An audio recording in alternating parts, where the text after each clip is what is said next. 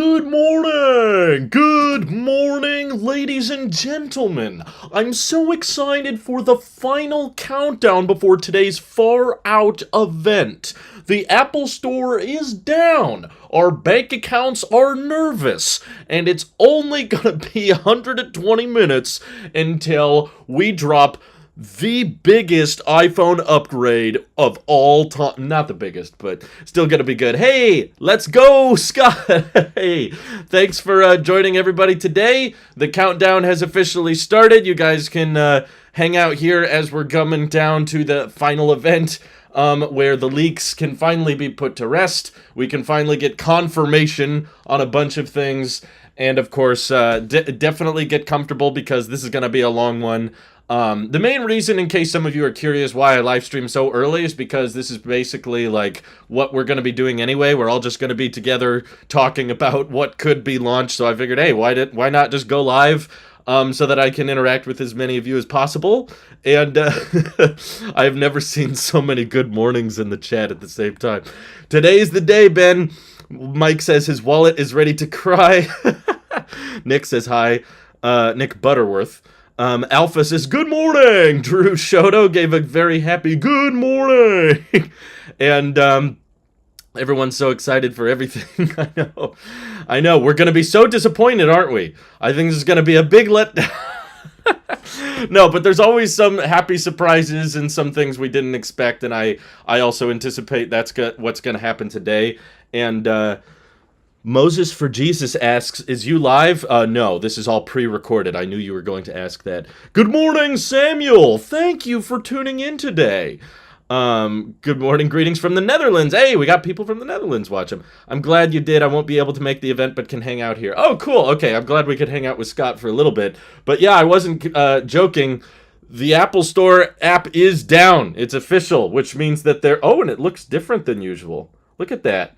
They have like the far out screen covering the whole page. That's kind of cool. Oh, thank you for the super chat, Option Command Media, taking that theoretical Apple CEO video seriously. Oh, has that been posted yet? I know we collabed on that, but I don't know if people have seen it yet. Does the new pill-shaped notch mean Face ID Gen 3? I haven't even thought about that. Like, this is technically a new true depth camera system, so shouldn't that mean it might perform a little bit differently? I mean, what else could it possibly do, right? Like, after iOS 16, Face ID now works in landscape. So, what, does it just work for more angles? Maybe that could be a pleasant surprise we weren't expecting. We were kind of hoping for something like that with the iPhone 13 notch, and then it didn't really turn into anything, so maybe not best to get your hopes too high. No, I don't use phone cases, because I just don't drop my phone. Marngel says I can't watch the Apple event today, but I can watch the hype stream for the first hour. Hey, okay, that's a start. It's something to get excited about. Josh LaRose says rip all the people from Australia or New Zealand being up after midnight. Oof! My apologies and my condolences to all of our Australian viewers down under. They have to watch this stream upside down. I have to go into work today, meaning I have to miss the event. Wow, well, I'm glad I got to catch some of you before this event took place. One CTF, thank you for your super chat. He says predictions: iPhone 14, Apple Watch 8/Pro, AirPods Pro 2. Yeah, it's probably a safe assumption. That's basically what Mark Gurman said to expect. Scott says, what are your predictions for how the iPhone lineup will look after the event? So I don't think they're going to discontinue the 13 series, personally. I think that basically every Apple Watch is going to get killed off. Maybe that's why the Apple Store is down, to be honest. Like, I think they're going to get rid of the SE, the Series 3, and the Series 7 all today, and there's going to be a new SE, new Series 8, which is basically going to look the same as the Series 7, just with a new chip, and then after that, there's going to be, of course, the Apple Watch Pro, replacing the Hermes and Editions models. I think the 13 and the 13 mini will actually stick around. I know not everybody agrees with me on that, but I think they'll stick around at maybe reduced pricing. And the 14 will be very similar to the 13, but there's going to be some new features that people weren't quite anticipating that makes Apple feel comfortable selling the 14 alongside the 13, because I would have agreed with you because I had very similar predictions last year. I thought iPhone 12 and iPhone 13 are just too dang similar. They have to get rid of the iPhone 12, but they didn't. They kept it around at a discounted rate. Same thing with the 12 mini and the 13 mini, and especially because there's really not anything replacing the 13 mini because there's not rumored to be a 14 mini. That's what makes me think they'll probably just keep the 13 mini around. Maybe they don't even reduce the price. Maybe they just leave the 13 mini there. As like, okay, if you want the smaller iPhone, now it's cheaper at least. But I think they'll discontinue the iPhone 11 too. I think the goal that Qualcomm kind of pushed on Apple was to get rid of all 4G iPhones by the end of this year, and starting in 2023, all the new iPhones you can buy will be 5G only. I'm pretty sure that was a lot of Qualcomm's influence. Okay, that girl that it's been noticed. Thank you for the super chat. It's been a while. I've been here since you started your channel. Happy to have some time to hang out here again. I'm hoping for word about AirPods Pro too. Well, thank you for your support. Yeah, I that was kind of coming from left field. I was not expecting AirPods Pro 2 to be ready this soon, but I'm excited because there's been a lot of talk about higher fidelity audio, and while I do think the AirPods Pro are just a great deal for the active noise cancellation, and I think they're a lot cheaper than AirPods Max, they just don't have very good battery life. The battery is by far the worst in the entire AirPods lineup, so they're in desperate need of a refresh. The Find My tracking stuff and the little wrist strap on AirPods Pro is just like a happy little bonus, but for the most part, battery life is my main request for the second gen. And thank you, Ben, for 14 months of support. He says, happy Apple Day, been a member for over a year now. That's so generous of you, Ben. Thank you. Option Command Media says, mid-October, also scold the people in school. They need to pay attention. That's right. There's a lot of people skipping class for this, isn't there? Nikov says, greetings from Bulgaria. Won't be able to watch the pre-event stream, but will join the event reaction. Does this count as the reaction? But yeah, I think I get what you're saying. But thank you for tuning in. Connor Dunaway, thank you for the super chat. How do I become a paid member? Well, I'm sorry. Now that he asked, I'm going to sound like a car salesman trying to tell people to become a member. Basically, you need to do it on a browser, so it doesn't work on iOS through the YouTube mobile app. But if you tap the first link in the description of this video, it should forward you to a browser, or it's much easier to do on the web if you're just on a desktop or a laptop or whatever. It even works on iPad. But you can do it on your phone. You just have to do it through Safari because YouTube doesn't want to share the revenue cut with Apple, so they can't put it within the mobile app. But yeah, basically you just tap the first link in the description, and channel members get to watch behind the scenes live streams. They get to vote on what future videos are going to be on, and they help support me more directly, and you get badges next to your name in the live streams and custom emojis and all that. But okay, that's enough of the pitch. First link in the description, that's all. Thank you, Michael Burkhardt, as well. Excited for the event today. Might buy a 14 Plus. That's what I personally think will be the most popular model. I think that's going to end up being like what everyone's interested in, because it's just the right amount of what people care about and leaving out things that most average consumers don't care about. Like, I don't think most people are going to care that it's missing 120 hertz, or it's missing telephoto lenses, or it's missing the pill hole. Honestly, I don't think that's a big selling point for the Pros, but it's going to be a big phone, which big phones sell well, and it's going to be a big battery life. I expect it will likely be one of the better battery lives that they've ever offered, which is a huge selling point for iPhones. And it won't be a Pro, so it will appear more affordable. It will still not really be that affordable. I'm still expecting it to be between $900 and $1,000, but just from the pricing structure Apple puts out there of like the 14 Pro is $1,100 and the 14 Pro Max is $1,200 and all that, it will make the 14 Plus feel like a much better deal because of how expensive the Pros are. So I'm predicting that the 14 Plus is going to be the best seller. I could be wrong on that, but the regular iPhone 14 just doesn't seem that interesting. It doesn't seem that different. I think there's a lot of people that probably just upgrade their iPhones out of necessity because their old ones just aren't doing well anymore. They don't necessarily need new features or better features, but they just want to get a newer iPhone because they want it to last a while, so they buy the newest one. And some people will just buy the cheapest 14, even if we don't think it's a very good deal. But I still think 14 Plus will be like, oh, really? This one has a bigger battery, and I like that big display.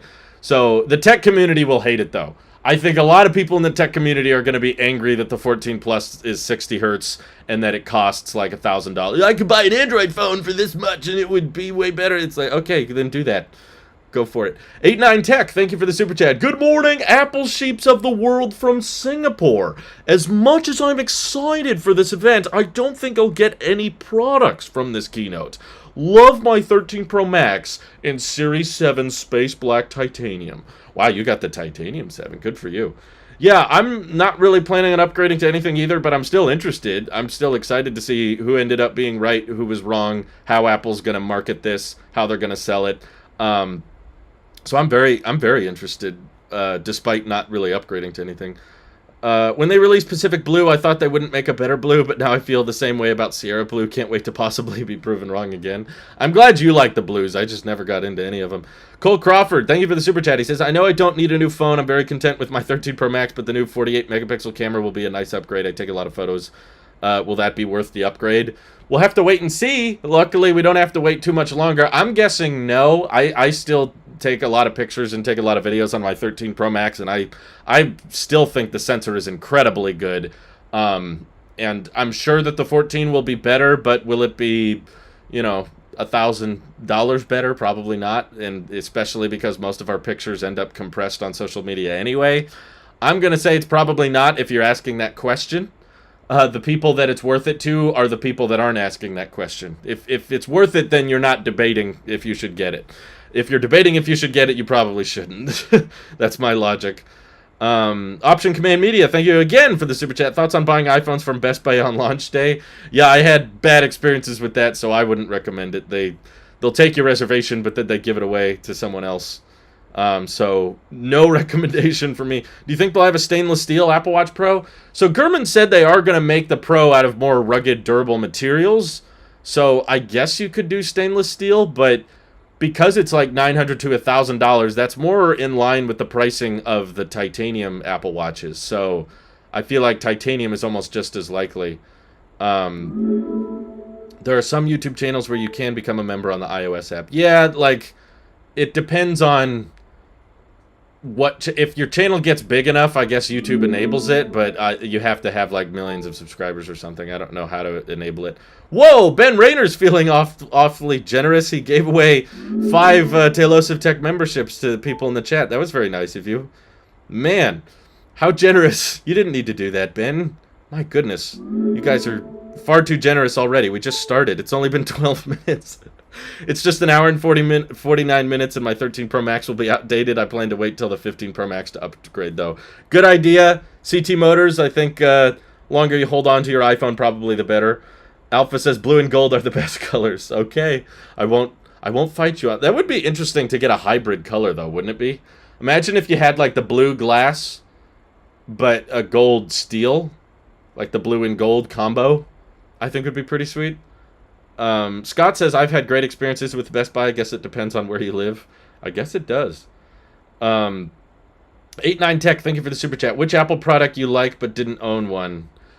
I don't know. I feel like most of the Apple products I want, I have. There's not really something I want but don't have. I mean, I guess, how did you phrase that? You said a product I like but didn't own. You know, I like AirTags. I think AirTags are really cool. I think they're very effective, and I was surprised with how affordable they were. And I think it's a great system to have, like, the Find My network and track down where items are. I just don't lose things very often. Like, I lost my keys 5 years ago, but that was it. And I found them after searching for a couple hours. And AirTags didn't exist back then, so it wouldn't have really been an option. But since then, I have not lost anything. There's not something like, oh, where did that go? Where did that go? I need to find that. I just, pretty much anything I care about is already in the Find My network because it's an iPhone or whatever. I just don't lose my wallet. I don't lose my keys. So I just don't have a use for them, but I still think they're really cool. Like, if I did want a geo-tracking device, AirTags is absolutely the product I would get. But hey, Connor Dunaway, thank you for becoming a channel supporter. That was nice of you. Figured it out.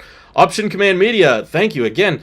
This is super off topic, but what's your thoughts on VanMoof? I appreciate the super chat, but I can't give you my thoughts on it because I have no idea who that is. I apologize. I appreciate the donation, but I'm in all Apple event mode right now, so I have no clue what that is. So I have to just say I don't know. TechFo says it's nice to see the event every year with you. Thank you. It's nice. It's nice having the chat. You know, some people don't like watching the live reactions, but in my opinion, it's more fun because some people are like, I just need to block out everything else. I don't want to hear anybody talk. I just need everything to be completely quiet so I can focus on the event. But after watching Apple events for years, you know, I've been watching them live for 5 or 6 years now, I can tell from experience there's a lot of fluff in these things. There's a lot of, like, Apple talking about things we already know and recapping iOS and recapping iPadOS and things we've already heard before, or talking about, you know, Apple services, talking about Apple Music, and tiny little upgrades that none of us care about. It's not like every minute of this event is packed with new exciting information. In fact, from years of watching, there's usually like a couple, you know, there's usually 20 to 30 minutes worth of fluff that I'm not really that interested in, and being able to react to it live and have a chat to interact with as we're watching it makes the events far more exciting for me. I used to watch them without doing these live reactions, and I just didn't think it was as fun because I ended up talking to people during the boring parts as well anyway, and I was like, well, if I'm talking to people while I'm watching this, why don't I just, you know, stream it along with you guys so that we can talk, we can make jokes, we can theorize what's going to be announced next.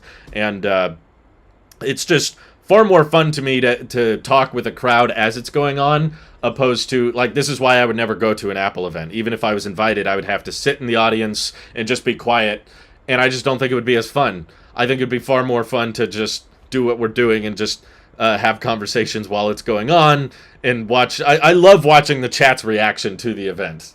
Like, it makes me laugh every year when Apple starts doing something crazy in the event and the chat starts wigging out about Craig jumping up and down, or wigging out about a new iPhone design, or when the new iMac was unveiled, everyone was like, what the heck? The chat was freaking out. You know, so I think that's a lot more fun than just sitting in a crowd like, okay, I'm watching, and that's all that happens. Like, I don't find that particularly fun. Oh my god, I gotta catch up on the chats here. SG, Gabriel Lim, thank you for the super chat. I can't wait for iPhone 14 Pro Max. Well, hopefully you don't have to wait too much longer, but thank you for the donation. Martin Gel, thank you for 14 months. Apple events are the season finale of Apple leaks. I know, right? It's like, it's been a year of leaks, a lot of different rumors, a lot of different info, all packed together. Oh my god, Chris Norton, what did you do? I gotta catch up. AJ says, prepare for some real disappointments during the Apple event. There's always disappointments every year. There's always good surprises, and there's also things that we're disappointed by. So yeah, it's good to manage expectations. You're right, AJ. And thank you for the super chat. It's fun to watch when we watch all your videos, so it becomes kind of connected like a friend. Yeah, that's how I feel about you guys too. It's like I start to recognize a lot of you by name, and I know some of your guys' opinions, and, you know, like, certain people come in every year with similar mindsets, and I just see their different takes on Apple releases every year. So it's fun for me too. I hope you guys know that. It doesn't feel like a job. Daniel Holloway says, I hope Watch Pro is stainless steel. I found titanium scratches more. Really? That's interesting. I did not know. Bro, Gamosian says, just got confirmation from work. There's an iPhone exclusive plan now. Oh, interesting. I didn't know about that. 89 Tech says, what's your second best Apple keynote ever? Oh, second best? Oh, what's my first? I don't remember the first. I don't know. The iPhone 10 event was pretty exciting. Oh, you know what? I don't know about second place. I'm just trying to think of what my first is. I really like the Apple Watch event because I watched that one live when I was in school, actually. I remember because leading up to that event, it was not really a for sure thing if they were going to announce an Apple Watch. Like today, it's pretty much, it's not confirmed, but it's highly, highly likely, like, okay, there's probably going to be a new iPhone and new Apple Watches. But going into that Apple Watch event, it was kind of undecided. It was like, there might be a watch, but we're not sure. That's just rumors. It wasn't like, no one was saying confirmed. No one was saying it was super likely. But then when we watched it and they unveiled it, it was like, whoa, oh my god. It was like this big deal. Oh my god. Chris Norton, what did you do? Was that an accident? Oh god. Chris donated 175. Oh no. He says, hope you enjoy the event. Oh my god. Chris, you really didn't need to do that. Oh no. Oh, I'm serious. Where is that refund button? YouTube, I need that refund button. He didn't even ask a question. He just said, hope you enjoy. That was way too much, Chris. Way too much. Oh my god, you guys are crazy. M. Paris, M. Parasai 22? Thank you for becoming a channel member as well. Oh my god. I'm sorry, Chris Norton's throwing me off. Oh, I was not expecting that. You gave me the idea to host an Apple event watch party at work. Okay, good. I'm glad other people enjoy watch parties as much as I do. How will you gasp at the Pro stand prices without being there, Drew? I'll gasp with you guys. We can all react to it on stream together.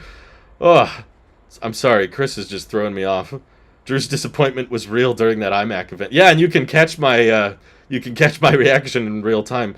Andy Blaha says, I'm watching on my iPad Air 4th generation. Okay. I hope you still enjoy that, even though you didn't take my advice. I didn't tell anyone to buy that thing, but I hope you like it. Any odds of the iPad 10th gen being released, or is it certain it'll come out in October? No, it's not certain. I still have a strong suspicion that it will launch today. Mark Gurman doesn't agree with me, and Mark Gurman's gotten a lot right lately, so he's probably right that there won't be one. But I still think, like, over the past few years, Apple has launched the budget iPad always alongside the new iPhones. So I don't know why this year needs to be any different. I don't know why they want to delay it till October.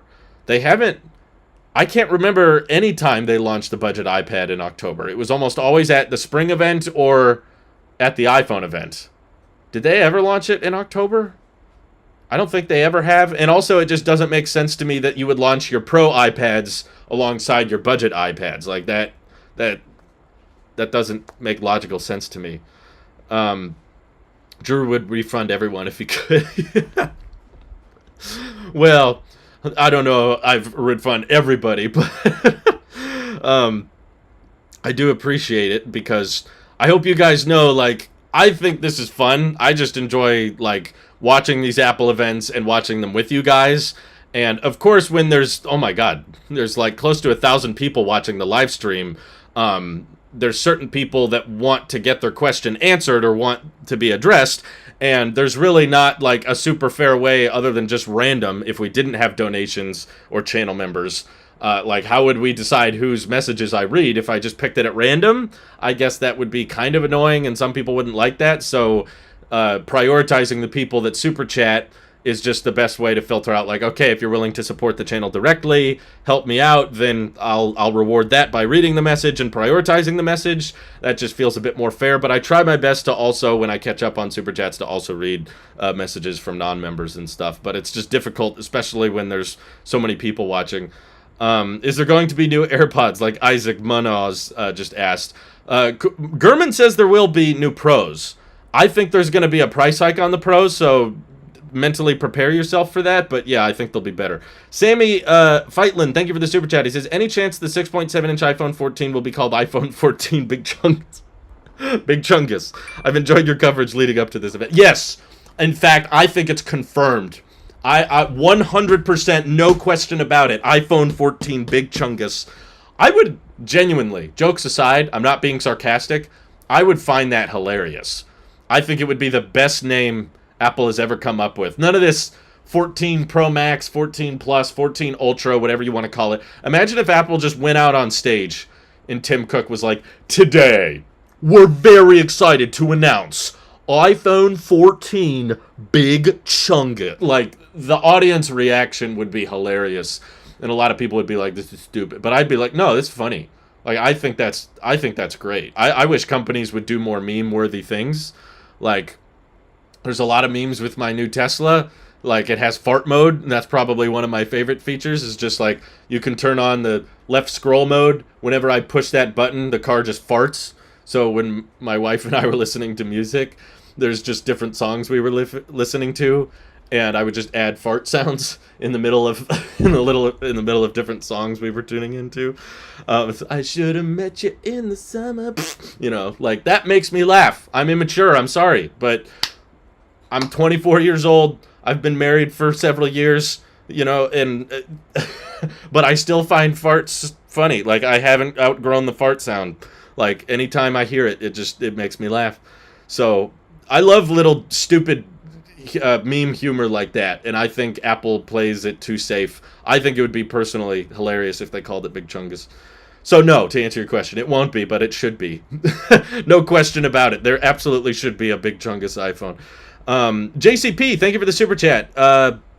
Thoughts on Apple being able to launch lossless audio on the AirPods Pro 2? So there's been talk about there being an improved audio fidelity support, but the important thing to remember is that when you play higher bandwidth over headphones, it absolutely consumes more power. So I don't think it'll be lossless personally. There was talk about that at first, but after hearing more updated conversations on what's possible with higher frequencies and stuff, there could be higher fidelity audio, but not necessarily lossless audio. There's a big gap between where we are now with the AAC format and where we could be with lossless. But there's a conversation to be had about whether or not it's even possible to do lossless, because AirPods Max, even though they have a wired connection, because there's that conversion between analog to digital, it doesn't technically get to be counted as lossless. So I assume that if they did wireless headphones, even at higher fidelity, it would still have to have some kind of conversion that would make it not count as lossless. But there's some tricks they could definitely do, like if they embed Wi-Fi modems into the AirPods, they could stream lossless audio just like your HomePod does. The reason your HomePod can play lossless audio is because it's streaming it over Wi-Fi. It's not connected via Bluetooth. And AirPods could just adopt that similar strategy. Right now, they just don't support that because they don't have the tech for it. But yeah, I don't think they'll quite get lossless, but just keep in mind that even if they do get higher fidelity audio, it will likely come at the cost of the battery life. So it might not even be that great if you wanted it. David Bell, thank you for the super chat. He says, happy iPhone day. Hope you and Luis are both well. We're doing well. We're doing very well. Thank you, David. I very much appreciate that. They pushed back iPadOS to October, and they want to release the iPad together with new iPadOS. I guess they could, but they launched the M2 MacBook Air like a month after Dub, even though it shipped with Monterey, but Ventura was announced. I don't know. I guess they could do that. Spencer, thank you for the super chat. Hi, Jerome Spencer. Go AirPods Pro 2. That is all. Okay, straight to the point. Thank you. Thank you for the donation. Coming from the guy who wanted to name his car Bingus. And a lot of people sided with me on that, okay? We didn't name it Bingus. Don't worry. I did not expect that to be such a controversial thing. But the car is... I gotta be careful here. I don't want to dox myself. The car is officially named Pearl. Okay? So, don't freak out. Oh my god, I gotta catch up with these super chats. Apparently Big Chungus got trademarked in the EU. What?! Not fair. What about Big Chungus with an A instead of a U? We gotta find a way to do it. EU ruining everything. I gotta keep up. Where is it? Jacob G. Whitmire, thank you for the super chatties. Where's the refund button? Could be a mini-series for your channel. Something hilarious and dysfunctional already happens in every episode. I guess it does, huh? Well, I mean, I don't know if I would refund everybody who just super chats $2 or $5, but especially when there's crazy ones like what Chris Norton just did. He's just like, here's 175 pounds. I'm like, what? That's crazy. Or people ask me questions that I don't know the answer to. I would probably refund those. Like Matt, Option Command Media earlier was like, what are your thoughts on Van Move? I'm like, I don't know. If I don't have an answer, I feel bad that I couldn't answer the question. Warner Brothers is currently trying to trademark Big Chungus. Ugh, come on, Warner Brothers. Andy Blaha says, what iPhone 14 are you buying this year? So I'm not upgrading, but I am reviewing. And because I'm just reviewing, I plan on getting the 14 Pro Max just because that's going to have all the new camera features, the new display. I could get a 14 Plus, but I just don't think I have. But I don't think trying the phone out would change much of how I feel. I could just turn off 120 hertz on this phone and pretend it's a 14 Plus and call it a day. I might check one out at the Apple Store and tell you what I think after just looking at one in person. But I don't think I need to buy one and use it for a few weeks to tell you how I feel about it. Elad Siri, thank you for the super chat. When was the last time you've used an Android? What is your thoughts about it? I documented it on this channel. So I can't remember. Was it the Z Fold? I back in 2020, I reviewed basically every genre of Android phone there was. I reviewed a budget one, I reviewed a mid-range, I reviewed a foldable, I reviewed a flip, I reviewed a flagship, and the overall audience reactions for all of my Android reviews were all kind of the same. They were all just like, I don't really care what you think because you're an Apple sheep. But I originally thought like, well, I thought my thoughts would be more interesting because I'm an Apple sheep and I'm giving you an Apple guy's perspective. But once I didn't really get too much positive feedback, or not that many people were watching the Android reviews, I was like, well, if you guys aren't watching them, I don't need to review them because I'm not like enjoying breaking my ecosystem and moving my SIM card out and trying different phones all the time. Like, this isn't fun for me. I'm just doing it because I thought the audience wanted me to do it. But after the audience kind of spoke and said, nah, I don't really care about this, I was just like, yeah, it's not worth it then. If you guys just want me to be an Apple channel, then that's what I'll do. I'm okay talking about Android phones from time to time, but buying them and reviewing them all kind of came with the same outcome of just like, yeah, I like this and I don't like that, but for the most part, I'm going back to my iPhone. And I think people just got tired of the same old, like, Drew trying out a phone for 2 weeks or a month and then going back to iOS. So I was like, I don't want to review Android again unless I can do something different with it. Maybe if they came up with something that was really tempting to me, if I saw a new Android ecosystem being built out that seemed really competitive, or if they had hardware that I was really interested in, then I would try it again. But so far, I dabble. I check on the Android phones from time to time, and nothing they've come up with is very exciting or interesting to me. So I think my channel is primarily Apple focused, and that's what my audience is interested in, and that's what I'm personally interested in at the end of the day. I'm not like feeling like I'm missing out by not trying to try out all the by not being able to try out all the latest Android phones. I'm like, yeah, no, not really. I've tried Android a bunch of times, and every time I'm just like, yeah, it's all right, and then I get used to it, and then I'm done with it. Tim is more of a businessman. Elon is meme itself. Yeah, he is. You wish Apple would do more meme-worthy things. Did you forget about Craig? Yeah, Craig is great. I want more Craig memes.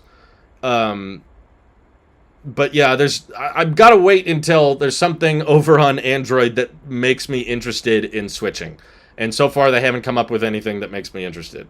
Not to say I would never switch away from Apple. It's just you'd have to come up with something that could beat what my current ecosystem supports. And I haven't found that yet. I think Google is probably the closest because they could design the software and the hardware, and now they're designing their own silicon and stuff. And they're going to launch their own watch in October.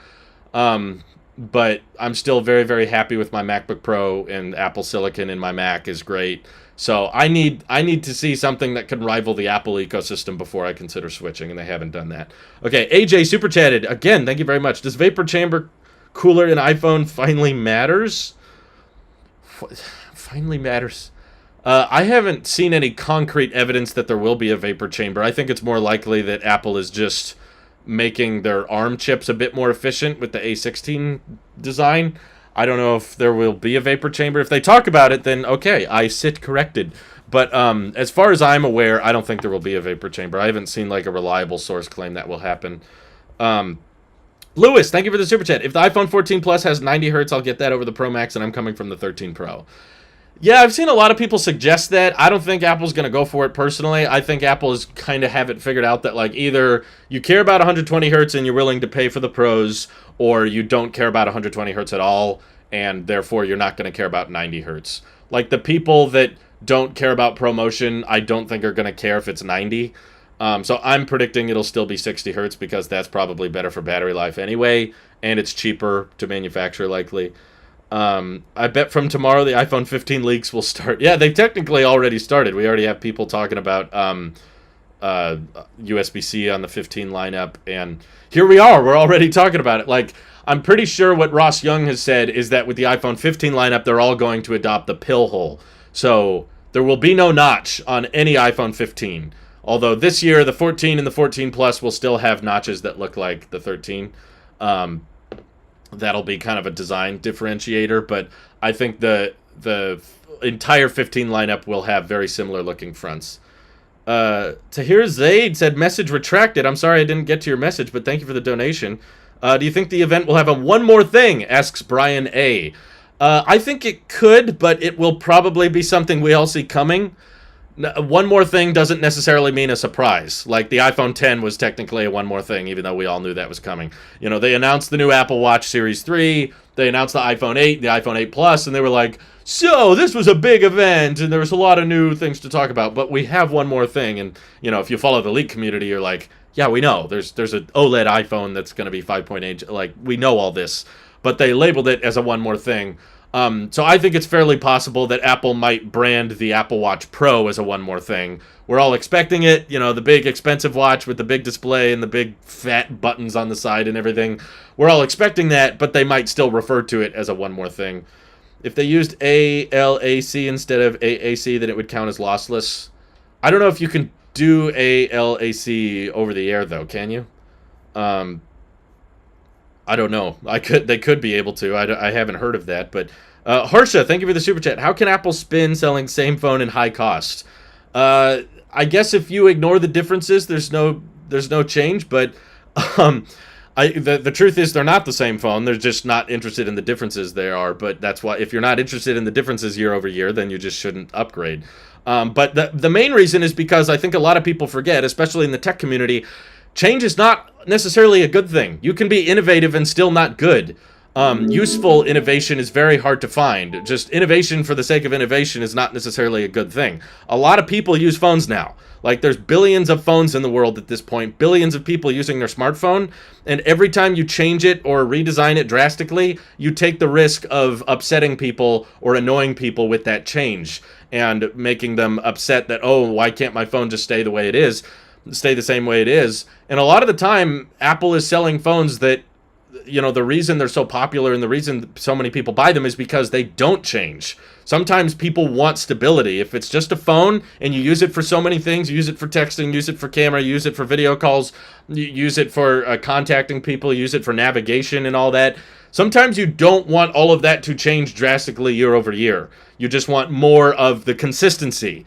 And I don't think that's necessarily a bad thing for people to want a reliable experience that stays true to itself, that doesn't drastically try to change everything. And I also just think smartphones themselves are peaking. I mean, don't act like Samsung is not selling very similarly designed phones year over year. Can you tell me all the differences between the Z Fold 3 and the Z Fold 4? I think there's just as many differences between the iPhone 13 and the 14 as there is between the Z Flip 3 and the Z Flip 4. Well, they upped the camera a little bit here, and they put a new chip in it. It's like, okay, same kind of story here. They upped the camera performance a little bit. They upped the chip performance a little bit. They tweaked the battery life a little bit. Everything is incremental in the smartphone age. And I think that's just logical. That's the natural progression of any market that gets mature. You can't expect iPhone 10 levels of giant redesign, giant change every year because there's only so much you can do with a glass rectangle. Like, you had the war on bezels. You reduced the size of the bezels as much as you could. You got the cameras as good as you could. You got the battery as good as you could. You can't expect giant monumental upgrades year over year. And Apple knows that most people are not upgrading year over year. A lot of people buying the iPhone 14 are not coming from the 13. They're coming from the iPhone 11, or they're coming from the iPhone 8 for some of you. So there's a lot of changes when you upgrade your phone every 4 to 5 years, which many people do. Which is why it's okay for Apple to have incremental upgrades like they have. And I would compare it to, Marquez brought this up, which is a good example. There's not a lot of differences between the Toyota Camry 2021 and 2022 model.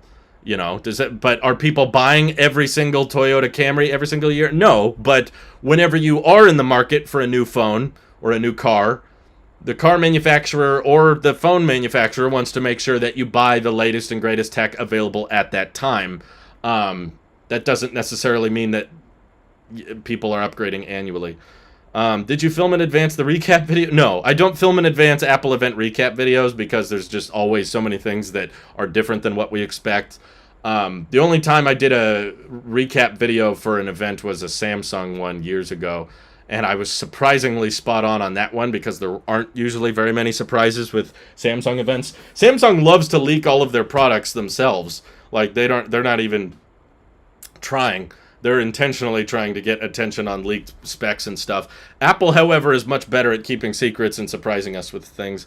89 Tech, thank you for the super chat. How's the battery life on 13 Pro Max with iOS 16 beta? It's been great for me. I've had a hard time killing it in a day. That might be partially because I got a new car that has a wireless charger built into it, so I'm not using maps on my phone anymore when driving, because my car just has the GPS in there. But no, it's not been like substantially bad for me. However, the battery health, it has hit 97. Oh my god, 97% battery health. Throw it out. We can't use it anymore. Oh my god, I gotta keep up. Oh, jeez. You guys are too kind. Too many generous people. Two last names. Thank you for the super chat. He says, still on T-Mobile home internet, working for me. Yeah, I'm streaming on it right now. It's been a little spotty. Not like it shuts off entirely, but I apologize in advance if during the live stream the bitrate takes a huge dive, which basically means I'll look really, really pixelated and I look super compressed. Usually when T-Mobile freaks out like that, you can still hear me, but it's not a super common thing. It typically only happens like once for a minute or a couple minutes every 2 hours or so. So it will probably happen at some point today, but it usually fixes itself after just a couple minutes. So it's not as bad as Starlink was with the unreliability, but it is like less than half the price of Starlink. So I like it for that. But yeah, for general media consumption and stuff, it's still working. Isaac says, are you still sticking with the 13 Pro Max? That's the plan. That's currently what I'm feeling. Nothing about the 14 Pro Max has been that interesting or exciting to me. Dawson says, should have named the car Bingus. My wife's opinion matters, and she didn't want to call it that, okay? So I'm fine with that. Raymond Patton, thank you for becoming a channel supporter. That was very kind of you. Thank you. Do you think the Series 8 will have flat edges? No. I personally believe the leaked renders that Mark Gurman tweeted out from 91 Mobile. It's basically a flat glass on the top. I put it in the thumbnail the other day, but do you want me to show you?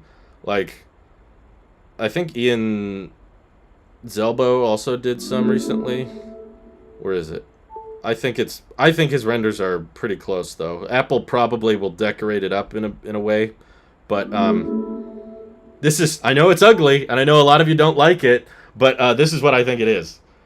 I think this is pretty close. There's probably a little bit of marketing that they're going to change up about it, but I do think that that's the Pro design. Although the more I think about it, I've heard some people suggest this, the more it starts to make sense. Oh my god, Chris, what did you do? What did you do? A lot of people have been saying that this is likely a design that is intended to have a case on at all times. And once people started mentioning that, I was like, that kind of makes sense to me, that it kind of looks like, because of how the glass lifts up from the sides, like it might intentionally have like a rubber exterior that is interchangeable, and this is just like the bare bones skeleton version of the Pro Watch. So I think that's a real possibility. So Raymond, thank you for becoming a supporter. Dawson says, because of carrier deal, can't get 14, getting 8 Pro. Oh, wow, you're going to get the expensive watch. My goodness. Oh, no. 89 Texas, what's your favorite Apple Watch face on your Series 7? I really like the contour, just because it shows off the thinness of the bezels. I like this one. That's the one they kind of advertised for it. Wait, Connor O'Regan has become a supporter? I thought he already did. Phil, super chatted. Do you think it's just going to be phones today, or will the Mac Pro Tower be one more thing? No, I don't think this is going to be a Mac event. Apple wants to spread out the announcements. If they announce too much at one event, then they kind of cannibalize each other in the media. If there's a new Mac Pro, everybody's going to want to talk about that, and that means less time talking about the new iPhones. So I don't expect any new Macs today of any kind. It could be a one more thing. Anything's possible, but I'm predicting that there will not be any Macs at today's event. Do you hear the iPhones have officially been banned in Brazil for not including the charger? I heard about that. They're not necessarily banned. They're just banned from selling an iPhone without a charger. So I think in Brazil, they're just going to start including the charger for free. David V says, bought an AirTag and haven't used it once. See, that would be me if I bought an AirTag. Taher Zaid says, one more thing, Apple Car, we need this shock someday. I think that would be really, really exciting. I really wish Apple would have gotten to the car business sooner. I think it's too late at this point. Like, the fact that they haven't even announced an EV yet puts them at a severe disadvantage from everybody else who's already entered the EV space, but it's not too late for them to buy someone out. Like, they could buy Lucid or something. AJ says, can't wait for the iPhone 15 early render leaks. I know, it's probably not going to look that different, but yeah, we have got a long year of leaks ahead of us, that's for sure. Sammy Felton says, one more thing, Thanos iPhone 14 Pro Chungus. That's it. You figured it out. You've cracked the code, Sammy. Elad Series says, how many AirTags do you have? Do you think we will get a range increase for the precision finding? I haven't even heard remotely anyone talking about there being new AirTag refreshes of any kind. I think it's going to be kind of like AirPods, where they only refresh them every 3 to 4 years, not every year. I do not have any AirTags. I reviewed one, and I thought it was cool, and I thought it worked really, really well. I don't have a use for it. I've never used it. I never lose my keys. I don't lose my wallet. I have nothing to attach it to, basically. Katrina says you can do ALAC over Wi-Fi, but not over Bluetooth. So yeah, that would be kind of problematic. I guess there could be a way that you connect your AirPods to your iPhone via Wi-Fi, even if you're on the go, but that would probably use a lot of battery life on your phone and your AirPods. You can innovate, but still not good. Drew Losif 2022. Yeah, that's right, Mike. Chris Norton, thank you for the super chat. I did mean all my super chats. You're a good YouTuber. Oh, that means a lot, Chris. Thank you so much. I'm glad to hear that. You know, I feel bad when you donate so much because I'm not sure if it's intentional or not, but he comes back and he doubles down on it, and it's awfully generous. I feel very, very humbled because I just feel like I'm hanging out with friends and talking about things I'm interested in. So to see people be so generous is just so flattering. Like, you guys are the reason I get to make these videos, and you guys are the reason I have such a dream job. So seriously, thank you so much. Okay, Deep Brand already has iPhone 14 skins listed in phone pics on the... Yeah, case manufacturers get the schematics early. It doesn't surprise me. The JCP says, will there be updates to Bluetooth and Wi-Fi capabilities? I don't know about Bluetooth, but I think the iPhone 14 is rumored to get the new generation of Wi-Fi 6E, which should support higher bandwidth and longer range and better efficiency. So there's not that many routers that actually take advantage of Wi-Fi 6E yet, but that's the one Wi-Fi upgrade I've heard about with the 14 series.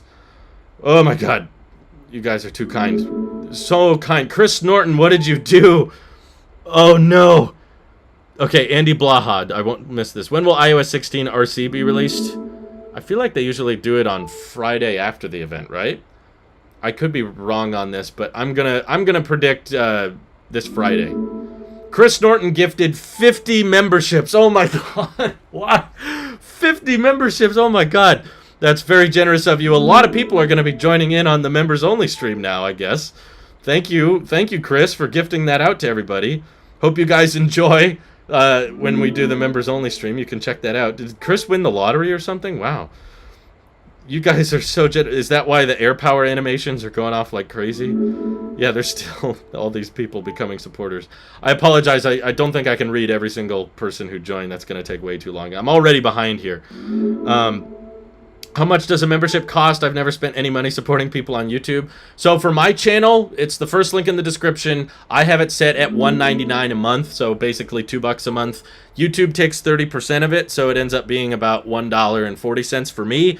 I know that what I offer to the community members, letting you guys know about upcoming videos, letting you vote, I know that it's not worth that much. I don't expect people to become channel members. It's just, I really enjoy, these big streams are fun. I enjoy these too, but I very much also miss the smaller streams, and I like live streaming myself, filming the videos, editing the videos, and having just kind of like a closer knit group of people to talk to while I'm working. They're just a lot more personal, and I can read more of the messages because it's not so crazy like today's is. So I enjoy those streams, and that's why I have the membership feature turned on. But I know it's not worth much. I know that you can get Disney Plus or Apple TV Plus for $5 a month or $8 a month or whatever. So I intentionally price it really, really low so that you know, it doesn't feel like a ripoff. That's basically as low, just about as low as YouTube will let me put it. I could put it at 99 cents, but I just thought that it was easier math-wise to calculate, you know, what our membership revenue is. If it's at least over $1 I'm getting per month per person. If I was getting 60 cents per person per month, that would be kind of harder to calculate, I guess. But Edgar says, I told myself I wouldn't get the Apple Watch Pro, but I'm buying it. I can't help it. You haven't even seen it yet. You sure you don't want to wait and see what it has going for it?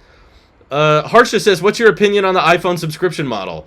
I think it's a bad thing for consumers, but a good thing for the company. Like, as iPhone upgrades get smaller and smaller every year, it's very wise of Apple to find ways of just let's not try to convince people to buy a $1,000 phone every year. Let's just convince people to subscribe to 40 or 50 bucks a month to have the best Apple experience. And with that subscription model, you get Apple One, you probably get some better iCloud, and you get the latest iPhone every year. So you don't have to think about, is the new iPhone 15 worth it? You just think, oh no, I just pay 50 bucks a month and I'll get the best iPhone all the time. So every year I just turn in my old iPhone and the new one shows up. Like, to me, like, business-wise, that makes a lot of sense.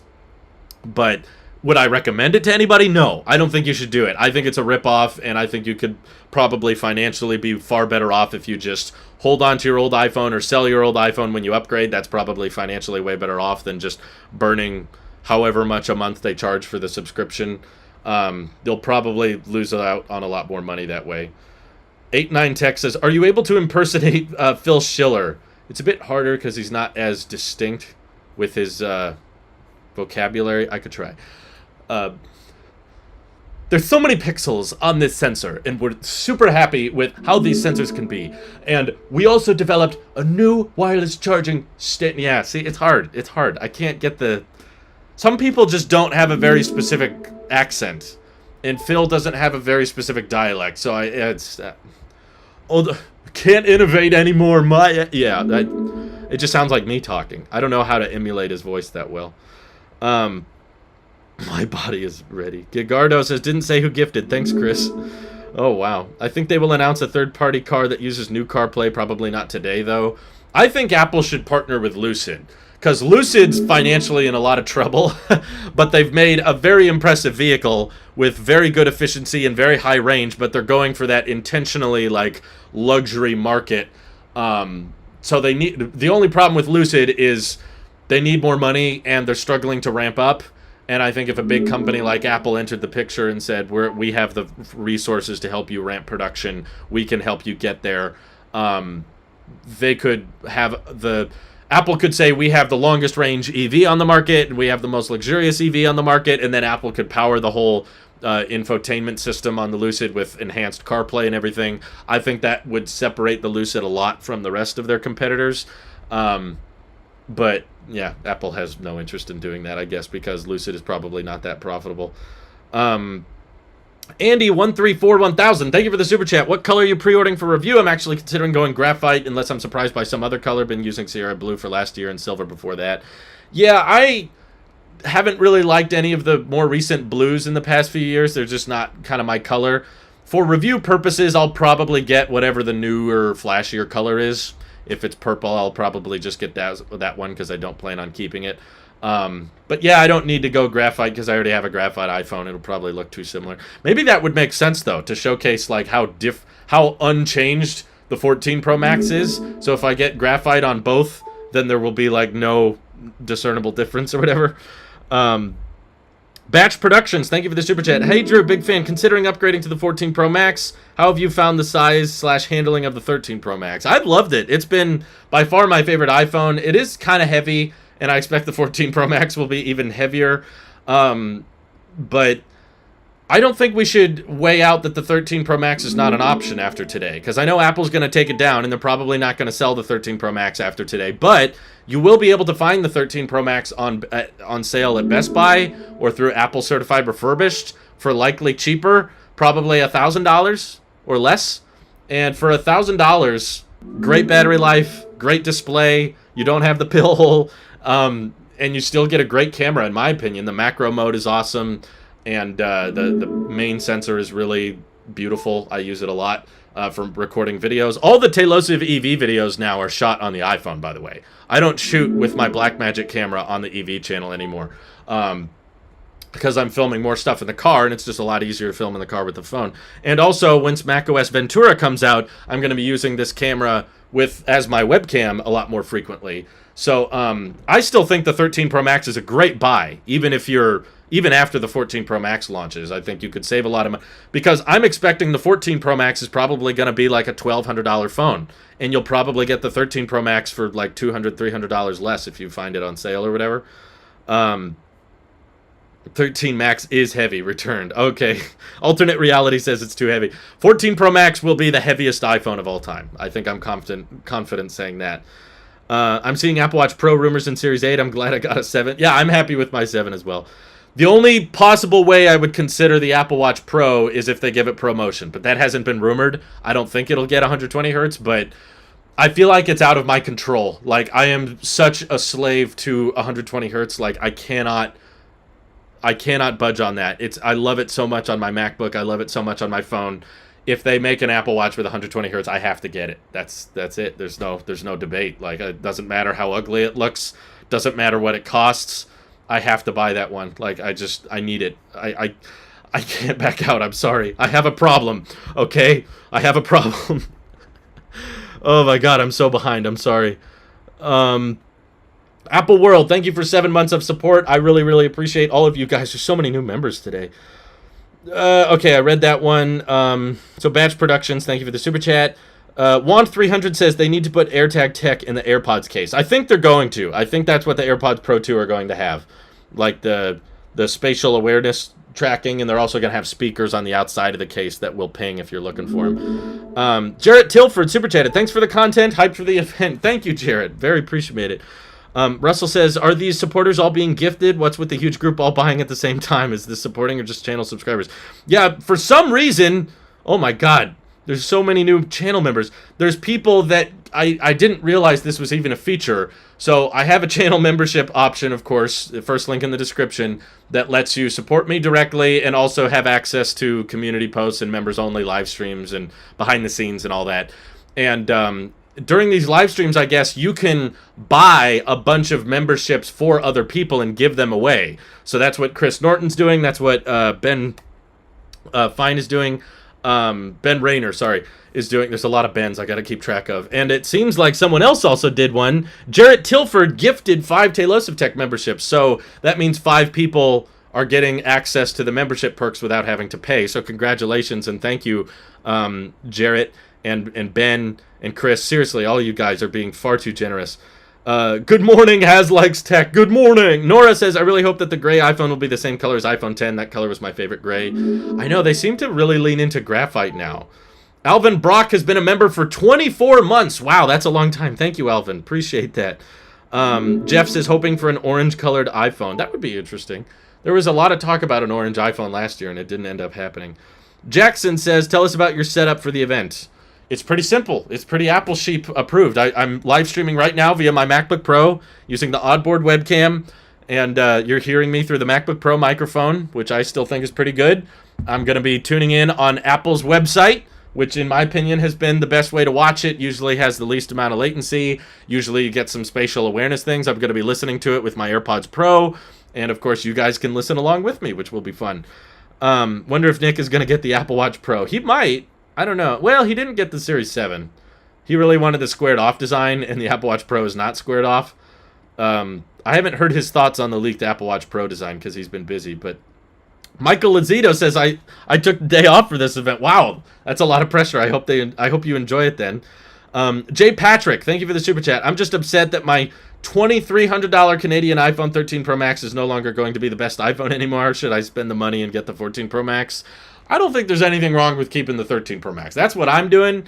I just think year-over-year upgrades are getting so small that you're probably just better off holding on to an iPhone for another year and wait for a more massive upgrade.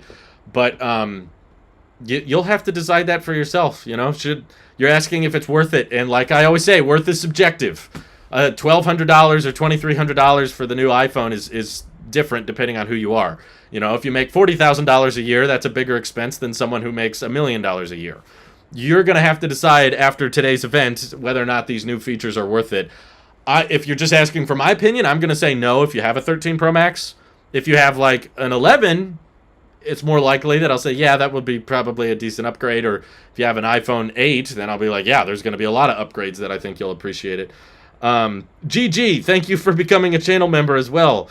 And Ben Rayner, thank you so much for gifting memberships. Oh my God, there's so many channel members now.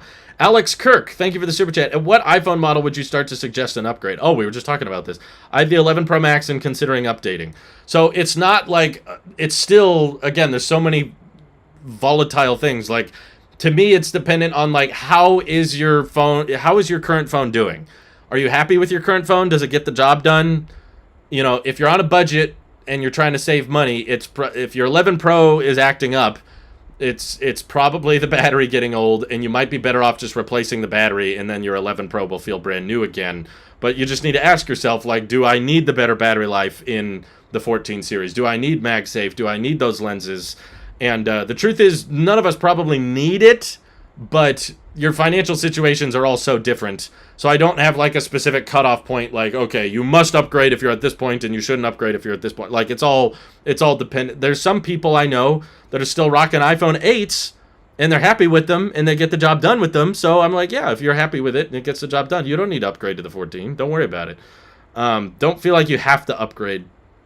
This is crazy. There's so many people that are now channel members. Divot says, keep up the great and honest work. Thank you. Thank you, Divot. 13 months of support. Wow. I know this isn't up to Apple, but I'd love to see more states support digital IDs. I know. I want that so bad. I'm so annoyed that California still doesn't support that. Is there any word regarding any new health sensors on the new Apple Watches? Yeah, there's been a lot of talk about a new body temperature sensor. I'm not entirely sure if that's going to be restricted to just the Pro model. It very well could be. But body temperature monitoring should be good at detecting heat stroke, or if you have a fever or something like that. Probably not hyper accurate, because your wrist is not a great place to measure body temperature. But don't expect anything crazy like glucose monitoring. That's not ready yet. Or I think there was another one. Blood pressure. Some people were hoping for blood pressure monitoring. That hasn't been rumored, so I don't think it's ready yet. Phoenix also became a supporter, as did Mike. Just good old Mike, and then Jarrett gifted 5 Tailosive Tech memberships. Oh my god. You guys are far too kind. There's so many new channel members today. Jackson House says, I had allow gifts off. Why is that even a thing? Oh no. Ripped mini iPhone. Yeah. That's a bummer. Okay, let me try to catch up here. Oh, there's so many. Member streams are going to be packed after today. I know, Michael. It's going to be crazy. 2 last names also became a channel supporter. Thank you so much. So many people being gifted, and then so many people also signing up. Mohammed Beg became a channel supporter as well. Thank you, thank you. Yeah, I did not know you could gift memberships this frequently. It's crazy. So many people. Sekiro on Switch says, bring back Jet Black. Microabrasions be darned. I still like I don't know about Jet Black, if that's the term, but like piano black. Like a really, really, really deep black would be awesome to see again. I'm kind of sick of the graphite and gray and stuff. Just like go all the way in. Can you imagine an iPhone like blacker than the Magic Mouse here? Like, I think that would look really, really cool if it was just like pitch black. I think the iPhone 10 was closer to that. Or at least the dummy iPhone 10 models I bought were closer to that. Do you have access to the exact number of channel members? Yeah, I do. Do you want me to check it? I don't know if it's updated, because there's a bunch of new people that joined literally like just now, so I don't know if it'll measure that. If I go to the page, what does it say? Yeah, I don't think it's updated yet, but before this live stream we had 179 channel members. Wow, I did not realize there were that many people, but seriously, thank you. It will probably update after today. So the live stream says we've gained, thanks to Chris mostly, gifting away all these memberships, we've gained about 75 channel members since the start of this live stream, and of course a lot of those people are just doing it because it was gifted, so I don't expect you guys to start paying for it after the free month. But for at least a month we'll probably have 240, 250 something channel members, which is amazing. Thank you so much, you guys. You're too generous.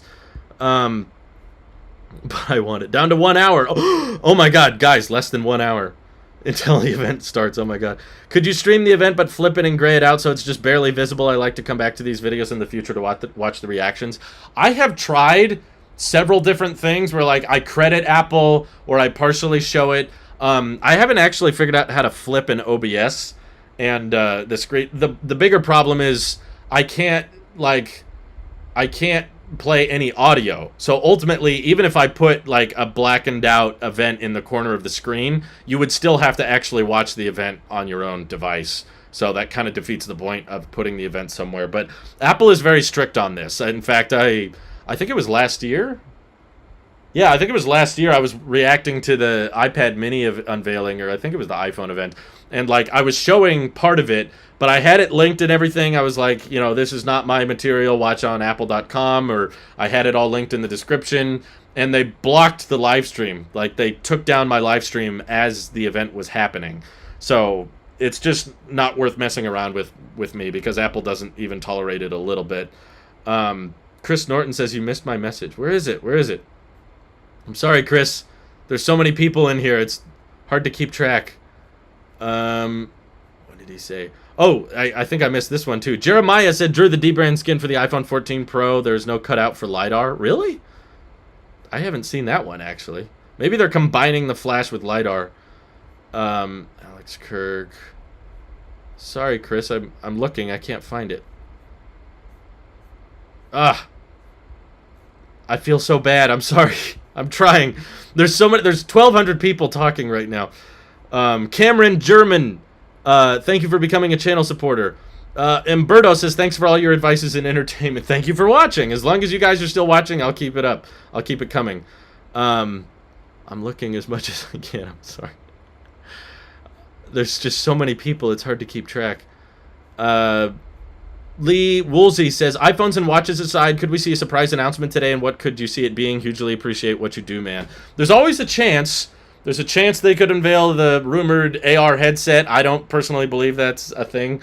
I think that's just prototypes that we're hearing about that Apple's not going to sell. There's always a chance that they could announce, some car announcement or something like that, but I feel like it would be heavily rumored at this point.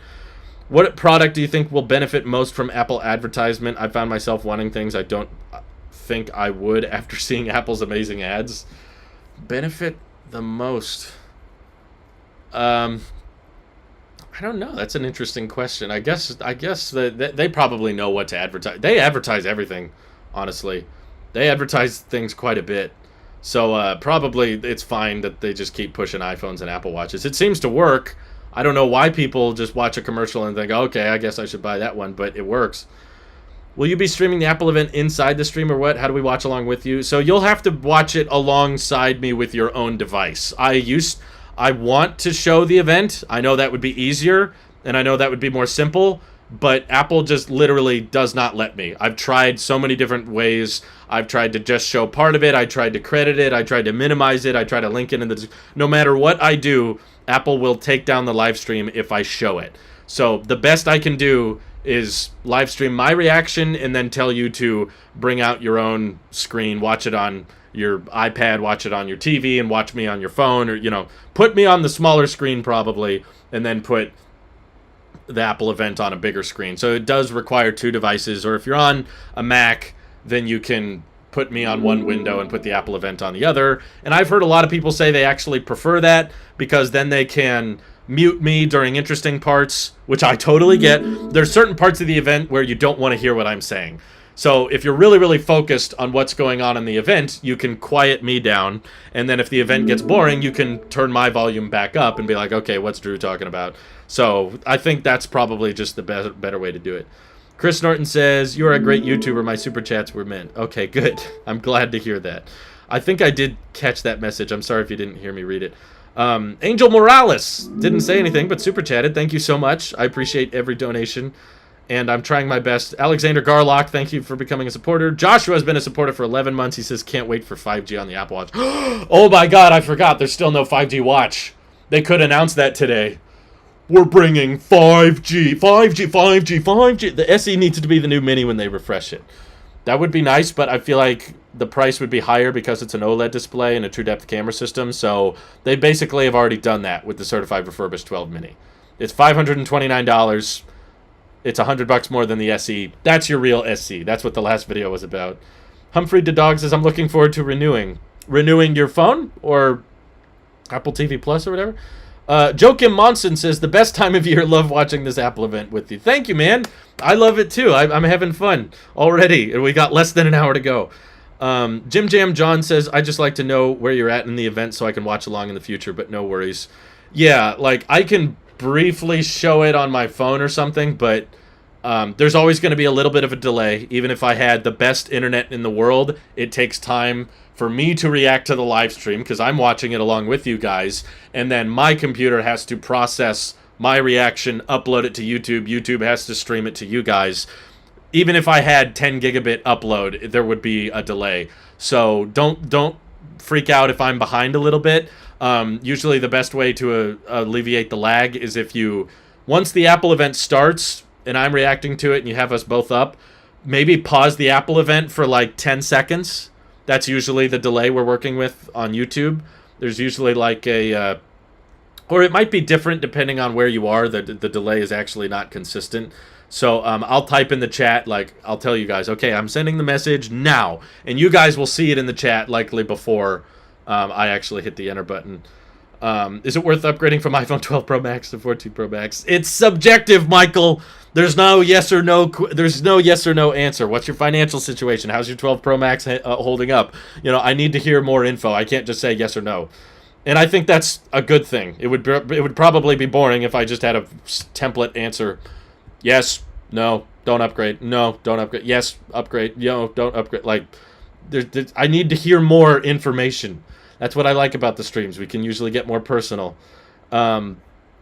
Let's see. Going back to the Pro Max or Plus from my 12. Contract is up in November. Perfect timing. Keep up the great work, Drew. Thank you, Silverboy. Matt Black for life. That's his name, by the way. I'm not just calling him that. You're a great YouTuber, my super... Oh, I read that. Thank you, Chris. Michael Burkhart also gifted 5 memberships. Oh, my God. 80 new channel members today. That's insane. Phoenix Co. also super chatted. Didn't say anything, but I appreciate the donation anyway. Do you think the square watch design was ever real? No. I think it was made up from the beginning, and people just fell for it. I fell for it, too, to be fair, but there was just so many people that thought it was going to be a thing. But I'm not a leaker. I don't have any sources or anything, and there were people with sources that I think got fooled. I think they got convinced that there was a real leak and it was just people trolling. I don't think it was real. Angel Morales says, let's hope for a better Pro iPhone color. Amen. That's right, Angel. Let's hope for a better iPhone Pro color. They've been doing so many muted colors.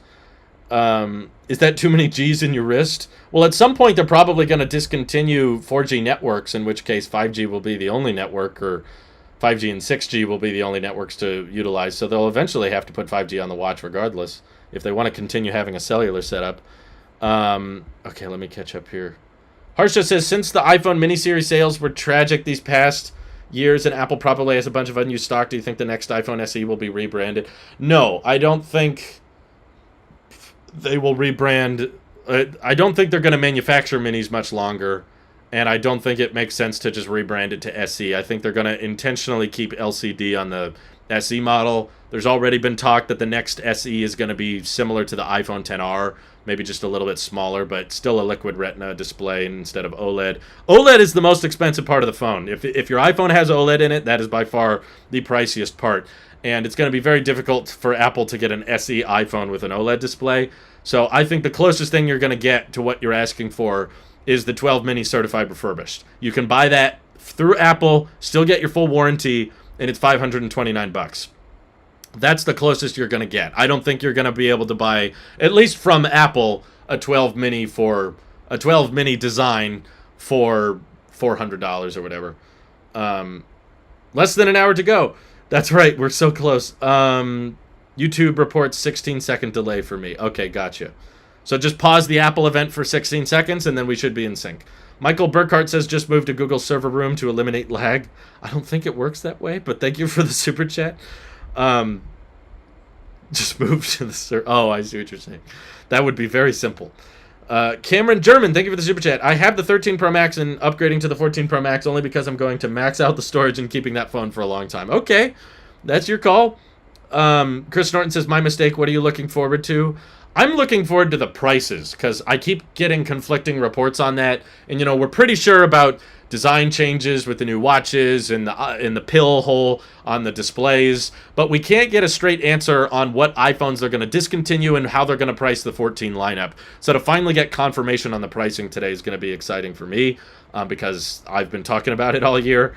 Drew, did you move to YouTube because Ludwig and everyone is making the switch because Twitch finally has competition? I don't know what you mean, Twitch finally has YouTube never had competition. But no, I moved to YouTube because that's what you guys voted for. I used to stream on Twitch, and I still to this day believe that Twitch is a better live streaming platform. It's better optimized for live content than YouTube is.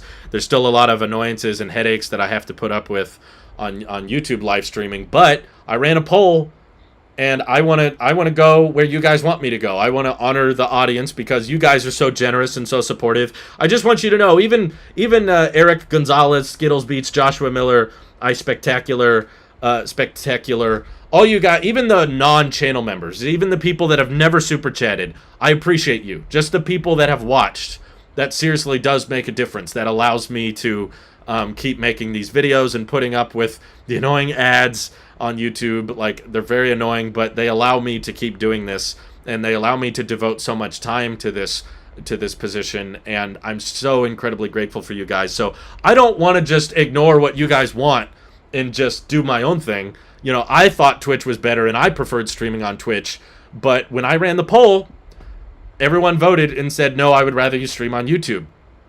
And I want to honor that because you guys are what makes all this possible, and I'm so incredibly grateful. So I want to continue to hear you guys and support you guys by doing what you think I should do. Same thing with the skits. I know those were very controversial, and a lot of people didn't like the skits, but I put it to a poll, and if most people voted that they didn't like the skits, I wouldn't have done them, or at least I would have moved them to a shorts channel or put them somewhere else. For the people that did like the skits. But I ran a poll, and over 70% of people voted they like the skits, and they want me to keep doing the skits. So I did it. You know, I can't make everyone happy because, of course, the audiences want different things. Some people want shorter videos. Some people want longer videos. Some people want me to stream on Twitch. Some people want me to stream on YouTube. So ultimately, I'm just honoring the results of the polls to the best of my ability. And even off of YouTube, when I did a poll on Twitter, most people voted overwhelmingly. It was like 3/4 of the poll said I would rather you stream on YouTube. So that's why I'm here. I didn't leave because something was wrong with Twitch or I didn't like Twitch. I still personally prefer Twitch. But I want to honor you guys, and I want you to feel like you have a voice, because I really genuinely do appreciate you guys. And this is what people wanted, so this is what I'm doing. Musical iMark, thank you for the super chat. I've been following you for a couple of years and have watched you grow as a YouTube personality. I'd like to become a supporter, but not sure how. You're already doing it, man. You just super chatted. You supported. You don't need to become a channel member to support me, and I hope you guys know that. Yeah, like E. Hirasawa just said, and Ian Wilsey as well. Good upgrade from 10R. Yeah, I agree with you. Victor Perez, Matthew Clark, all of you guys, everybody who's watching is supporting. As long as you're not using ad block. If you're using ad block on me, okay, you're not supporting.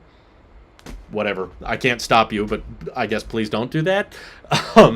If you don't like ads, I don't either. That's why I intentionally do not do sponsored videos, because I'm just so sick of all the ad reads that we have to put up with in today's YouTube world. I'm okay with other channels doing it. That's their call. I'm all in favor of other YouTubers running the YouTube channel the way they want to, but I'm trying to be the creator that I want to see. You know, I watch more YouTube than anything, and my ideal creator is someone that is able to live off of not doing the sponsored videos and who doesn't have to clickbait. Some people still say I clickbait because I just emphasize something, but I really don't think I do, and I'll fight you on that if you do think I am clickbaiting. But you'll notice I don't say confirmed about leaks in my thumbnails. I don't say revealed.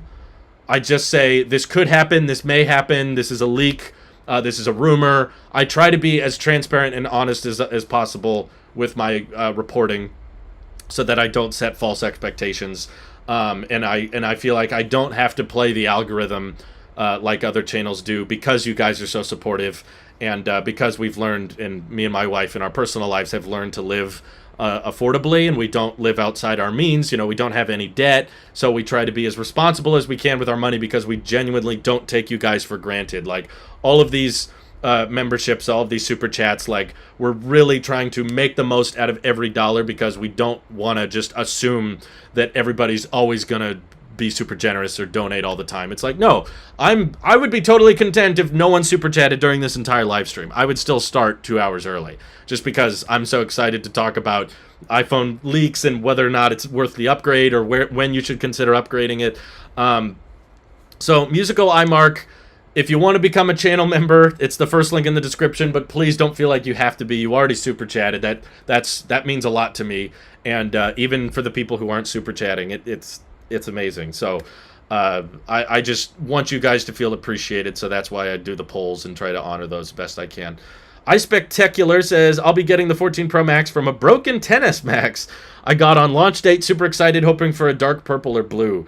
Dark purple would be cool. You know, I'm very secretly hoping that this is why. Okay, secret time. Here's my game plan. My wife's favorite color is purple, and she still has an iPhone SE2, and she does not want to upgrade. I've talked to her about it many times. I'm like, yeah, you could get an iPhone 11 that comes in purple, and she's like, yeah, that's okay. She doesn't like upgrading her tech. She just wants to hold on to her existing tech until it breaks. And my hope is, like, what if I get the purple 14 Pro to review, but then I let my wife use it in the meantime, and I'm just like, honey, why don't you try it out? I like the 13 Pro Max, but how about you start using? And maybe if she really, really likes it, she'll want to keep it. That way we can still have a 14 Pro, you know, in the house, but I didn't technically upgrade. So I can keep my 13 Pro Max. It probably won't work because she likely doesn't want to upgrade, because we have shared bank accounts. So it's not like, a lot of the time people are like, Drew, you should just buy her this. And I'm like, that's our money. We have joint finances. So if I bought her an expensive gift, that's basically like her buying herself. So she doesn't want me to do that. Trust me. I've tried to go down that road. I'll buy you this. You mean we'll buy this? Yeah, it's not the same thing. But I think if they come out with a purple that she really likes, maybe it would be tempting enough for her to keep the phone. I don't think that'll happen. I would say there's like a 5% chance of her actually wanting to keep it, but it would be kind of cool if my wife had the 14 Pro, I think. It would be so much better than her freaking SE2. What is your wife's iPhone? It's the 2020 iPhone SE.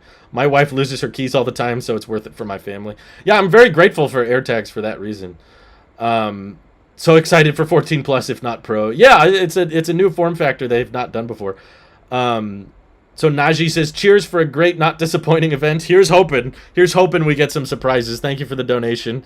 Let me check up here. Hey, Anna Maria's here. How excited are you on a scale for this event? I'm pretty hyped, even though I won't be buying anything. That's the fun thing about being in the tech community and covering Apple rumors, is you don't even have to be in the market for it to be excited for it. Like, I'm excited for the pricing and to see how Apple unveils it, because their marketing department is always incredible. And it's finally just like someone mentioned earlier, it's like the season finale of the leak season. Like, we've been covering leaks all this time, and now we finally get to find out what's real, what's not, what's actually confirmed, which I very rarely use that term confirm, but I wait until Apple verifies it before I say it. So Eric Gonzalez is like, OMG, you said my name. That's how I feel like. There's a meme of Breaking Bad where it's like people super chatting on stream. Now, say my name. Eric Gonzalez. You're goddamn right. That's how it feels. But yeah, YouTube Premium gets rid of the ads. I absolutely think it's worth it. I know YouTube Premium's kind of expensive, but here's what I do that I recommend.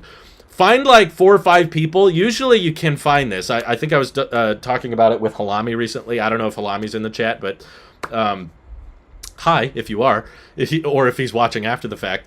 But Halami took my advice and got the family YouTube membership plan, which I got grandfathered in on old pricing, so it's only $15 a month. But now I think it's like 18 or something, so it's a little high. But find like 4 or 5 people that you can all go in with it, because usually you can find family members and friends that are like, yeah, YouTube ads are annoying, but I watch a lot of YouTube. Find a group and have them reimburse you for it. So you sign up for YouTube Premium Family, and you can put 6 people on that family plan, and they can all have separate accounts. It's not like if you're on the family plan, then everything they buy through Google has to be through you. Like, no, they can have their own separate credit cards. You just add them on your family plan, and everybody pays $4 or less, $3 if there's 6 people. And that basically everybody pays $3, and you don't have ads, and you can download YouTube videos, which is nice, and you have background play and picture-in-picture and all that. So by far, that's my favorite monthly membership, because I have friends and family that I share it with. And I watch more YouTube than any service out there. There's just so many good channels out there. There's so many good creators and meme compilations and all that. So there's just so much YouTube watching in my life that I can easily justify it, because we rented out a lot of the slots on our family plan to the point that it basically pays for itself. It doesn't cost anything. So yeah, I love YouTube Premium. Love the skits. Haters be darned. Thank you, Scott. I like the skits. I wouldn't be watching if you were on Twitch. I like being able to access your channel directly from the stream. Yep, that's what most people said. Oh, I gotta catch up here. Sorry. My dad says hello. Hey, hello to Mr. Option Command Media. Thanks for asking. Neem says my personal principles keep me away from ad block. You know, I can't stop people from using ad block. There's no way for me to prevent it. All I can say is just that if you like a channel and you use ad block, you're making it harder. Like, if you're annoyed by how many ads there are on YouTube, the reason there's a growing number of ads is because people use ad block. It's and there's not like a good outcome of more and more people switching to ad block. You're just making the people who don't use ad block put up with more commercials. And if everybody used it, then there would be substantially less content, and YouTubers would have even more sponsorships. And you just there's not a good solution to just getting rid of the ads. As annoying as they are, the best solution is YouTube Premium if you don't like the ads. But there's a way we can coexist where the channels and the creators you enjoy can be supported and you can enjoy your content. But if more and more people start doing ad block to the point that the channels can't survive as well and they have to do more and more sponsorships, that's not a feasible solution, because YouTube Premium at least gets rid of the ads. And if you're watching a channel like mine, there's no sponsorships. So basically, that's your ideal scenario. If you have YouTube Premium and you're watching Tailosive Tech, there's no ads. But if everybody was ad blocking and no one was making enough money through Google AdSense, then everyone would have to do sponsorships. And then there's not an easy way for you to get rid of sponsored segments. You'd have to like skip through them or download more plugins. And sponsors, by the way, love to change the contract so that it's harder and harder to skip the ads. A lot of the time people are like, I don't mind sponsorships as long as they're at the end. Yeah, the creator doesn't often get a choice in that. The larger the channel gets and the more the channel makes, they don't get to say, you have to put the sponsorship in the end. They're like, we want you to put it in the beginning. And instead of 5 seconds, we want it to be 20 seconds, and now we want it to be a minute. And they just have so much control over the creator. So I've opted to not do that in favor of trying to build my relationship closer with the community through the membership tiers and just having more personal behind-the-scenes live streams and working more closer with you guys rather than trying to build relationships with brands and sponsors.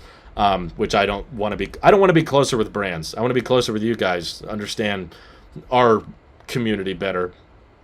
Tech Space Cowboy says, you're always my go-to Apple event stream. My channel looks up to yours and tries to emulate your YouTube philosophy. Thank you, man. I appreciate that. And shout out to Tech Space Cowboy. Lovely name, by the way. Sorry if I missed that super chat.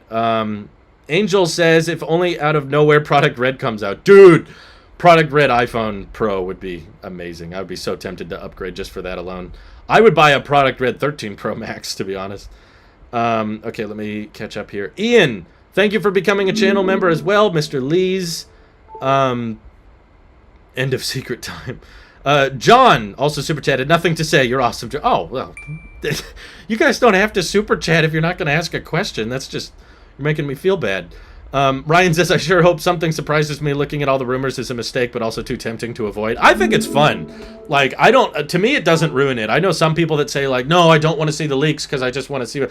To me, it's more interesting to see the leaks and then to see the actual product unveiled, because you get to compare, oh, yeah, that was rumored, that was right, and from certain sources, it makes you trust them more, and then you find out what was wrong, and then you go, okay, so don't trust those guys.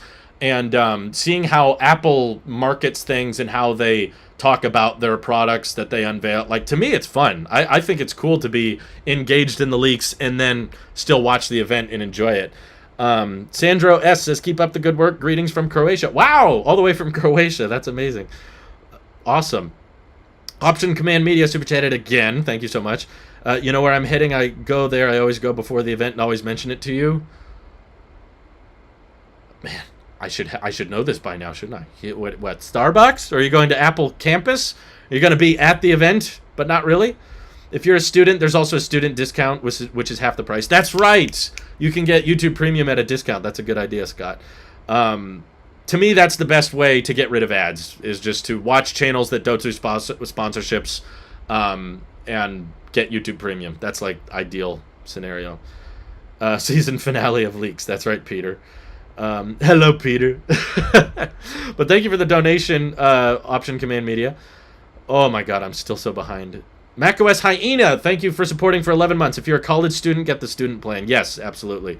Andy Blaha says, I have the iPhone 12 128 gig blue. Should I upgrade? Oh my god. Okay, so thank you for the super chat, but have you learned nothing?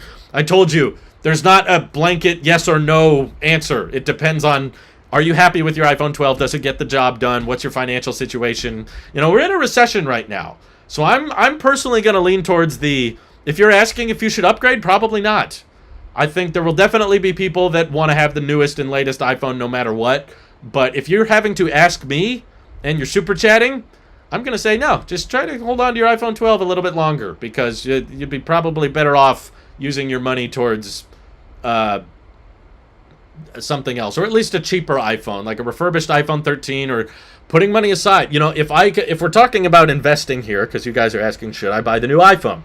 And while yes, the new iPhone, I'm sure, is going to have lots of bells and whistles and cool camera features, I feel a little bit bad if all I did was tell people to buy the new iPhone all day, when in reality, your old phone is probably going to get the job done. So in complete transparency, if I was talking to my younger self, I don't know how old you are, Andy, but I know a lot of you are probably younger than me.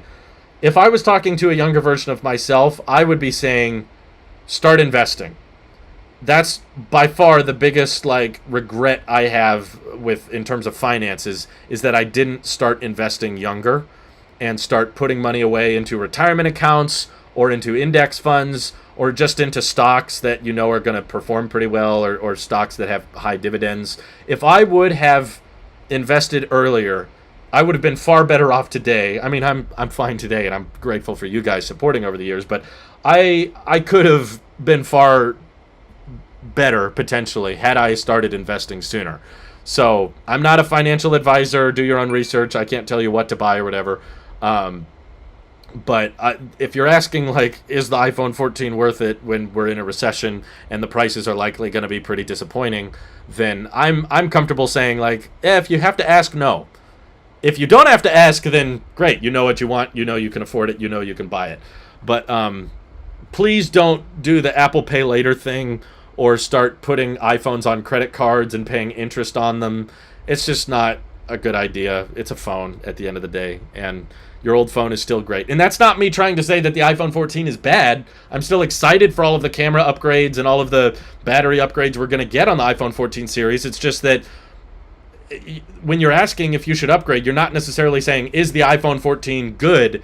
No, of course the iPhone 14 is good. It's going to be the best iPhone of all time. What you need to be asking is my iPhone 12 bad? Is my iPhone 12 unusable, or it's to the point where it's not fun to use, or I can't get through the day with it anymore? If that's reached that point, and if it's a battery issue, consider replacing the battery, because that's a lot cheaper than buying a whole new phone. But just try to be realistic about, instead of super chatting this live stream, that's right, I'll literally come forward and say it. Don't super chat. Use that money towards retirement accounts and investing. You'll thank me later. But no, if you have to ask, I'll just say no. If you're looking for a yes/no answer, but I don't know your financial situation, so I can't give you a straight answer. If your iPhone 12 is cracked and falling apart and you make $1 million a year, yeah, go for it. You can afford the iPhone 14. That's fine. Love from Australia. Hey, we've got family in Australia. Thank you, Drew. That's my name. What a coinkadink. Andrew Lee says, I really like having YouTube ads because it keeps me up to date with movie trailers and stuff. Wow, what a great optimist right there. We all are hating on YouTube ads, and Andrew Lee is in the chat going, you know what, it gives me a chance to stay up to date with current events and all that, and what's new on the market. I kind of like YouTube ads. Wow, I wish I could be as optimistic as Andrew Lee. When I grow up, I want to be more like him. Mac1164, thank you for the super chat. iPhone 14 Pro and Max will easily make their sales numbers. The regular 14 and Max are going to be the harder sell with the old look and SoC. I mean, in the tech community, you're right. The tech community will love the 14 Pros, but if you ever look at any consumer data on what the best-selling iPhones are, it's never been the Pros. Time after time, the iPhone XR outsold the XS, the iPhone 11 outsold the 11 Pro, and the iPhone 12 outsold the 12 Pro. Again, they're both sold well. It was like first place was the iPhone 12 and most popular smartphone globally. iPhone 12 was number 1. 12 Pro was like number 2, or I think 12 Pro Max may have been number 2. The Pros are up there. I'm not saying they sell bad, but typically the non-Pros are what sell at the highest volume. But it's not in the tech community. Tech community will hate on them, I'm sure. Just like, remember, iPhone XR is depressing. Oh my god, the pixel density is so bad. Oh, I hate it. Ends up being the best-selling phone in the world. Yeah, tech community is so disconnected and detached from reality. Like, what ends up being hated on the most in the tech community typically ends up being the bestseller. So that's why I'm predicting. What's interesting is obviously the mini iPhones did not sell very well. So the 12 mini, relatively, obviously the 12 mini still outsold pretty much any Galaxy S phone. It outsold every foldable. But we still talk about it in the tech space like, so the mini iPhones didn't sell well. And then we go around and talk about the Pixels and the Nothing phone, even though the 12 mini outsold all those. But yeah, 12 mini on the best-selling phones list was like number 7, number 8. So relative to the rest of the iPhone 12 lineup, it didn't sell very well. But now there's no mini iPhone. So what's going to be fascinating to watch is, okay, now we have the iPhone 14, which, you know, the non-Pro is usually the best seller. But they're also introducing the Plus, which is not a Pro, but it's still bigger and more expensive, but it's got the better battery life. So trying to figure out, is the 14 going to sell the best or the 14 Plus going to sell the best? That's kind of going to be interesting to watch. I personally think the 14 Plus will be the best seller. I think this pricing ladder will convince a large number of everyday consumers, not tech people, not anybody in the stream. If you're watching this, you're definitely not the demographic I'm referring to. You're in the tech community if you're watching me right now. I'm sorry, that's just how it works. But I think the 14 Plus will convince a lot of everyday consumers to spend $1,000 on their phone. Whereas before, you know, when the iPhone 10 came out, $1,000, oh my god, that's crazy. So most people were buying the $700, $800 iPhone 8s. But now that there's going to be $1,100, $1,200 Pro iPhones and not that many changes with the regular iPhone 14, I think the 14 Plus will feel like the most fresh, the most new, the most desired. Ryan says it's technically morning in Australia right now. Wow. Yeah, the old SoC will be a bit of a bummer, but I don't think I don't think everyday consumers will care. And it's still an improved chip, to be fair. Even though it's still technically an A15 chip, they're putting the Pro version of the A15 chip in the regular iPhones. YouTube Premium student plan is great. Premium is a godsend on mobile. Absolutely. Sorry, I know it sounds like I'm being paid to say that. I'm not.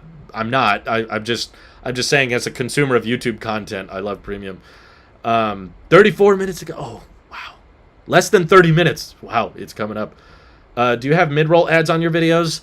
I will put mid-rolls on live streams. I'll only do it on a video if it's particularly long, just as a way to kind of compensate for... It takes a lot of time to do longer videos. So if I worked on a tech video that took the length of 2 tech videos, then I put in an ad roll. But I'm still I don't know if I want to keep doing that, just to...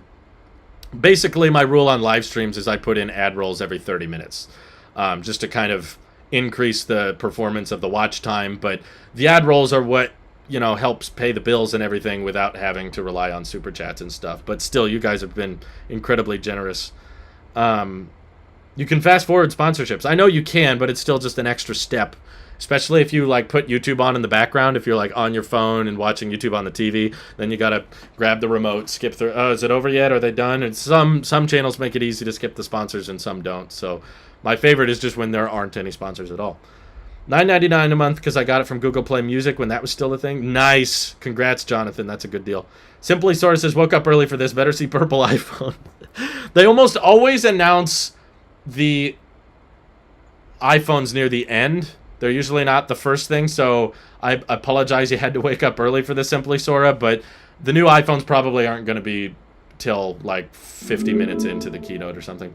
Jane Sackman, thank you for the super chat. Didn't say anything, but seriously, you guys are just bizarrely generous today. Dark Lord Waffles says, does channel memberships and super chats offset ad block?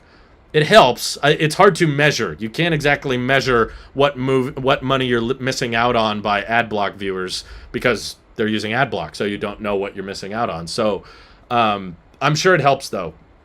Absolutely. Do creators get paid for premium users' watch time? Yes. It's a whole separate section in the channel monetization page. Can I... Yeah, it's making it hard to show right now. But basically, yeah, there's a whole separate section for here's what you've generated from YouTube Premium viewers. Here's what you've generated from ad revenue.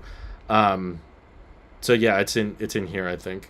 But it's about 12% of my channel revenue comes from YouTube Premium viewers just watching, and they YouTube pays you for what you would have been paid if they were watching with ads, basically. So they reimburse you for that.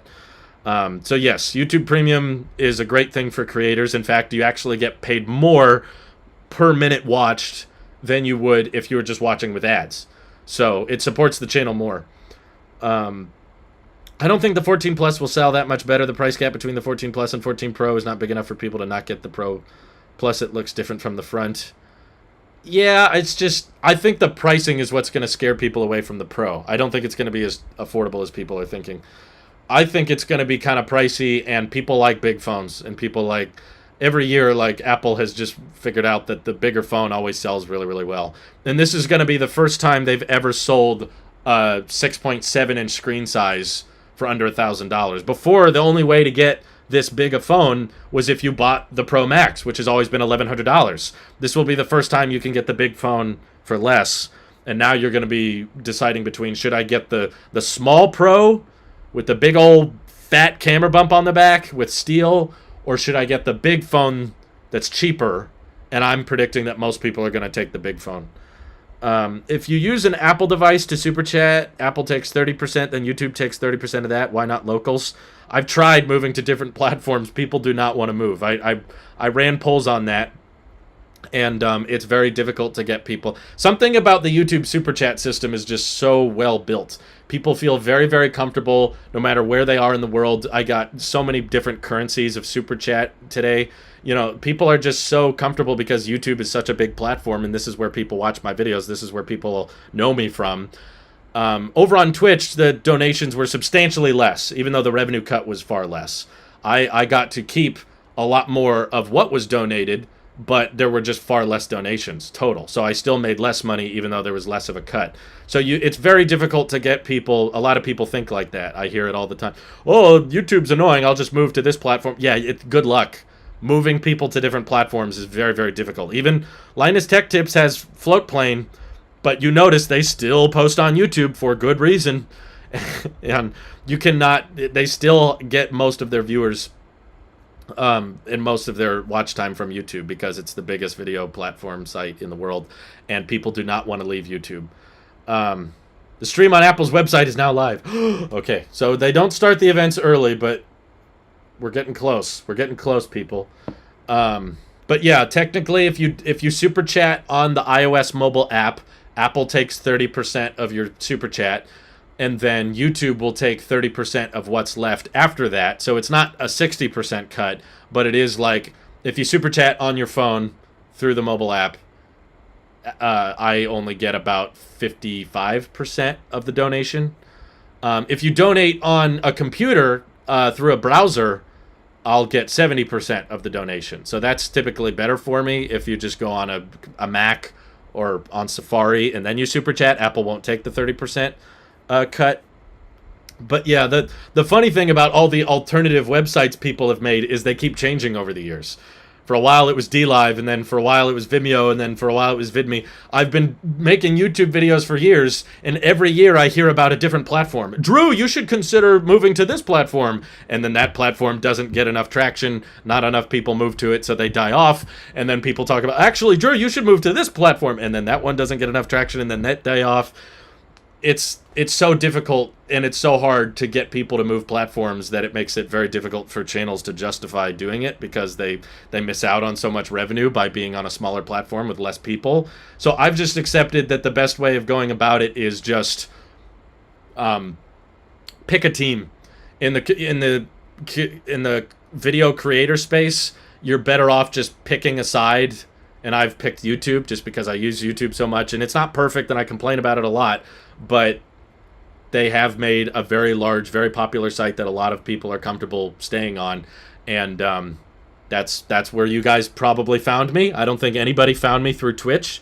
And yeah, a lot of people watched me on Twitch, but they all still found me on YouTube originally, and this is just where I'm comfortable. And I've tried other platforms before, but you just can't get enough people to switch over for it to be worth it. So yeah, that's why I'm not moving. I'm happy here. YouTube's been working out for me so far. Neem says, I have a pretty strong feeling that Apple's going to release their best iPhones yet, and I think you're going to love them. Wow, what a great thought, Neem. Sorry if I already read this, but Musical iMark, thank you for becoming a channel supporter. So yeah, the stream has started. It's just music right now. Any thoughts on maximum storage size? I don't know who the heck needs a terabyte on their phone. I guess if you're recording in ProRes all the time, but I don't think you need to go that high. I kind of regret getting 256 gig. I just got it because I wanted the 4K ProRes feature, but that was a software update that wasn't at launch, and then literally right as the return window ended is when they dropped the ProRes 4K feature, and it wasn't that different. I didn't think it looked that much better, so I was overall pretty disappointed by it. Nick, thank you for super chatting or super stickering the diamond. It's just a diamond. That was very kind of you. Thank you.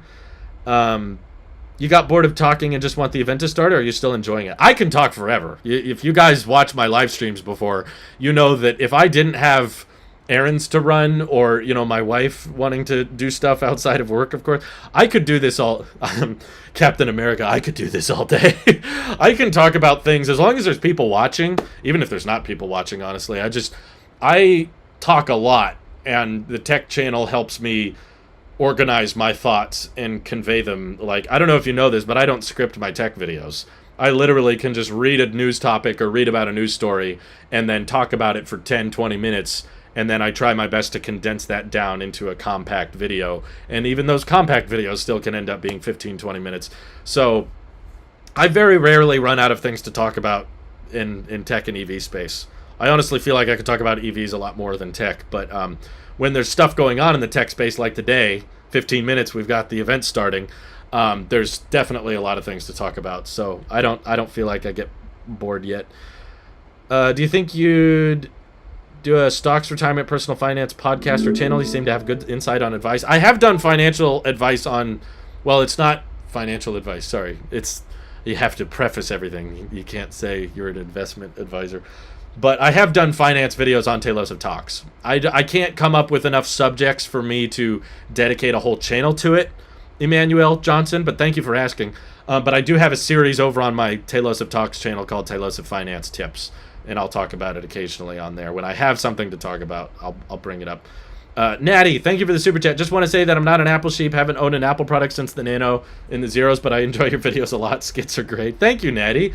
That's amazing. I'm surprised there's people that don't use Apple products at all, but still watch the videos for some reason. Joshua Miller, thank you for the super chat. He says, you betting on an eye hole or a long pill? Well, I'm not a betting man. I'm not placing any bets, but I think that Mark Gurman is likely correct. It's probably going to be a pill, not an eye hole. It feels like one of those last minute things that ends up being accurate. Evernuke says, I found you on YouTube when I was researching for iPad Pro. There you go. I feel like YouTube's where most people found me. Peterman Valley says, so good to see you're still going, Drew. Excited for you to reach 500K. Very consistent channel. I don't think I'll ever reach 500K, but that's okay. I don't want to grow the channel. I'm very happy with the size of it today.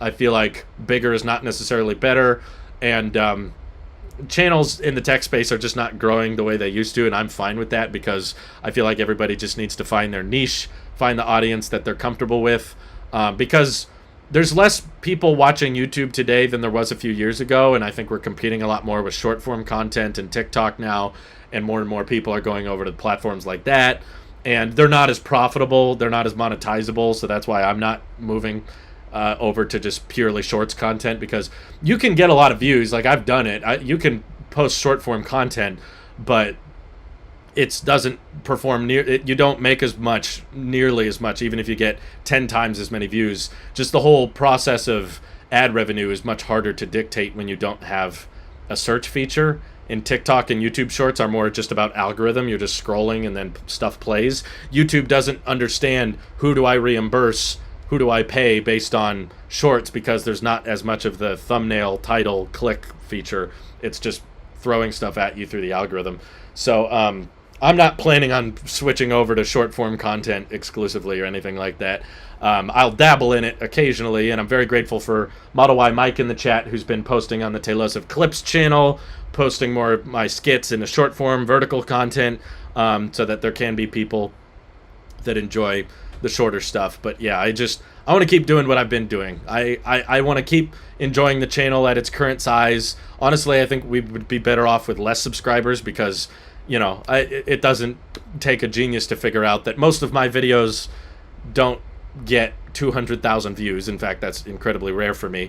But we still have like 240,000 subscribers or something, which means that there's hundreds of thousands of subscribers of my channel that don't watch the videos, and they're just inactive. I don't know if they're bots or they just lost interest, but I would rather have a smaller channel with a more engaged, interactive audience than a bigger channel with not that many people watching. So I'm all in favor of less subscribers, to be honest.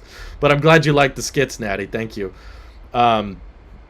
But yeah, I think we'll get a long pill. I don't know how to say your name, but thank you, person, for becoming a channel supporter. The one that's not written in English. I hope you know who I'm talking about. JT's been a member for 12 months now. He says, can't wait, I'm getting the 14 Pro Max. I hope you like it. Congratulations. You got a lot of exciting stuff to tune into today. iSpectacular says, what's your favorite iPhone accessory? MagSafe Duo. I use MagSafe stuff. I use MagSafe Duo every single night. It's so portable. It's so compact. I can fold it up and put it in my pocket. Very easy for traveling. And MagSafe accessories in general are really, really cool. I love it. Watson930, thank you for becoming a channel member. Appreciate that. I got to catch up here before the stream starts. 10 minutes, ladies and gentlemen. 10 minutes until we start.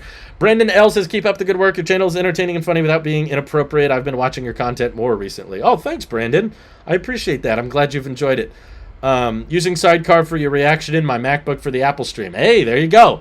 Using your Apple hardware for your Apple sheep. Sola B says, I just wanted to say, been a long-time subscriber from the Attic days. I enjoy your EV Talks tech channel. Super original. Keep up the skits. Thank you, Sola. I'm very, very happy about that. I have done financial advice, me. Drew realizes he should rephrase that. No, I have not done financial advice. Financial talks. We've done talks about finance. Does the flare on the iPhone camera a huge deal breaker? Not to me. I see a lot of people that freak out about it, but it just doesn't bug me. I just don't notice it in my day-to-day photo taking. Yo, why are you not at Apple event in California? Because it's online and I can watch it from home, and I would much rather watch it with you guys. If I was at the Apple event, I couldn't be talking with you about life and about tech and about what we're buying and what we should buy and shouldn't buy. We couldn't talk about all of this stuff if I was at the Apple event. I love doing it this way. Even if I did get invited, I wouldn't go. Randall says, Drew, where your channel name came from. So basically, when I was really, really little, I came up with, I drew a lot of rockets and planes and missiles and stuff. And I wanted to come up with an original name because all rockets and planes and stuff always had code names like F-22 or F-15 or B-2. I didn't like the letter number names. I wanted to come up with something unique. So I combined the words tail because of how a missile explodes when it hits the tail of the jet, and explosive. And I wanted to come up with a unique word that no one had ever heard before. So I named a rocket that I designed Tailosive, and I'd never heard that word before. If I Googled it, nothing came up. And then a few years later, when I was making a YouTube channel, back then, you had to come up with a completely unique name. It's changed now, and you can make your YouTube account whatever you want. But back then, it was like a Twitter @username where it had to be completely unique. There could be no spaces, and there was only one channel per name and whatever. So I was like, well, I need to come up with a name, and I was tired of all of the crazy names like XX underscore, gamer underscore X. There was all these so-and-so 379 so-and-so, and I didn't like all of those code names. I wanted to come up with a YouTube account that just sounded simple and intentional and understandable. Just one unique name where you looked it up, and that was the only result you got. You weren't going to get a bunch. Because I had channels before Tailosive, but they were named more generic things, like, the the dragon dudes or whatever. And don't look that up. But there were old channel names, but if you searched it, you would get a bunch of different results. You wouldn't find me. I would be like, okay, search this name and then go to the third page and you maybe will find me. Where I was like, if I name it Tailosive, no one else knows that name. So if you look it up, you're only going to get me. I'll be the only result. So I came up with it when I was really little, and then it just stuck around, and I don't feel like changing it. I still like it. Michaela was watching from the Philippines. Hey, we've got some family in the Philippines. Thanks for tuning in. Alex Dooney super chatted, says Betterment Roth IRA ASAP. You will thank yourself. No, I do. We have an IRA. We've had an IRA for several years actually, but yeah, it's a great idea. Retirement accounts. They're smart. Harsha says, do you think Apple had intentionally leaked the details of this year's product just to create the hype because this year's hype is through the roof? I actually believe Samsung does that. I don't believe Apple does that. I've seen the actions Apple has taken against employees and against people that have leaked things, and they clearly don't like leaks. They want the events to be special. However, Samsung has a hard time getting people excited for their events and stuff, so I think they intentionally leak stuff because they always is like website pictures of the phone at the exact same time right before the unveiling every single year, whereas Apple, it's a bit more vague and it's a bit more cryptic with the events. So no, I personally don't think they fake leaks. Even if they do benefit from them, they would rather them not be known until the event is actually happening. Okay, I gotta keep up here. Let's see. I think I started watching before the MKBHD interview. Wow, that's been a while then. Spencer, thank you for the super chat. I feel like the leaked colors tend to be the most inaccurate. Any thoughts on the colors this year? You're right, though. That's absolutely right. Last year, we thought the matte black iPhone 13 was going to be a thing, and I was so there for it. I was like, yes, I'm going to buy that deep black one. And I think there was even like an orange one or a rose gold one, and they were totally off. So today, we're going to find out if those were really, really off again. But yeah, I think everyone keeps doubling down on the purple, so that makes it feel more believable. So yeah, it's one of those things. Luckily, we won't have to wait too much longer for. But you're right; the colors have consistently over the years have been very, very wrong. Will we ever get a house tour, room tour in 2022? Well, we did one. When has it been? A couple of years. On Tailosive Talks, we did one of this house. It hasn't really changed. Not much is updated since the last room tour, so I guess I could do one, but I don't think it would be that interesting. But thanks for asking. Molly Z also wants me to do a studio tour. Just start being controversial. I know I'm kind of picky with my audiences. Like, I think you set yourself up for disappointment if you let views and numbers dictate what makes you happy. Like, I know channels that feel like if they're not performing better, if they're not growing, if they're not getting more views or more subscribers, then they're failing. I disagree. I think if you're making content that's informative and entertaining and people are watching it, that's a success, regardless of how well it performs. Just focusing on making people happy and bringing joy to a very dark world is ultimately what should be measured as success. So I know from experience, back when I did Apple Sheet React videos, those did incredibly well. Still, some of the best performing videos on my channel in the past 8 years of making videos, some of the best performing ones are the Apple Sheet reaction ones, where I watch another YouTuber and break down their arguments. Those perform really, really well. But I decided I didn't want to keep doing them because they brought a very toxic audience. It caused drama, and it caused a lot of tension, and it just brought a bunch of people that were just angry and wanted me to either shut up because I don't know what I'm talking about, or I'm saying bad things, or not necessarily saying bad things, but I'm disagreeing with a YouTuber that they agree with, and that would make them really, really upset. Or the opposite side is people would list more things. You should react to this YouTuber. You should react to this YouTuber. And it was quickly becoming this drama-fueled outcome. And even though the videos were performing really well and the channel was gaining a lot of traction and all the videos were getting a lot of views, I was like, I don't want to be known for this. And I don't want to attract a bunch of people to the channel thinking that this is going to become a drama space where I just disagree and watch a bunch of YouTubers. So even though it performed very well, I wasn't a fan of it. So that's why I want to focus on just being like informative and entertaining, and if doing something that makes people laugh or makes people happy, makes some people leave, and means the channel stays at a certain size, I'm content with that. Because there's always going to be a channel bigger than you, right? There's always going to be a Mr. Beast. Even PewDiePie has his T-Series, you know? Like, no matter how big your channel gets, there's always going to be someone bigger. And that's why I don't think you should let the numbers dictate your joy or happiness. You should just focus on trying to make content that you want to see, because then you'll be happy to make content. And I think when you're happy with the content you make, then that genuine honesty and pride and joy in the content will be caught on by people like you guys who keep telling me you like the skits, which I'm very grateful for and stuff like that. I was watching on my telly, just seeing an email that says I've been gifted a sub. Just wanted to pop up and say thank you to who gifted. Yeah, I think someone else just gifted. Who was it? Riley McGinnis gifted 10 memberships. Oh my god, thank you so much. Guys, 1 minute to go. Let's get ready. I gotta read these super chats here. Andy says, should I reset my iPhone 12 before iOS 16 RC today? Nah, you don't need to reset it. Don't worry about it. Nation Harris says, if Apple Watch worked with Android, I would wear one. And yet it's still the best-selling watch in the world. I can't show the event here. You're going to have to play it on a different screen. I'm sorry. I've tried, and Apple won't let me. Riley McGinnis also himself became a channel supporter. Thank you so much. Okay. Nikov Master's been a member for 5 months. I got to get my AirPods in. Oh, my God. We're starting. iPhone has peaked. 14 will upgrade. Last missing candidate. Music is starting. Here we go. I'm going to bring up the event. And I'm sorry I can't show it. I really wish I could, but Apple won't let me. Okay, I'm connected. They got some good beats playing. Sounds good. Check your heart rate after 1 minute. Okay, I will. Oh, and just as we're waiting for the stream to start, I just want to ask for a quick favor. You guys have been asking, very supportive today. The Tailosive EV podcast channel, we've hit the 4,000 hour mark.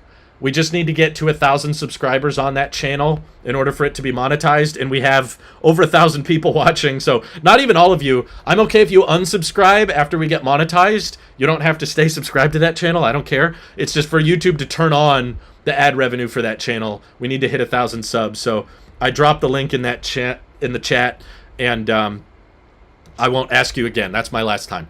I won't talk about it after this. I promise. Sorry, I know that's annoying. This is Apple time. We don't need to talk about EVs. Oh, the music stopped. Oh, another song started playing. Never mind. Good morning, ladies and... Oh, we're zooming in. We're zooming in. If you want me to be in sync with the Apple event, probably just pause it for around 10 seconds. Pause the Apple event for about 10 seconds. Oh, we're in space. Oh, my God. We're flying. Ooh, there's Earth. I think I know where that is. Nikov Master says red iPhone Pro or bronze. I'd rather have a red iPhone Pro to answer your question. Happy Apple Day, Joshua Daniel. Thank you for a year of support.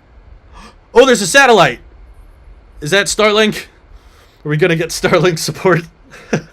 Thank you so much for subscribing to that EV podcast channel, guys. I appreciate it. Thank you, thank you, thank you. Whoa. This is a beautiful shot. Whoa. Hey, we're outside. Yeah! He said it. He said the thing. Tim, you must be hot. Isn't it hot outside?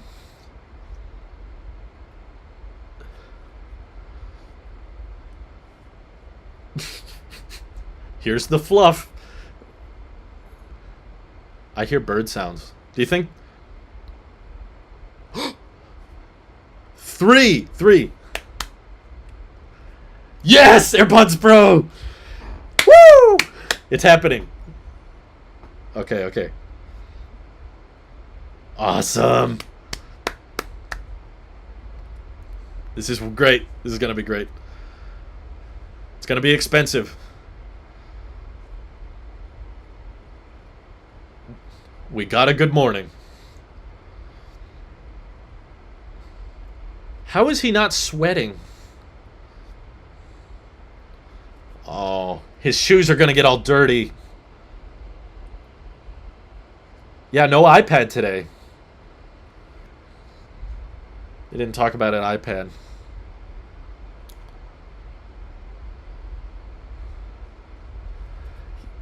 Yep. This is what we call the fluff. Can I read subtitles for 1 second? Okay. I'll turn on some. Hardware and software designed to work together, enhancing and enriching the experiences you have with these products. This type of integration is something only Apple can do. And today, we're going to make these products and these experiences even better. Okay. Okay. We're talking with the watch first. Oh my god. Let's see the Pro. I thought they would wait on the watch. Are we getting promotion, Tim?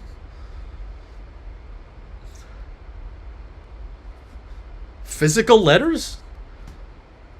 Shouldn't they send you emails, Tim? Shouldn't they send you an email, not a physical? Hola, Apple. Dear Tim, why is there no USB-C? Milwaukee? Is it Red Letter Media? Oh, wow. Why did he say it that way? I am a senior in high school.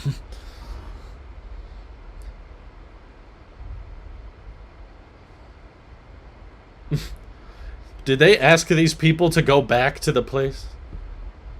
They brought a bear back to that kid who was chased by a bear?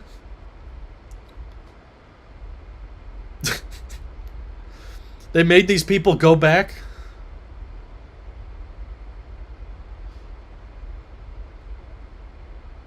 Uh-oh.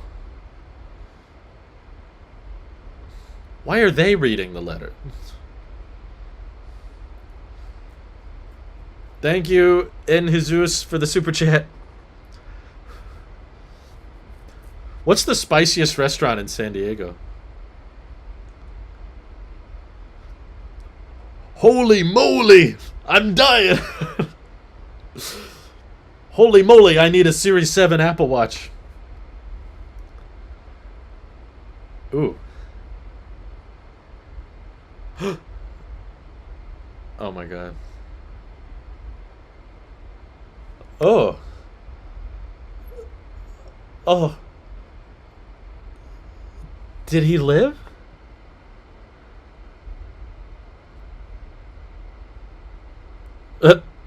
Why'd you forget? Why didn't you talk to your grandma? Maybe your grandma needed you to call 911 for her.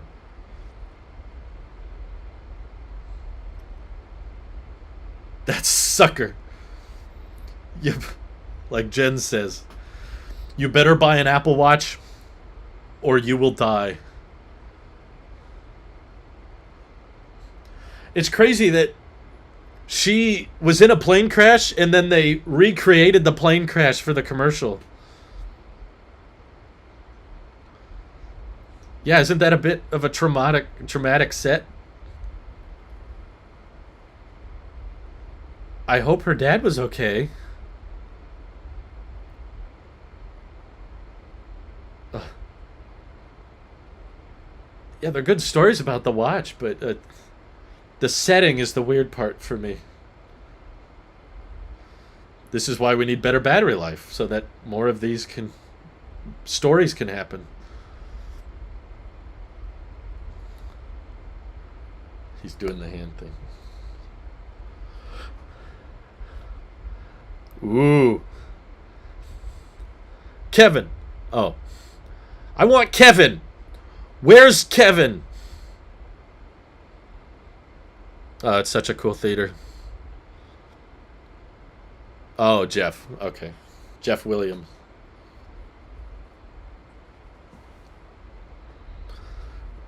I think it's the #1 selling watch for 7 years. That's insane. Oh, here it is. Whoa, whoa, whoa, whoa, whoa. Woo! This is a 7? Sorry. The 8 looks the same. There's that squared off design. Spot the difference. Corporate needs you to find the difference. Okay. Series 8 looks the same. Ooh, look at the red. The red looks good. Wow.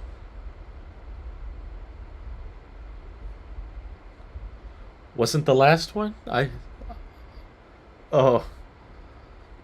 Series 8 is a very small upgrade. I think that's why they're starting with it. Is that a gold one? I'm glad it's not squared off.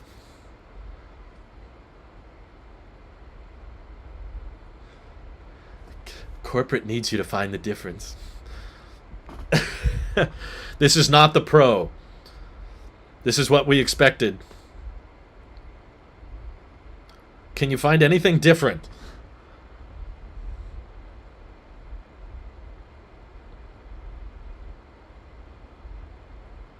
Tell me if you find anything different. I can't see anything so far. Now? Okay, health. Ooh, okay. There's a temperature sensor. Wait, why is it just for women's health? Guys can't use the temperature sensor?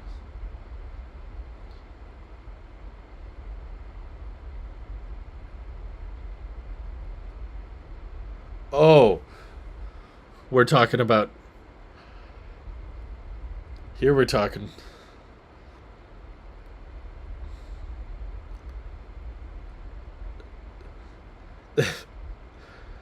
What percentage of viewers are women, I wonder?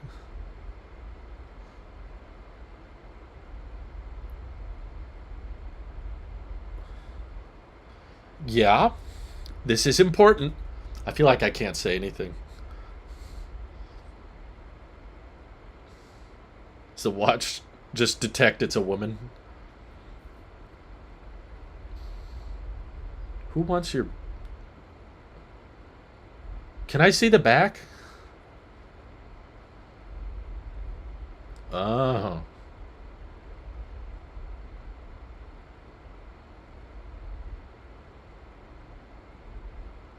Under the display, what? Oh, okay. Huh.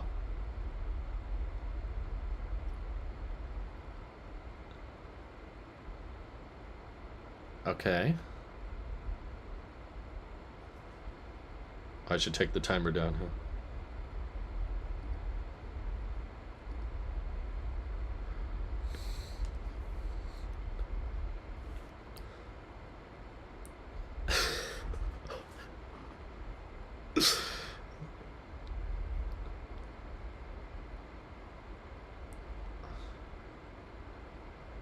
The biphasic. Huh, okay. Don't you feel it, though? Whatever.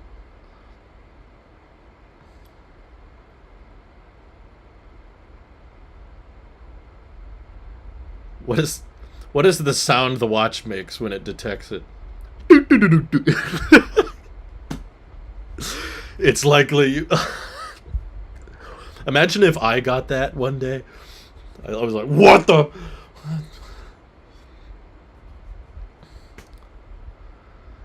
Oh. So you don't need the Series 8 for this.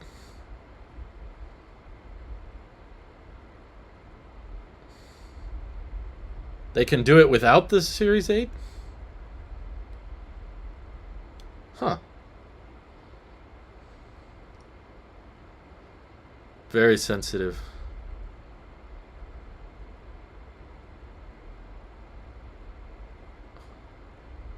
The watch gets women pregnant now? I guess if you want to know when you're ovulating.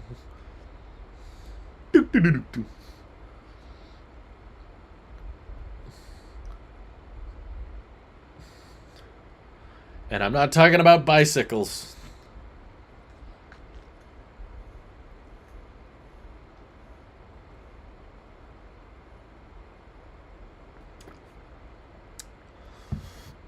This is weird. Who wants that data, though?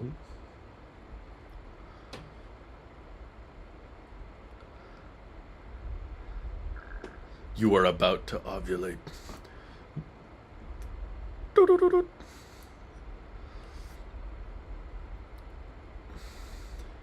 My wife doesn't use the cycle tracking app, honestly. Oh, yeah. How's this gonna change?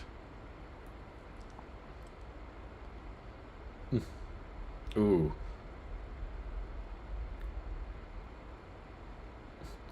Apple Car confirmed! It's right there!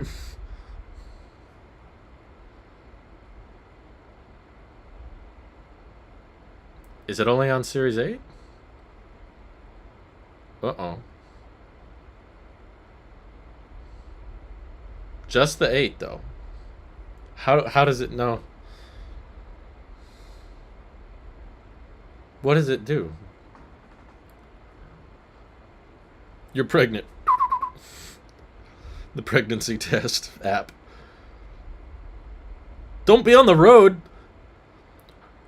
Ron, you're not supposed to be there. Oh. G-force. Don't stand there, Ron! Get out of the road. Okay. This is different. You're gonna get hit.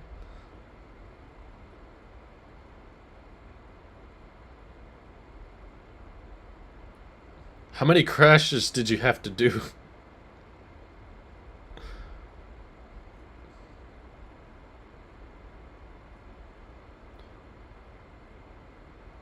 Is there another one? How many crashes are there? Falling off a cliff.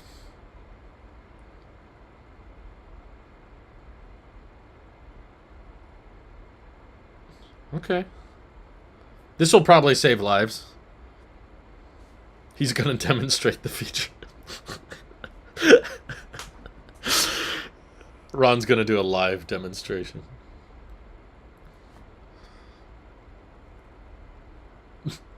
So you have to list the type of car?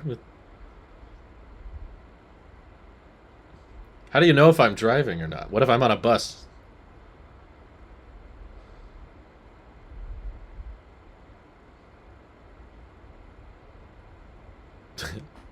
It's kind of a hard feature to sell. I hope you never use this. Okay. I just won't buy it.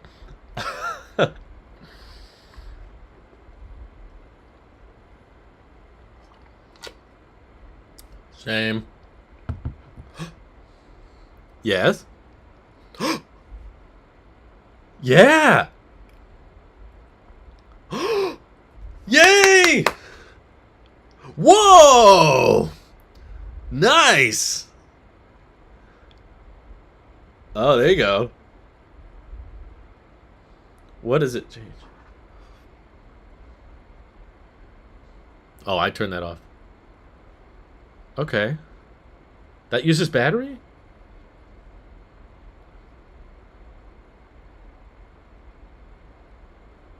Oh! So I get low power mode! That's not even a Series 8 thing! S4 and later, that wasn't even an Apple Watch feature. That's awesome.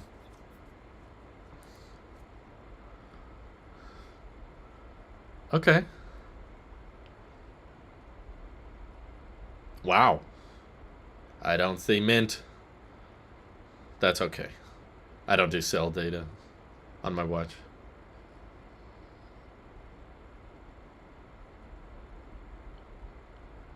There's still not like a black one. Still midnight. Okay, same colors. Those are new?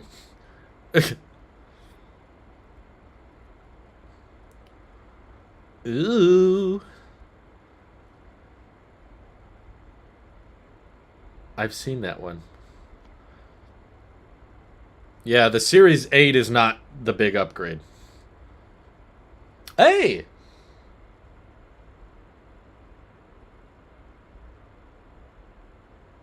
They're still working with Hermes. I'm excited for low power mode, actually.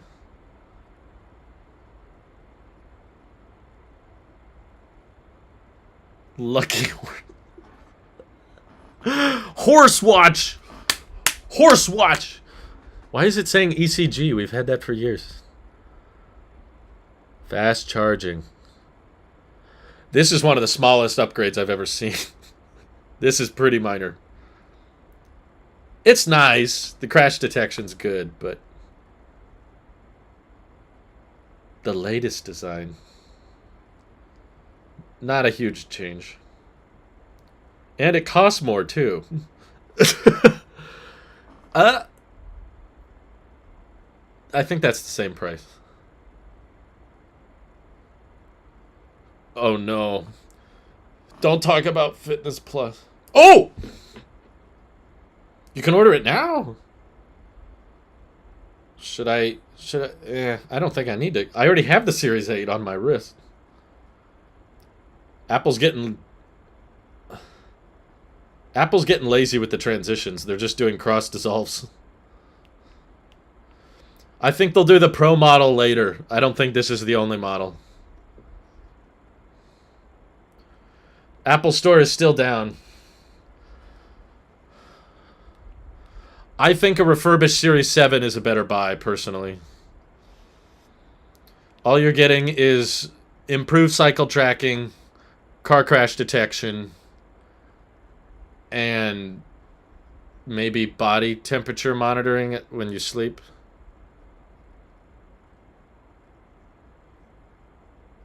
Why is there a donut hitting the watch?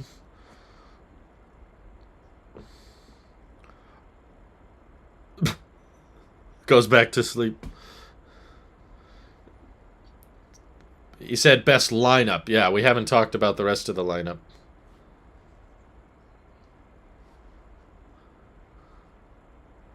Oh, airbags, let it know. Yeah, they haven't mentioned the chip, but I don't think they mentioned the chip last year either. I don't think there's a faster chip or anything. Okay, Series 8. There we go. It's happening. Oh, okay.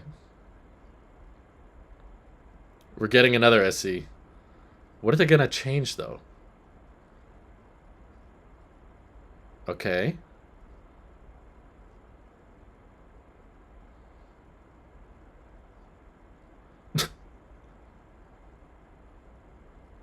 Wow. It's... Oh, oh! Oh. Composite material. Ah, it's becoming the environmental watch. Was it? It's an environmental watch. Are they not using glass on the back? Does that mean it should be cheaper, right? 100% recycled design. That's right. Oh, it's also getting car crash.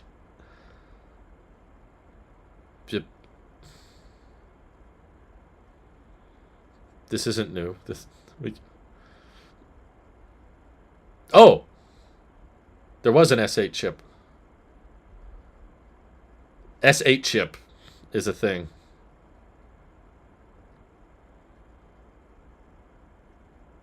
Nylon composite is a fancy way to say plastic. It's a plastic back.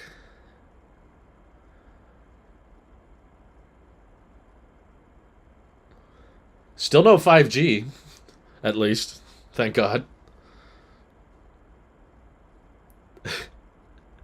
Apple Car has watch crash detection if you crash your watch.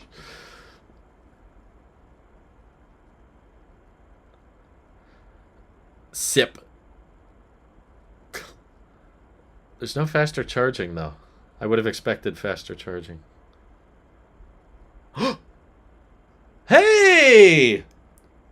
A price reduction! They finally made it cheaper. It's not $200, but it's less than it was. A little smiling too hard. Here it is. It's pro time. Price reductions are rare. Thank God we got one. $249.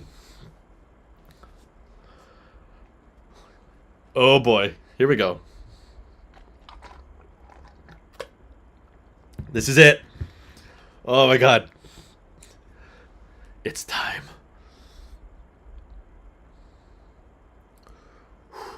Is that it? Let's slow down. What's the rush? Slow down, dude. Here we go. It's happening. How are they going to unveil this?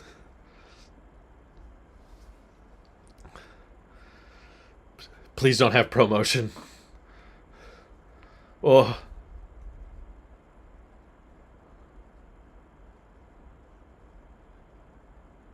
This is it. Extraordinary.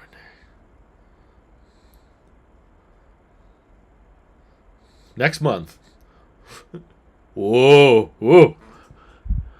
Oh my God. What am I even looking at? Whoa. Oh my God. I see the crown guard. Whoa. Oh, this is so epic. Whoa, look at that speaker hole. Wow.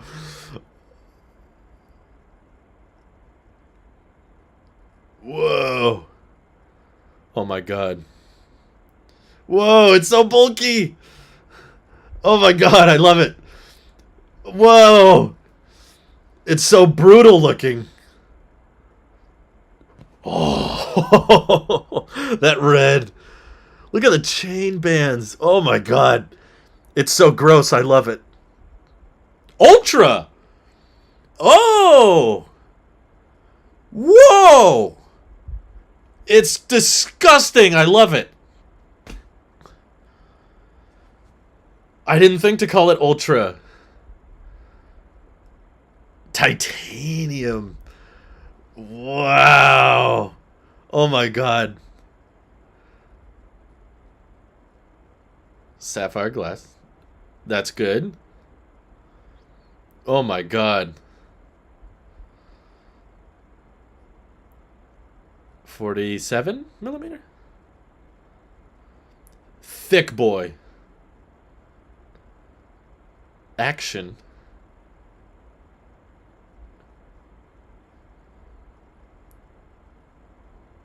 Customizable. Oh my God. Coarser grooves. Oh, okay. The audio? Oh, there's two. Whoa. There's so much depth to these renders. It looks so cool. That makes sense. It costs a lot. Better battery? Whoa! Whoa! Double the charge.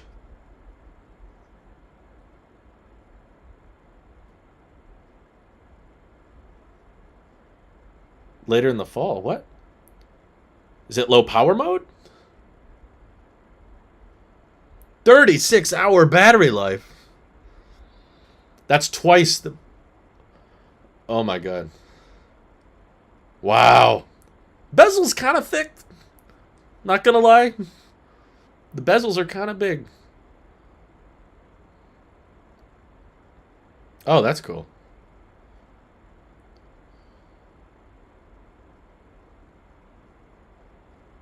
Are we gonna get an iPhone Ultra too?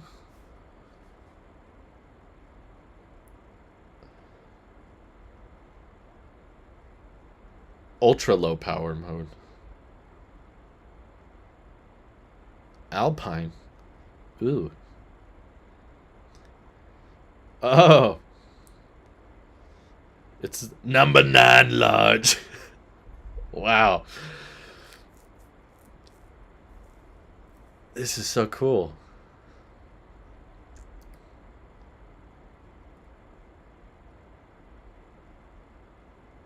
Wow. So many holes. This is awesome.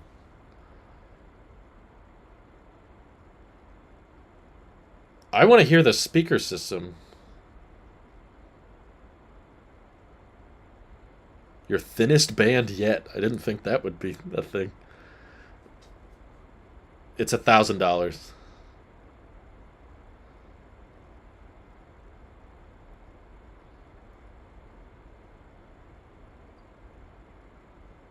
How much more? Whoa. That's kind of a short transition. Oh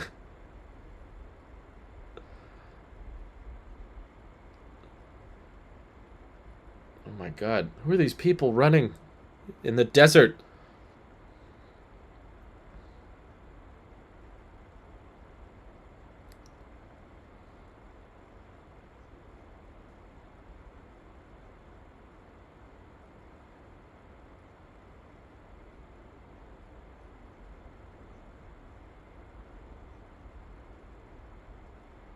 Oh.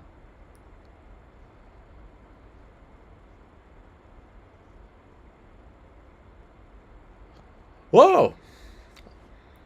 I don't know what that means, but it sounds cool.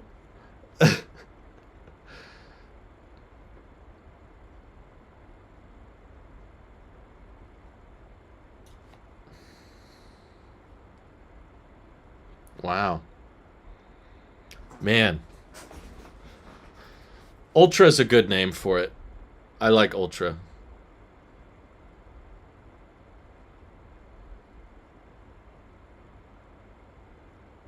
One button.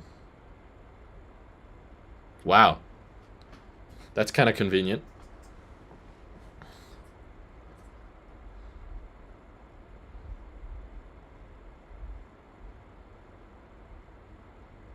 Looks like you're at a trek. Looks like you're ovulating. It does look huge. It's very bulky.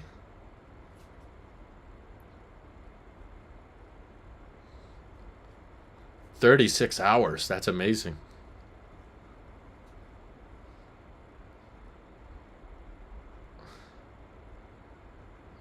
All on the same charge.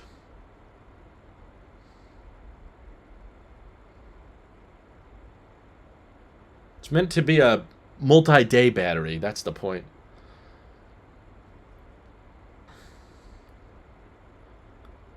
I can't believe no one suggested Apple Watch Ultra.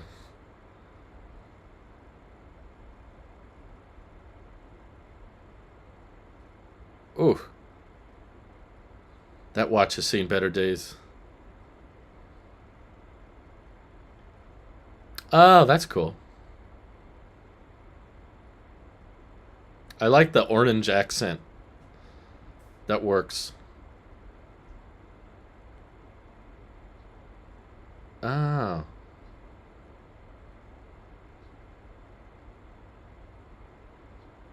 That's clever. It does look... It looks so big on her wrist.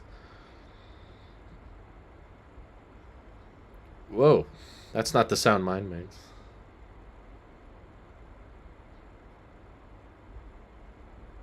$600? How loud is that? That's so loud for a watch? Whoa.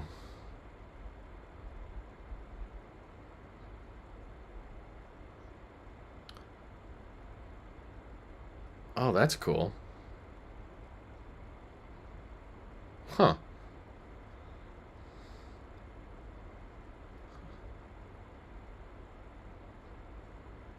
Dive computers. 86 decibels for a watch is freaking loud.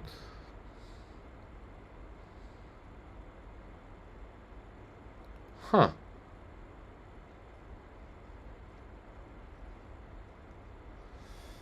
That is deep. Oh, we're gonna go underwater now. Whoa.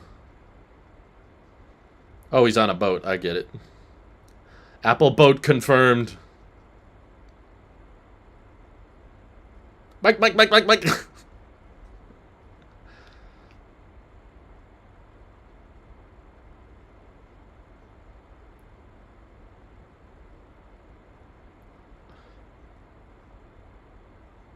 Okay, it's an ad.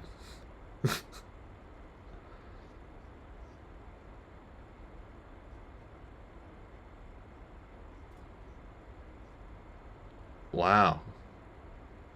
The digital crown didn't move. Come on. iPhone 14 leaked. That's it. It's so bulky.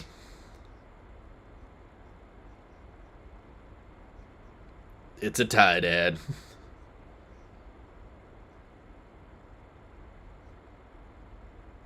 Oops. Does it float? What if they dropped it? Wow.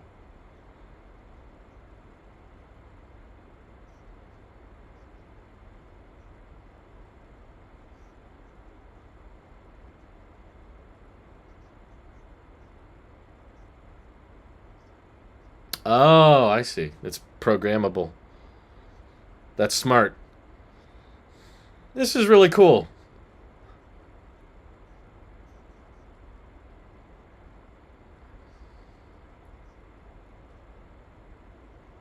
Safety stop. Yeah. Because the touchscreen won't work.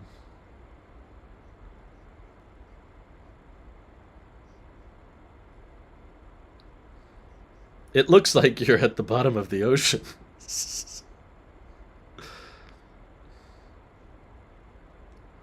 Such a niche product. This thing is gonna bomb. Yeah, I remember when people said that about the first Apple Watch. Now it's the best-selling watch. I think this makes more sense than the Edition. Yeah, is there only one color? That's a good question. How many colors does it come in? Be careful, Jeff. Let's see. 2,000 nits. Is that different?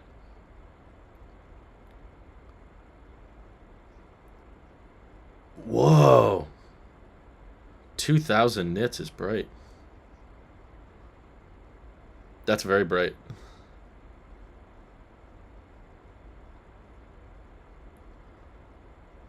That was a long pause, Jeff. Recycled titanium? How much does it cost?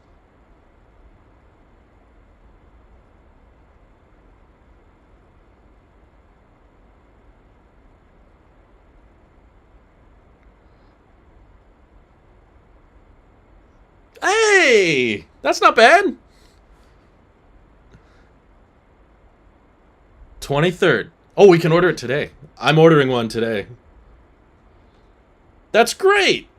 I'm so grateful it's only $7.99. That's awesome. Oh, I was expecting it to be far worse than that. It was cheaper than I thought. You couldn't... Could you get a titanium watch before? For $7.99? I don't think you could. Hey, that's Oscar Isaac. I'm impressed.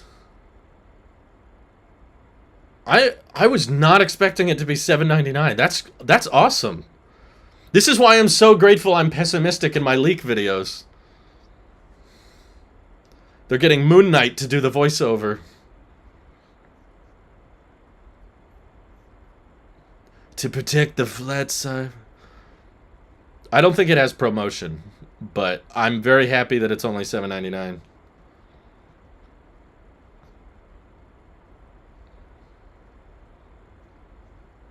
That's wonderful.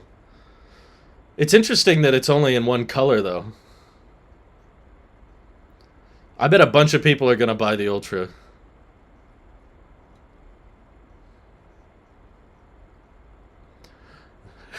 I'm sorry, it's so weird that it's Oscar Isaac. It says starting at, but there's only one size. So there's no cellular option, there's no bigger option. This is just a one size fits all. Why are you a beta tester?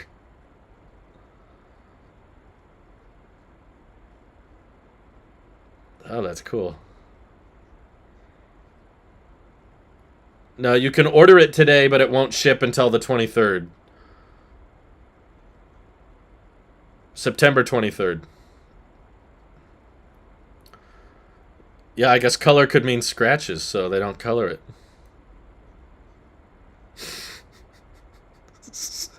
It sounds so weird to hear Oscar.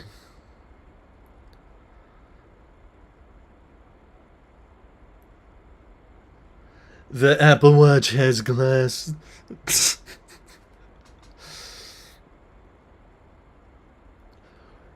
Help, we designed 3 new bands.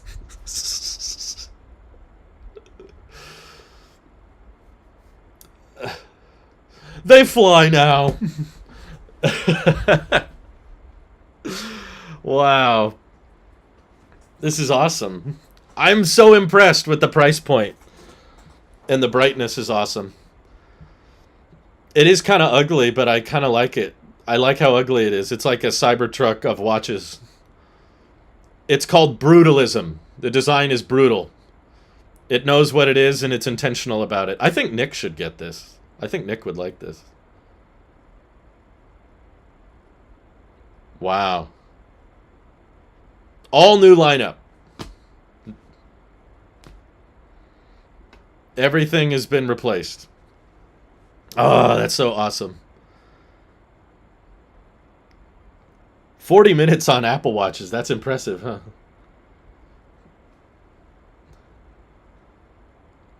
I'm so happy it's only $7.99. Oh, Tim, you haven't left that space. He keeps bending the knees. Better. Ah, iPhones are last.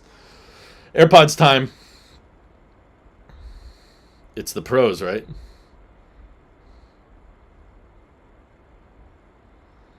Extremely ugly. Great upgrade. Oh, is he wearing the Ultra now? Bruh. Was Tim wearing the Ultra before? When did they film this? Oh, really? AirPods Pro are the most popular. I didn't know that. Here it is. They probably look the same, but here we go. Ooh. Yeah, okay. Design is unchanged. I'm happy about that, actually. I want the stem to stay, so... Whoa. The spatial awareness right now is awesome. I don't want them to look different, personally. I want them to look the same.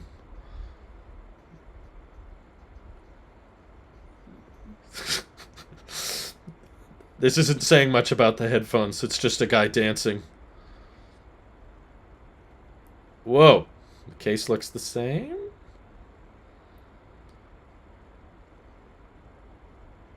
Huh. I didn't see the speakers on the case. What did they change? Oh, no. Ooh! Finally!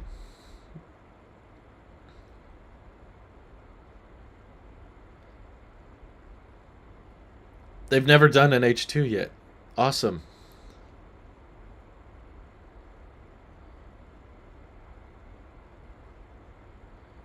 Okay.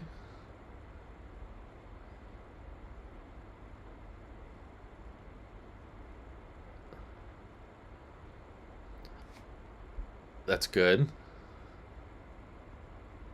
Mm. We had spatial audio.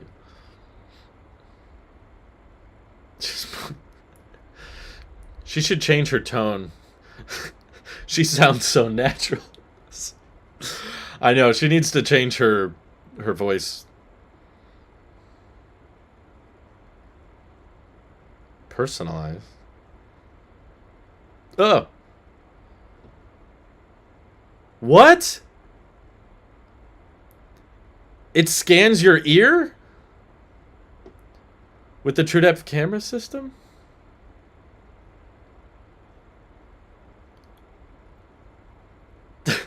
Is this the AI person that Apple hired?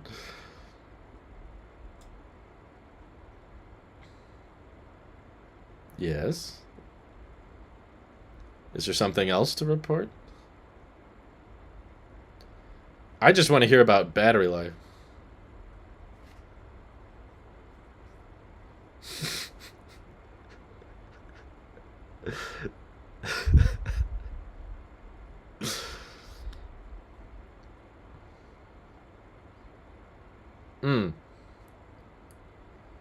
More noise cancellation. Okay.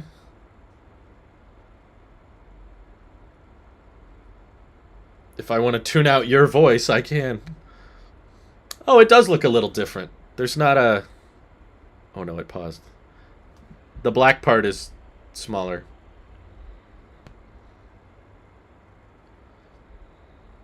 The little black highlight is narrower on the new design. It's a little different looking. It's slight, but it's technically different. I want to hear that construction sound.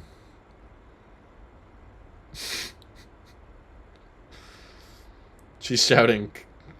She can't hear herself.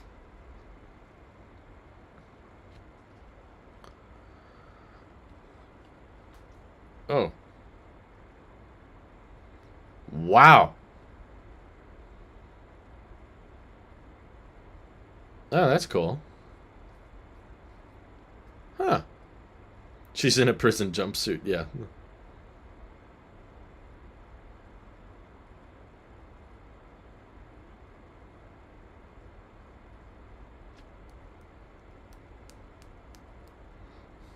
Okay.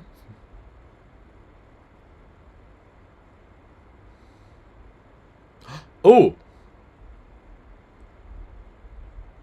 Wow! Well, we've asked for that for so long. Oh my god. You can finally change the volume. Yes! Yes! Alright. That's pretty good. Could have been better. 6 hours is pretty good.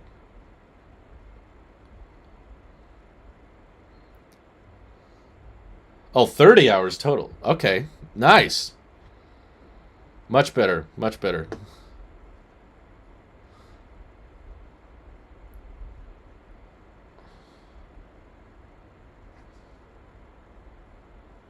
Okay. Yeah!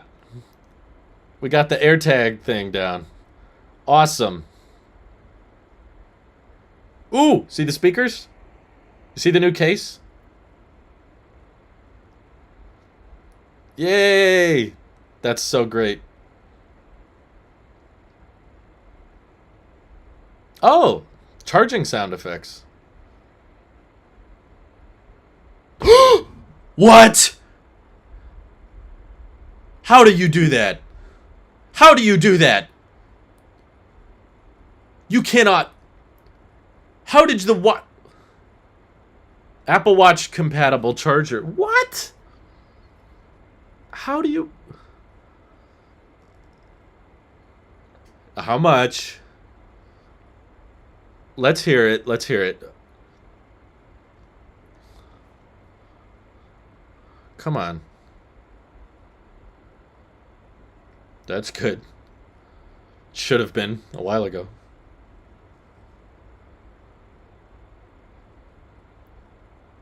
Hey! No price hike. No price hike. On Friday. Gotcha. Okay. Awesome. I don't want the emoji. Don't do that. That's wonderful. I'm glad they got the H2 chip. Better battery life. No lossless, though. Products. Tim's under the rainbow. How did they decide this? We want to film over here. Let's film over here. Where do you want to film, Tim? Oh. Film on the grass. It's kind of hot, Tim. So let's take a... Wow, that was it. Let's take a look at the new iPhone. Oh. I don't like these sounds. These balloon sounds. Is it gonna pop? Wow. There's the plus. Whoa. Ooh, purple. Clean. Yep.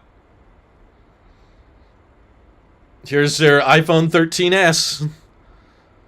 This. Wow. There it is. Confirmed. It's the Plus name is back. Here we are. Now they gotta try to convince us this is a different iPhone. Whew. Look at that blue. Whoa. Wow.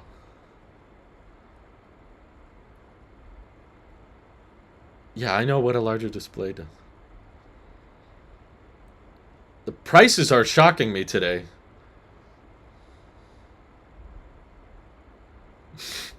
What's unique to this phone? Tell me just what this phone can do, please.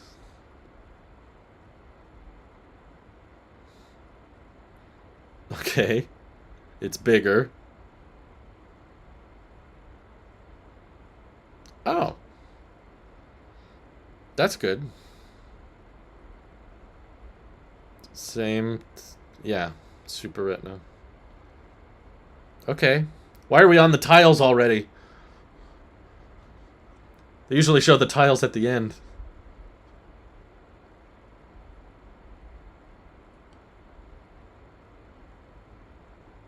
Okay. That was there before.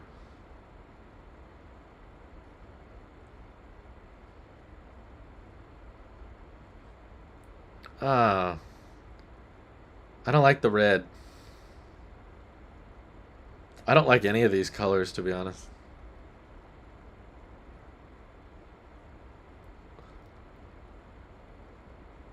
Is it the is it better? Well, I assume. Whoa! That's a high claim.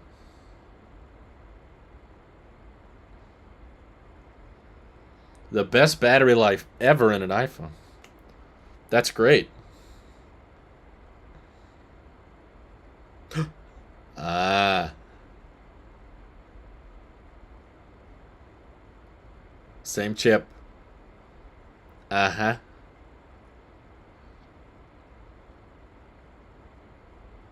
Proven.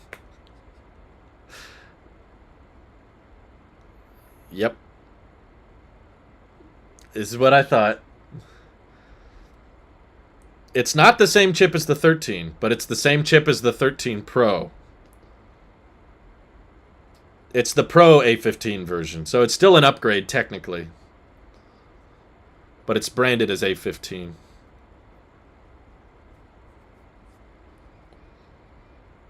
Yeah, the leaks are pretty accurate so far. So no A16 chip. Proven.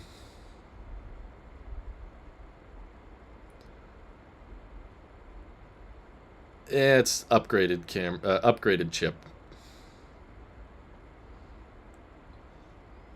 Yeah, they got a lot of camera stuff to talk about, I'm sure. 3 trillion? What?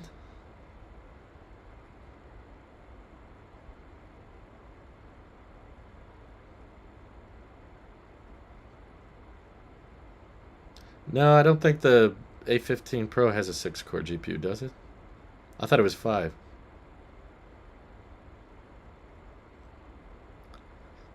That's a good shot.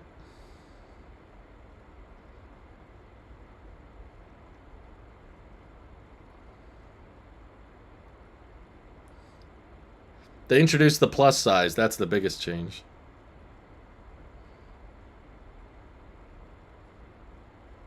So they brought the Pro camera over.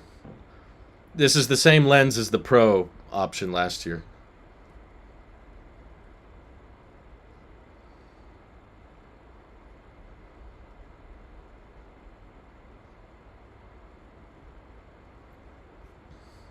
Looks alright.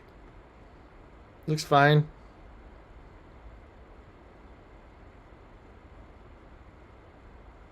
It's not the same as the 13 series. This is the cheaper model getting a Pro feature. And yeah, it's called 14 Plus.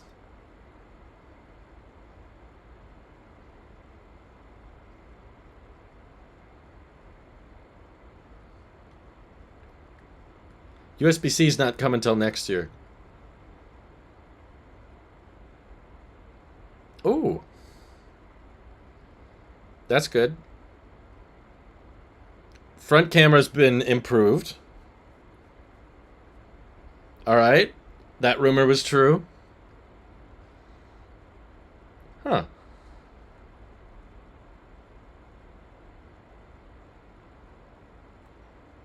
That's good.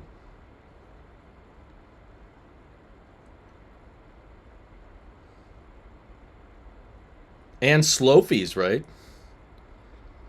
Everyone does slow fees.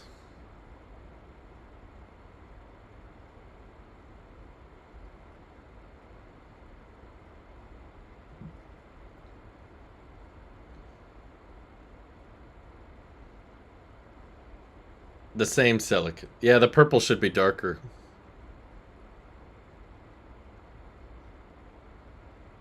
They always do this. All the pictures would layer them together. We take a bunch at once. Subtlest? Didn't realize that was a word. Oh my god.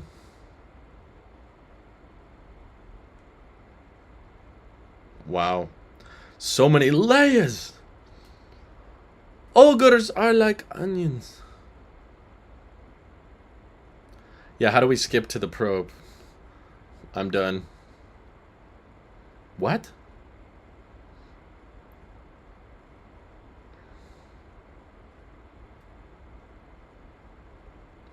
What did the star thing have to do with anything? Oh.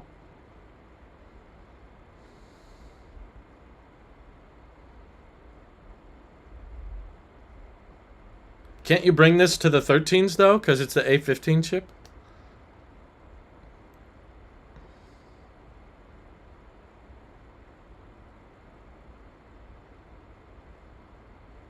Oh.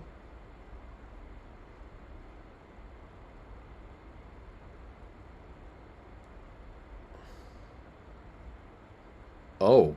Stabilization.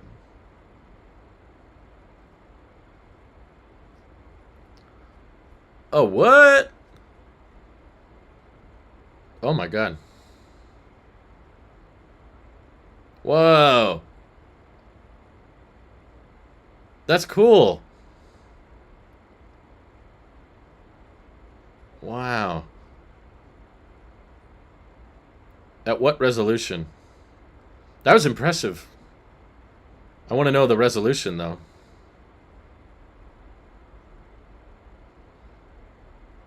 What about the prices? Oh, okay. Whatever.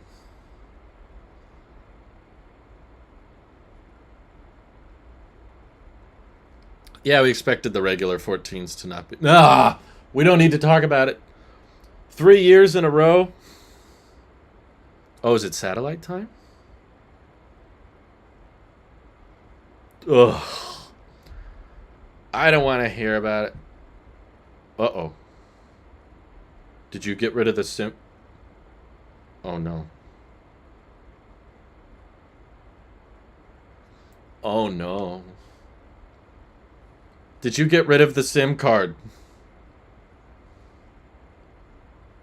Did you? Uh-huh. Mm-hmm.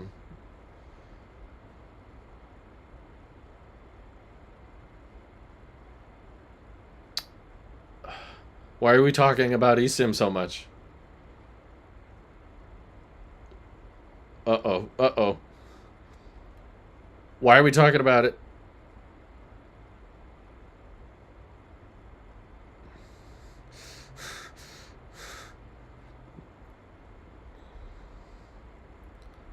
Oh no. What does it mean? Oh no! Oh god! Oh, they did it! Oh my god, they did it. On the US. Oh no.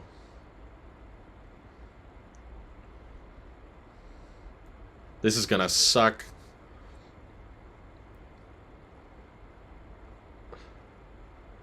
Of course it does. Oh no. This is gonna be interesting. Yeah, you talked about this. It was in the watch. No more SIM. Man, a bunch of carriers got to get their act together now.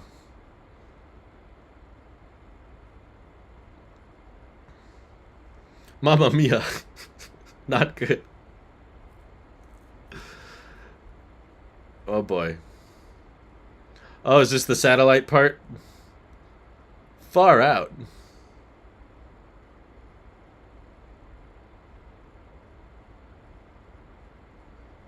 We don't know she's pregnant. That's rude. Here we go.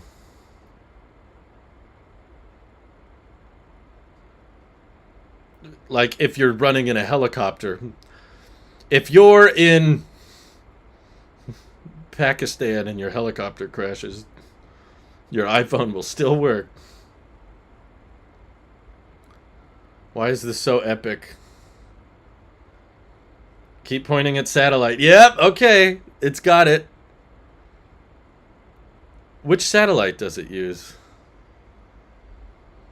I mean, Starlink will support this too, but it's cool that the 14 has its own version. Okay, so it's true. Stay where you are. Dude had a splint on already. I guess he brought one? The helicopter crashes. But they had an Apple Watch on. Via satellite. Okay. Global Star?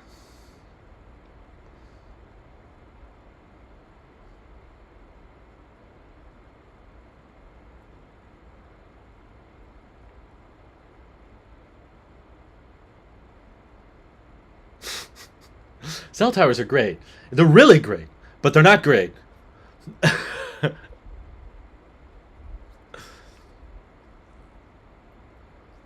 Whoa, we're flying away.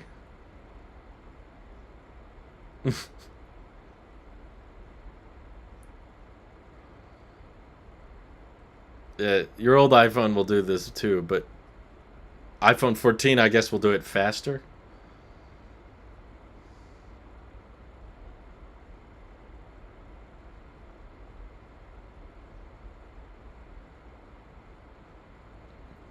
Hmm. Ew. Gross.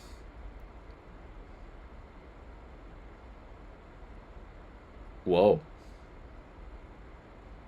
Rip flat earthers. Oh, it's got a little satellite icon. That's cool.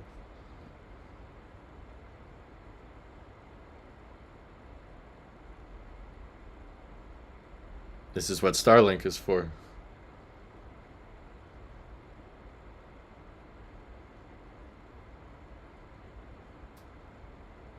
You have to point it.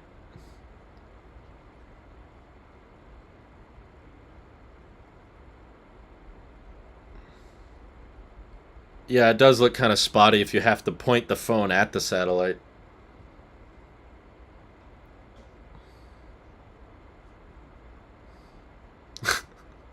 Can I just use that anyway?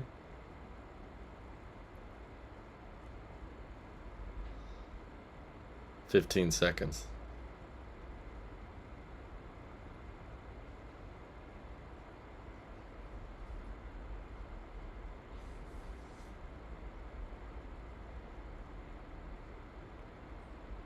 What's the emergency? Oh, I see.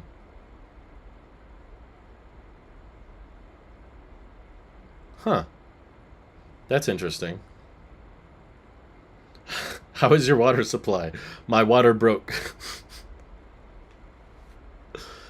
It's got to simplify all the text. Hurt, ow. Bang, ding, ow. Yes, this will save lives.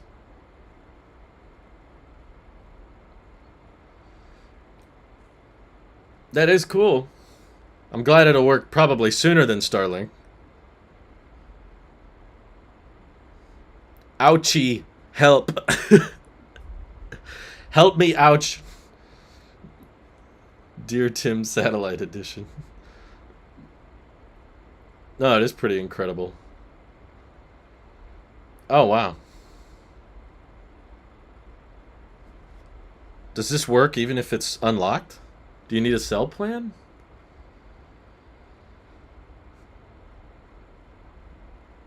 Is it an app? Oh. It's not free forever. You have to pay for it after 2 years. Oh no. 2 years with iPhone 14. Sorry, you're gonna die because you didn't pay for this.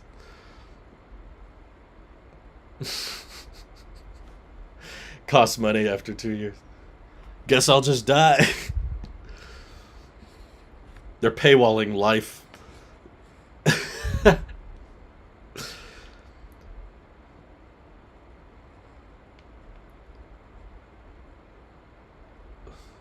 3 years later, forget to renew.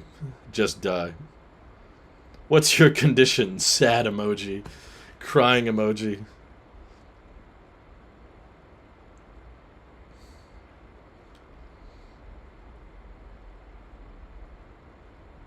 That's good.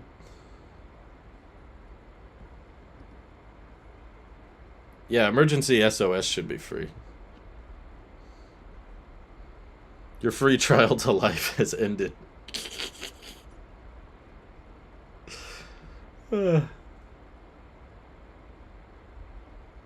Uh-oh. Hey, I've been there. That's cool. Bring it in. That's a win for the environment. Yep. 5-core GPU. They're really hanging on to that one. It should get more RAM too, but they don't talk about RAM.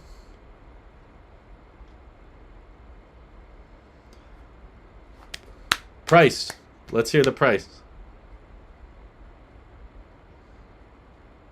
What? Why? Oh! Wow! $8.99 for the Plus. Dang. That's impressive. Wow. Better than I thought. Way better than I thought. That's with a special plan. It's probably $9.29 if you buy it unlocked.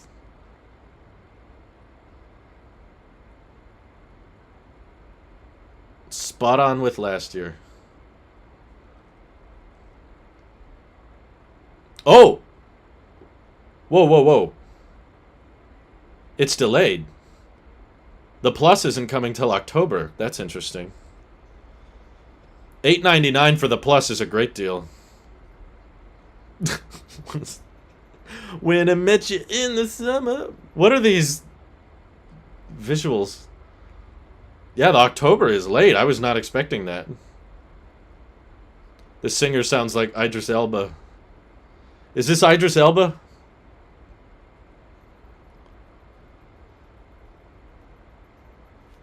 Yeah, the 14 Plus is gonna sell like insanely well. Idris, let's go. Yeah, are they keeping the 13 though? That's the real question. Action mode is cool. Why can't you bring action mode to the 13s though? You totally could. It's the same chip.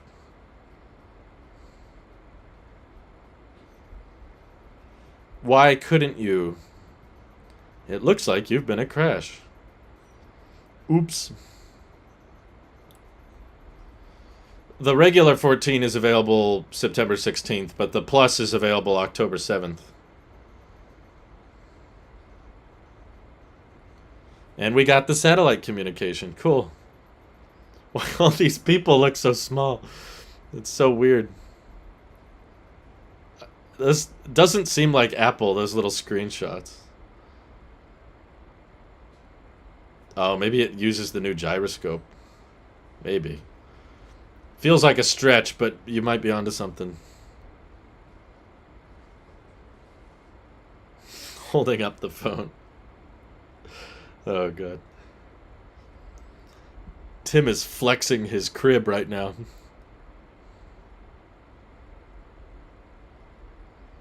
Tim, this shot is amazing. How many takes did this take? Innovative? Whoa, whoa. Purple! Purple, purple, purple, purple, purple. Purple. Yep. Okay, the colors might have been accurate. Thanos phone! Thanos phone! Oh, wow. Oh, there's the pill! Whoa. Oh, I like the animations. Oh, wow, wow, wow, wow, wow. Oh, that's so smart. Whoa. They baked it into a... What? How do you... what? You... Okay. Apple, that was frickin' smart. I see what they're doing. They turned the pill into a feature. It's actually like notifications and animations and stuff. Oh, wow. I did not think they were going to do that. That was really clever.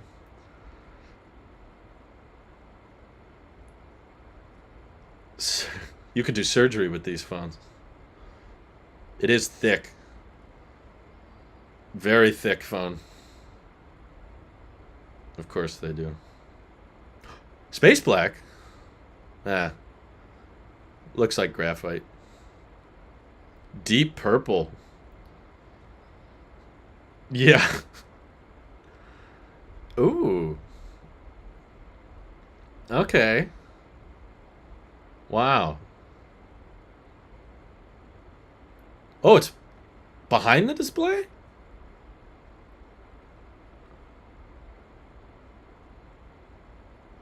There's so many.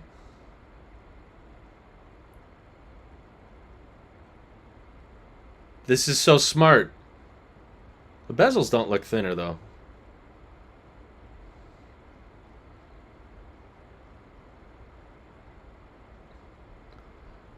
They need battery percentage turned on. It's a new touch bar.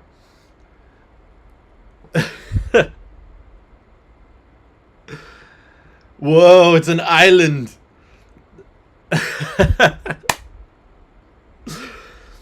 It's an island on your phone. Wow. That's so smart. They're embracing it. They're embracing it so much. Oh, wow. I love that. That looks so cool. It's so fluid. Oh, oh wow, the Face ID too. Oh my god. Whoa. That's so satisfying. Wow. That island is dope. Oh, wow. Huh.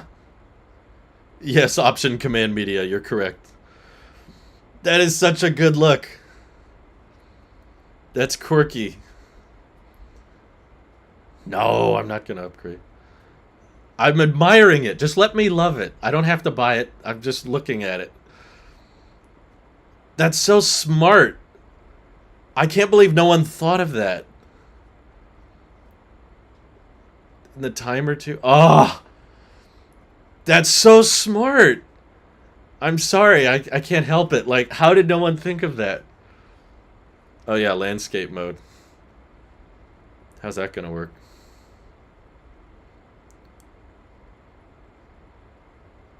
Huh. The island. The island. I'll try it out. I don't have to buy it. I'm just gonna try it.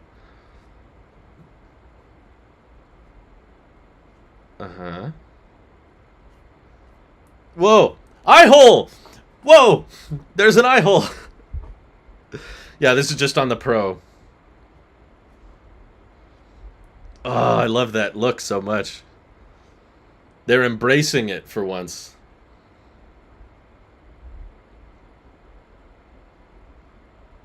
Huh. I love that.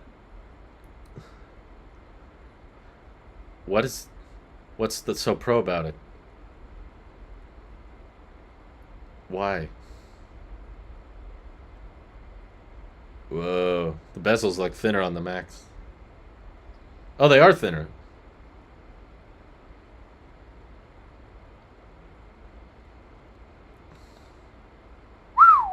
That's pretty bright. Huh. No, I'm not gonna do that. They said the borders are thinner. Whoa. Wow. Really? Of any phone? That's cool. Oh, always on. I forgot. Yeah. There it is. They have it. Wow.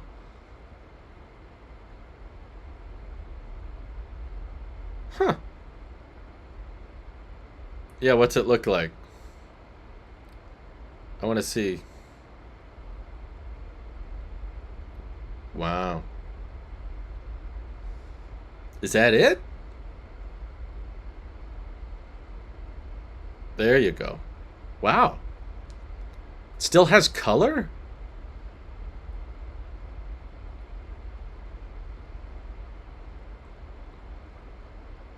Still a lot of content. It puts a little lock icon up there. That's cool. Oh, that's nice. Wow. Dynamic Island's impressive. I was shocked by that. Oh! There's A16. Finally. How many things? Display, huh?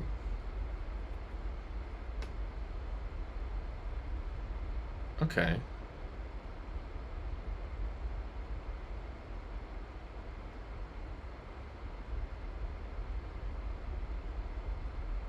Oh! They got the 4. Wow, okay. Yeah, I expect it to be.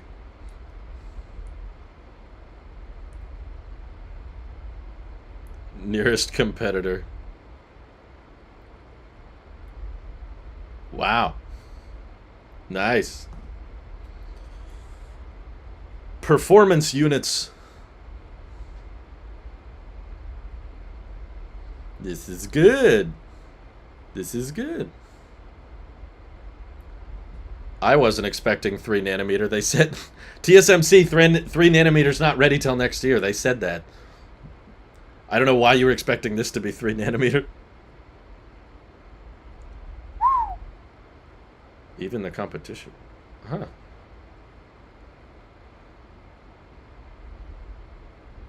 That's cool.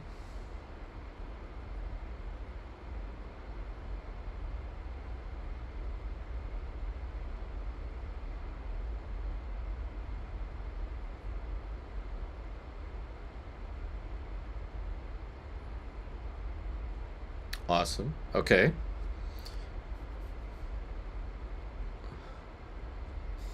You need a whole engine just for that. I thought the Apple Watch could do it at 1 hertz.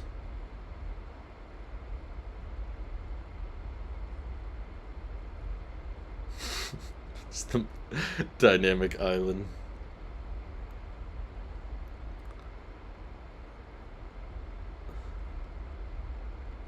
No, I like it too.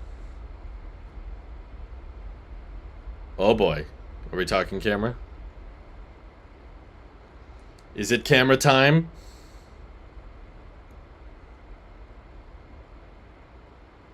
Oof. It's a big bump.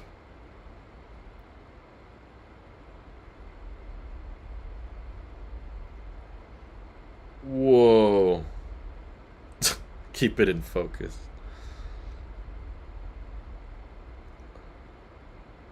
Whoa! Quad pixel. Is that the main sensor? Wow. Hmm.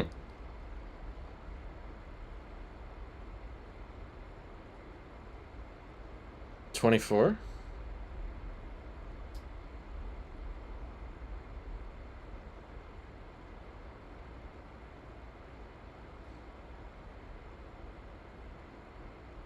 Hmm.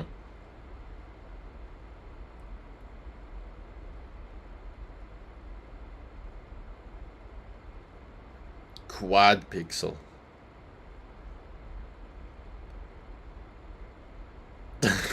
Camera has sold me already, says Mike. So it looks good. Okay, good.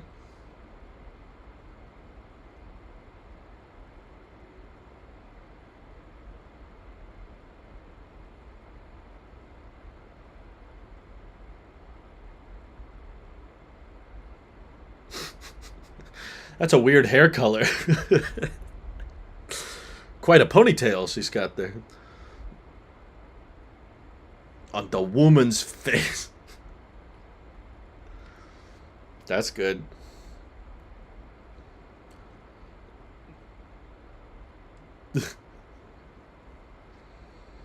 I don't think they'll announce the headset, but yeah, I like all the details too.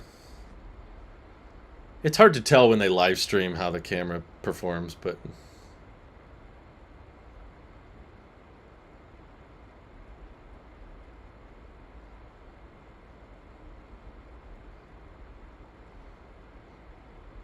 hmm. How do you do that? Oh, what? Well, you're just zooming.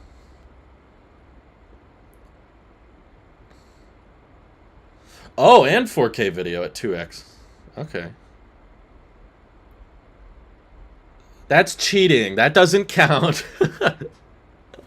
That doesn't mean anything. You're still cropping, though.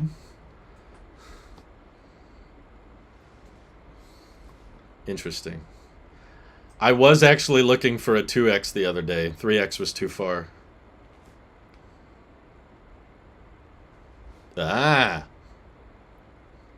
Raw. Periscope lens is next year.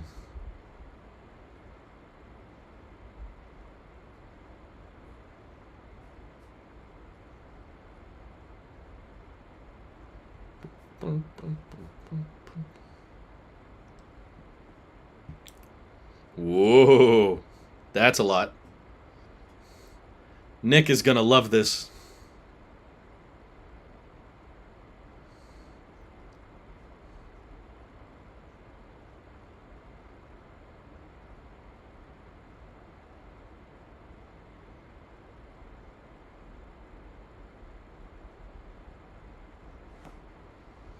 These models are so bizarre. Like, there's a price increase. Trust me.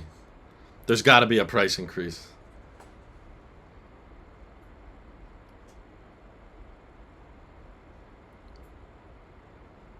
Why isn't he wearing the Ultra watch?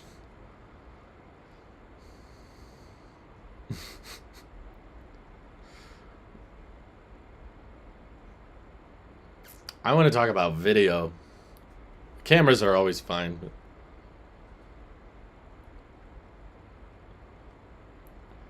48 megapixels for continuity camera. What's different? Oh, okay.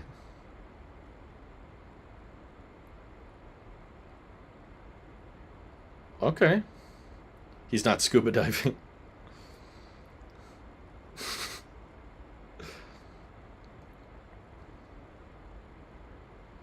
Katie did the bug. Cody got bug.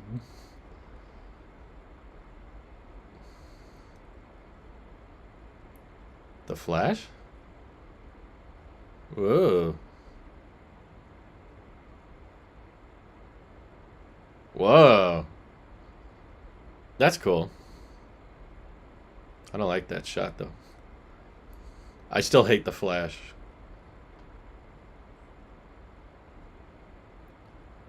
Ooh, all of them. Up to. Up to, that's the thing.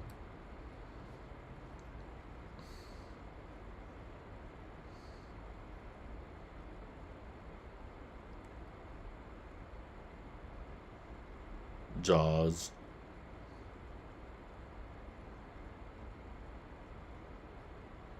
Here we go. Here we go.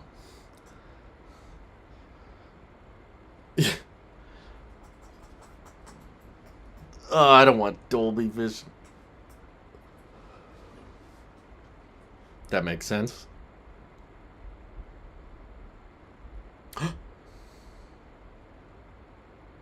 Still? Not 60? I'm glad it's 4K, but I was hoping for 60 by now. Come on.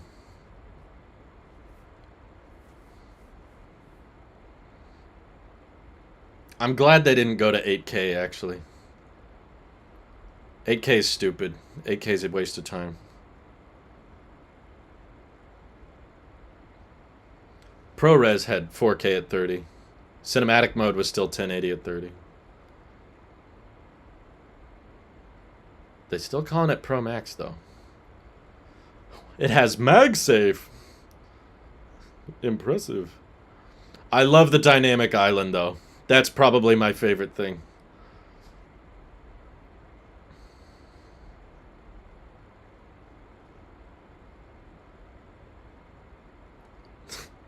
Recycled gold. How much gold is recycled? Yeah, I don't think there was any battery improvements. It's the same battery as before. They didn't say there was longer battery life than before, so I'm guessing the same battery. A Thanos phone. You gotta wipe those lenses all the time. That's for sure.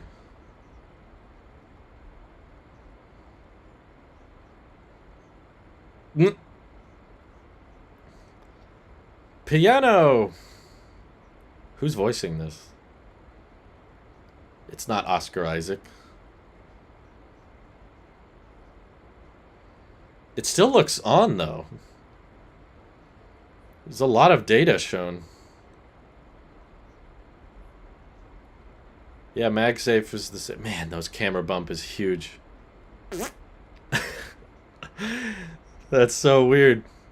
Whoa. I'm sorry. I just think that looks really cool that they embraced it like that. What? Airdrop too? Whoa! It shows the progress at the top. Billie Eyelash. I love the little island thing. Ugh.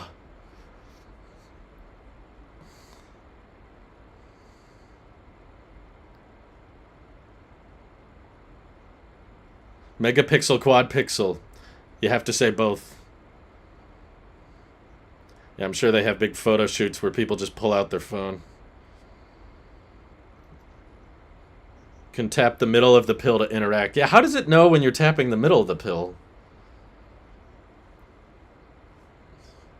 No, it still has LiDAR. Did you not see LiDAR?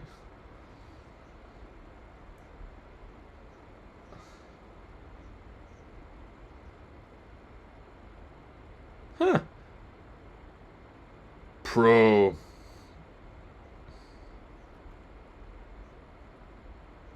That's a lot of data. My gosh.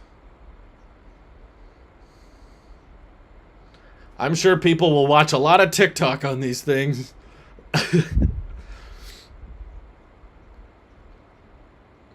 They haven't talked about storage, though.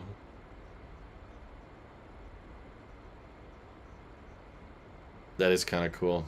I like action mode.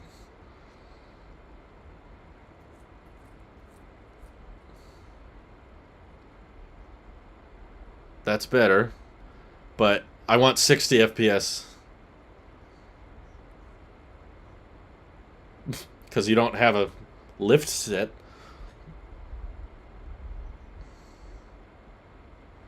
Sauce via satellite. Gonna cry because there's no 8K. I don't think it needs 8K. 8K is a waste of time. Your fingertip is longer than the pill. Speak for yourself.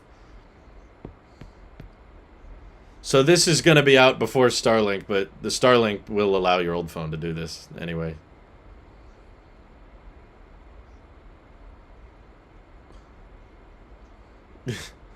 Shut up, Chad Martin. Shut up. 8K is stupid. Sussy satellite. I just want a video of a car crash with your iPhone mounted. And yeah. It's just the dynamic island changing back and forth and the phone's just flipping and flipping. 60 FPS isn't cinematic, though. I don't get... You don't get to decide. Technically, neither is 30, but they let you shoot at 30. Rip Apple Car. Apple Car confirmed.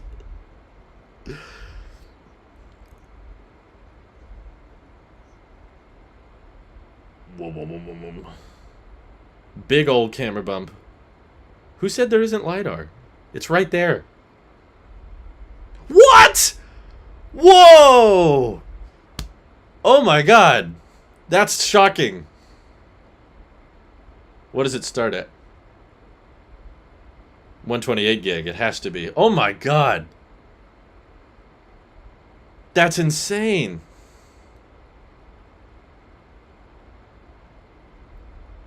Wow. They kept the 13! And they kept the 12! Whoa! The price is better than we thought! There's no price hike! Oh! Oh my god! What a relief! That's amazing! I'm so grateful there's no price hike. Oh my god, the 13 and the 12 lives. Wow. The pricing was so good.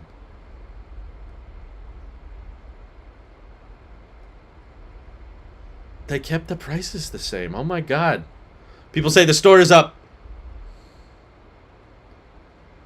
It's time to order. Can you order the Ultra now? I want the Ultra. Yeah, you can. You can order the Ultra. You can order it right now. Oh, I gotta pick a band. They're all weird. 49 millimeter. It's a 49 millimeter. I'm ordering it right now. Oh, and AirPods. Are those available? Should I check out together? Not yet. Okay.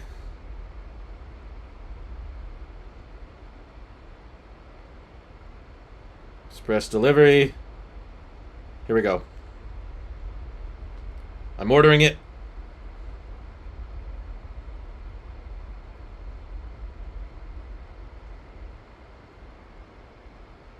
Crash detections. I ordered the watch.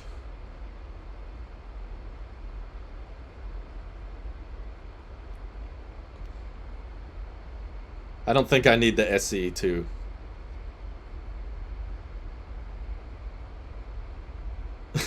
Such long pauses.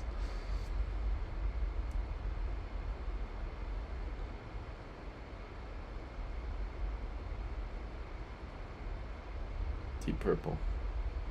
It still starts at 128 gig.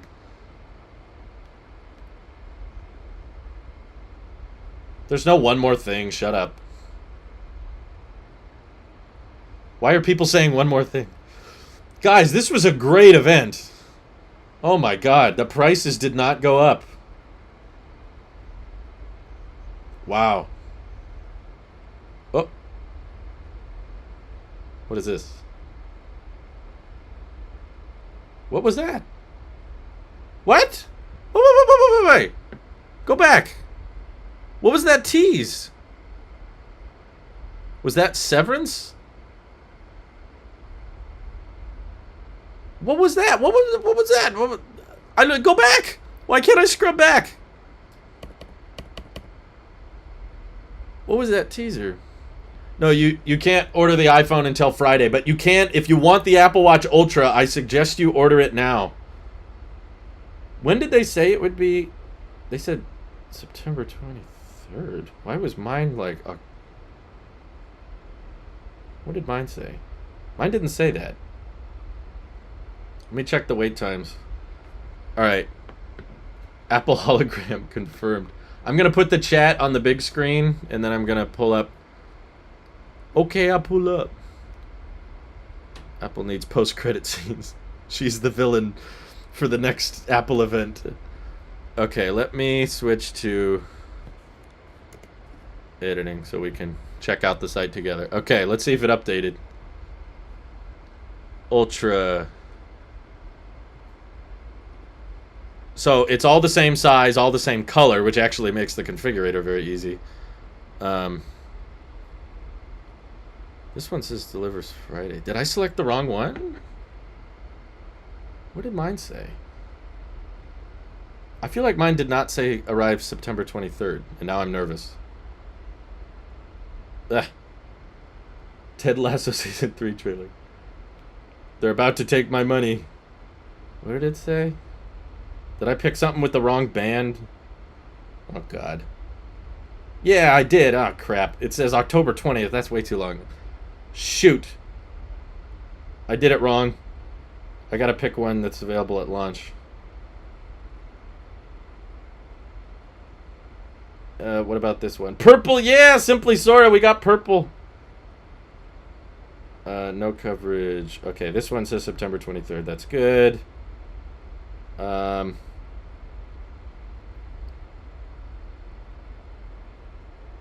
see.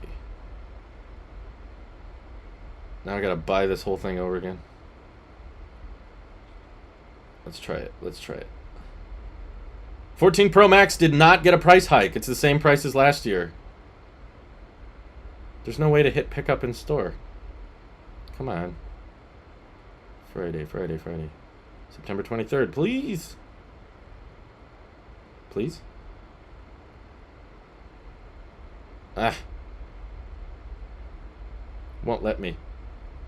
Glad they brought back Silver. I hated Starlight. There's still a lot of Starlight. Okay, I ordered 2 on accident. I need to cancel one. Thankfully, they make that pretty easy. October 20th. I'm going to cancel the one coming next month. That's way too long. I guess I picked some watch band that wasn't available. Weird. Okay. Let me open the app again. So this one's available at launch. Price was way better than I expected. Where's the custom action button? It's on the side. Did you not see it? It's right here. It's orange. And it's remappable. The 14 Pro starts at 1,100 pounds in the UK. Well, that's inflation for you. My God. iOS comes out Monday? Did someone say that? I didn't see that. 13 mini and 12 are at the same price. Ooh. Look at this. I'm so impressed with the pricing, honestly. You can't order the AirPods yet. When does iOS 16 and iPadOS 16 release? I don't know. Does it say? Twitter has got a lot of updating to do. Oh, there was a Severance Season 2 teaser. I see. 14 Pro Max, same starting price. No folding screens, no blazing fast charging. Oh well, Marquez. That's not why people buy iPhones. Okay. Apple kills SIM card. Yeah, that's a bummer. Orange band ships soon. Most excited for the AirPods Pro 2. Yeah, I'm glad there was not a price hike. Awesome prices indeed. In Sweden, all iPhones are at least $200 more expensive. I think, did they include the sales tax in Sweden? Because they don't include them here. So that doesn't count the actual price. So they don't have the 12 listed there, but it's up here. The iPhone 12 now starts at $599. That's pretty good. And the 13 mini starts at $599 as well, like you said. So $600 for a 13 mini. That's not bad. They did not give it 8K video recording, but I've always been against 8K. I've said that it's pointless and it's unnecessary and it doesn't make that big a difference. So I'm fine with the fact that they didn't add 8K. I was actually worried they were going to try to upsell people with that. I love how they put a new tile just for Dynamic Island. It is pretty dang cool, though. You got to admit. Oh, let's do the compare page. Where is it? You guys can see this, right? Okay. We'll compare side by side. Anything else you can order today? I think just the watches is all you can order. People say the Pro Max is $20 more than last year. Really? I was told that Mint Mobile has eSIM now. Someone told me they set it up. Okay. Let's compare. 13 Pro Max. Not even sold anymore. Dynamic Island. Oh, it does say it's longer. 29 hours of video playback versus 28. So it's a little bit better. A 16 chip. Same storage configurations. Always on display now. Is it heavier? Yes. Just by a little bit. Actually, no, it isn't. Just a tiny bit. 8.47 ounces versus 8.46. That's actually pretty close. Oh, yeah, what's the battery life on the Plus, too? 26 hours? What are they talking about? Why did they say the 14 Plus has the best battery life of any iPhone when they literally admit right here that the 13 Pro Max goes 28 and the 14 Pro Max does 29? Yeah, Nexus says currently on eSIM on Mint. There you go. What was the glitching thing at the end? I think it was just an Apple TV Plus teaser. They did remove the 12 mini. The 12 mini is gone. Okay. This is cool. I'm glad the weight's not too much more. What else could we check? ProRes video recording at 4K at 30. Cinematic mode now supports... Wait, is it restricted to 128 gig, though? Yeah, it still is. That hasn't changed. 1080 at 30 for 128 gig capacity. Cinematic mode, 4K HDR. And we got action mode. Front camera's improved. Cinematic mode. Is that 4K? Okay. Emergency SOS via satellite. Let's get power. 95 hours audio playback. Video playback streamed is the same. It's just offline video playback that got 1 hour better. So basically nothing worth mentioning. United Kingdom had price hike, £100 up. I'm sorry, Shadid.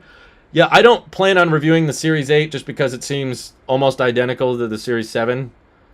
And same thing with the SE2. There's not really that many differences, but it's cool that it got a price reduction. That's rare. Dual SIM. Nano SIM and eSIM. Yeah, they dropped the physical SIM cards. How is Europe going to charge their phones? I don't know. The same way they usually do? Longest battery on an iPhone isn't a lie. What? It is a lie, though. What did you see, Josh? iPhone versus iPhone Pro. Oh, it's because they're not saying it's the longest battery life on an iPhone Pro. That's a different thing. Yeah, Series 8 is basically a Series 7 reskin. Wasn't terribly interested in all. What did they add with the Series 8? I mean, I wasn't expecting much because I know the Ultra was the big update, but oh, this is cool. The website looks nice. Crash detection and body temperature checking, which I guess is mostly helpful for women. That's a clean look, though, I gotta admit. That's a very clean looking watch. Still durable. WR50. Okay. Sensor looks mostly the same. Sleep tracking is the same as before. Low power mode is cool, but that's coming to Apple Watch's Series 4 and later. Temperature sensor and crash detection are the only new things in Watch 8. Yeah, and I think technically they call it an S8 chip, but Pro Max has Bluetooth 5.3. Oh, really? Did I miss that? Cool. So yeah, there's hardly any hardware changes on the Series 8. 18 hours of all-day battery life with up to 36 hours with new low power mode. I need to read the fine print on that one. So this is the new lineup. All of it's new. The SE is even cheaper now. Series 3 is gone! Woo! Finally! There's no Series 3. Oh, what a relief. It is so nice looking at this lineup without the Series 3 anymore. However, the Apple Watch Ultra is kind of ugly. I gotta admit. But it feels intentionally ugly. Price hikes on everything in UK. I'm sorry, United Kingdom. I'm sorry. Are you staying true to not upgrading your phone this year? That's the plan. That's the plan. Although I do kind of like the dynamic island. Always on 2,000 nits. That is freaking bright. My God. Okay.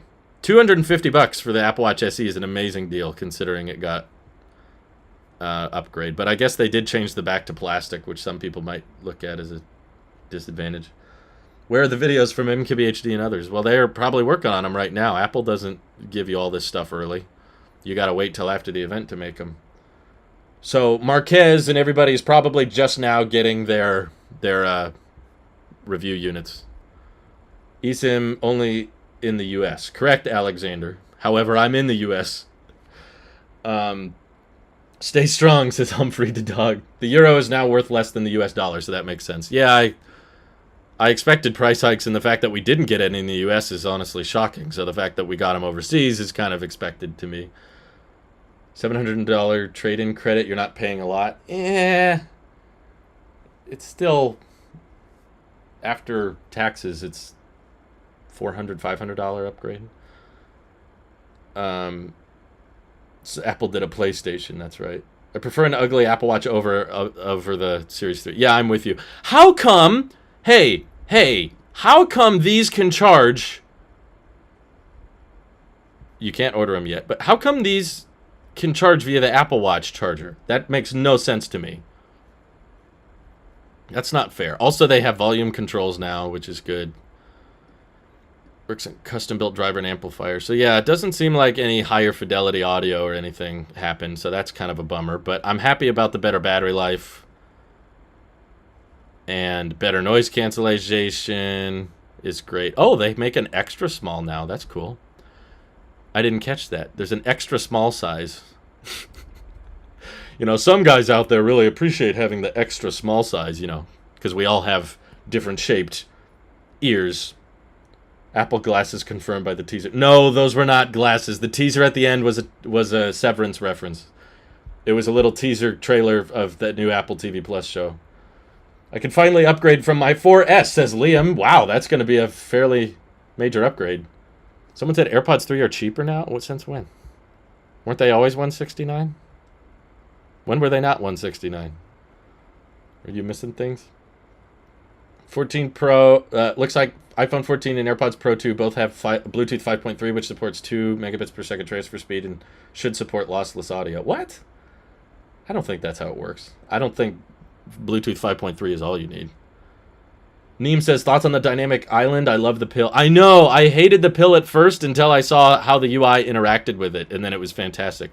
I love the volume control on the stem. That's awesome. Adaptive EQ is great. Hey, Alexander, thank you so much for your very generous super chat. Someone said they were 179. Really? I thought they were always 169. Huh. I guess I'm holding on to my Series 5 for a minute. Wish they came out with the flat design. Nope. That's all just fake leaks. Don't trust the flat design people. How did it show it on MagSafe? With an Apple Watch or MagSafe charger. What? How does that work? I did not realize AirPods Pro was their most popular model. Did you guys know that? Okay, I sit corrected. AirPods 3 got a price reduction. That's nice. I'll upgrade my Watch 6 and perhaps AirPods Pro. Yeah, at some point. I have no idea what color 14 Pro Max to get. I'll admit, I kind of like... I don't love it, but purple's better than the blue, in my opinion. That purple's a nice accent. View pricing. Flat watchers are the new flat earthers. Like flat earthers. I need a flat watch. I need it. Yeah. That purple's really dark. It's kind of cool. But yeah, I love the floating island thing. They call it space black. It looks exactly like graphite. Wow, the lenses are very separated. You notice that? There's a lot of space in between the lenses. This almost looks like a bad dummy model or something. Does Apple sell the AirPods Pro lanyard? I don't know. That's a good question. Let's look. I don't see one. Unavailable. Okay, so same battery life as AirPods 3rd Gen, which was good. I'm happy about that. 30 hours total. It's just the active noise cancellation. That's it. Black doesn't look black to me. Black still looks gray. Can go back to compare. Compare it to 13 Pro Max. This is what I have. Okay, it's a little darker. It's not quite as matte black as I want it to be. 45mm bands work with the 49mm Ultra Watch, by the way. What? Since when? Where did you see that? I do wish the purple was just a tiny bit brighter, but I still love it. Yeah, it's pretty dark, actually. Extreme has Bluetooth 5.3. What? Joshua, I appreciate the super chat, but I'm not getting enough information from that message. What do you mean, the Extreme? The iPhone 14 Pro bezels thinner or same? They said that the Pro bezels are thinner than the 13 Pro, but I think it's very slight. It's not a big difference. Thank you for the super chat. Ivan, I need to check watch band stuff now. I can't decide between purple or silver. I think silver will age better. Yeah, Mike wants the silver 14 Pro as well. Golden Face, thank you for the super chat. Looks like watch Ultra bands will fit other watches too. What? These are $100 watch bands. Jeez. What is it? The Trail Loop, Alpine Loop, and Ocean Band are designed for Apple Watch Ultra and pair best with the 49mm case. The bands are also compatible with 44 and 45. Wow, okay, you're right. Interesting. So the bands aren't that different, even though it's a 49mm watch. Whoa, look at that back. There's like big old screws on it.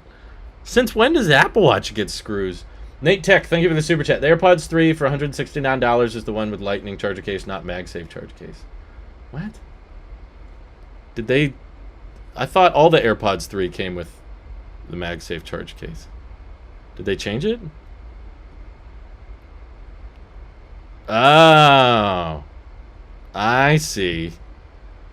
They started manufacturing a version of AirPods that doesn't have... AirPods 3 that doesn't have the wireless charging case. I see. Thank you for clearing that up. Thank you. Go to the Apple Watch strap and click on the size guide. Interesting. So the new Ultra bands still work with your old watch, which means I assume then that you can use your old Apple Watch bands on the Ultra, even though it's a 49mm. That's cool.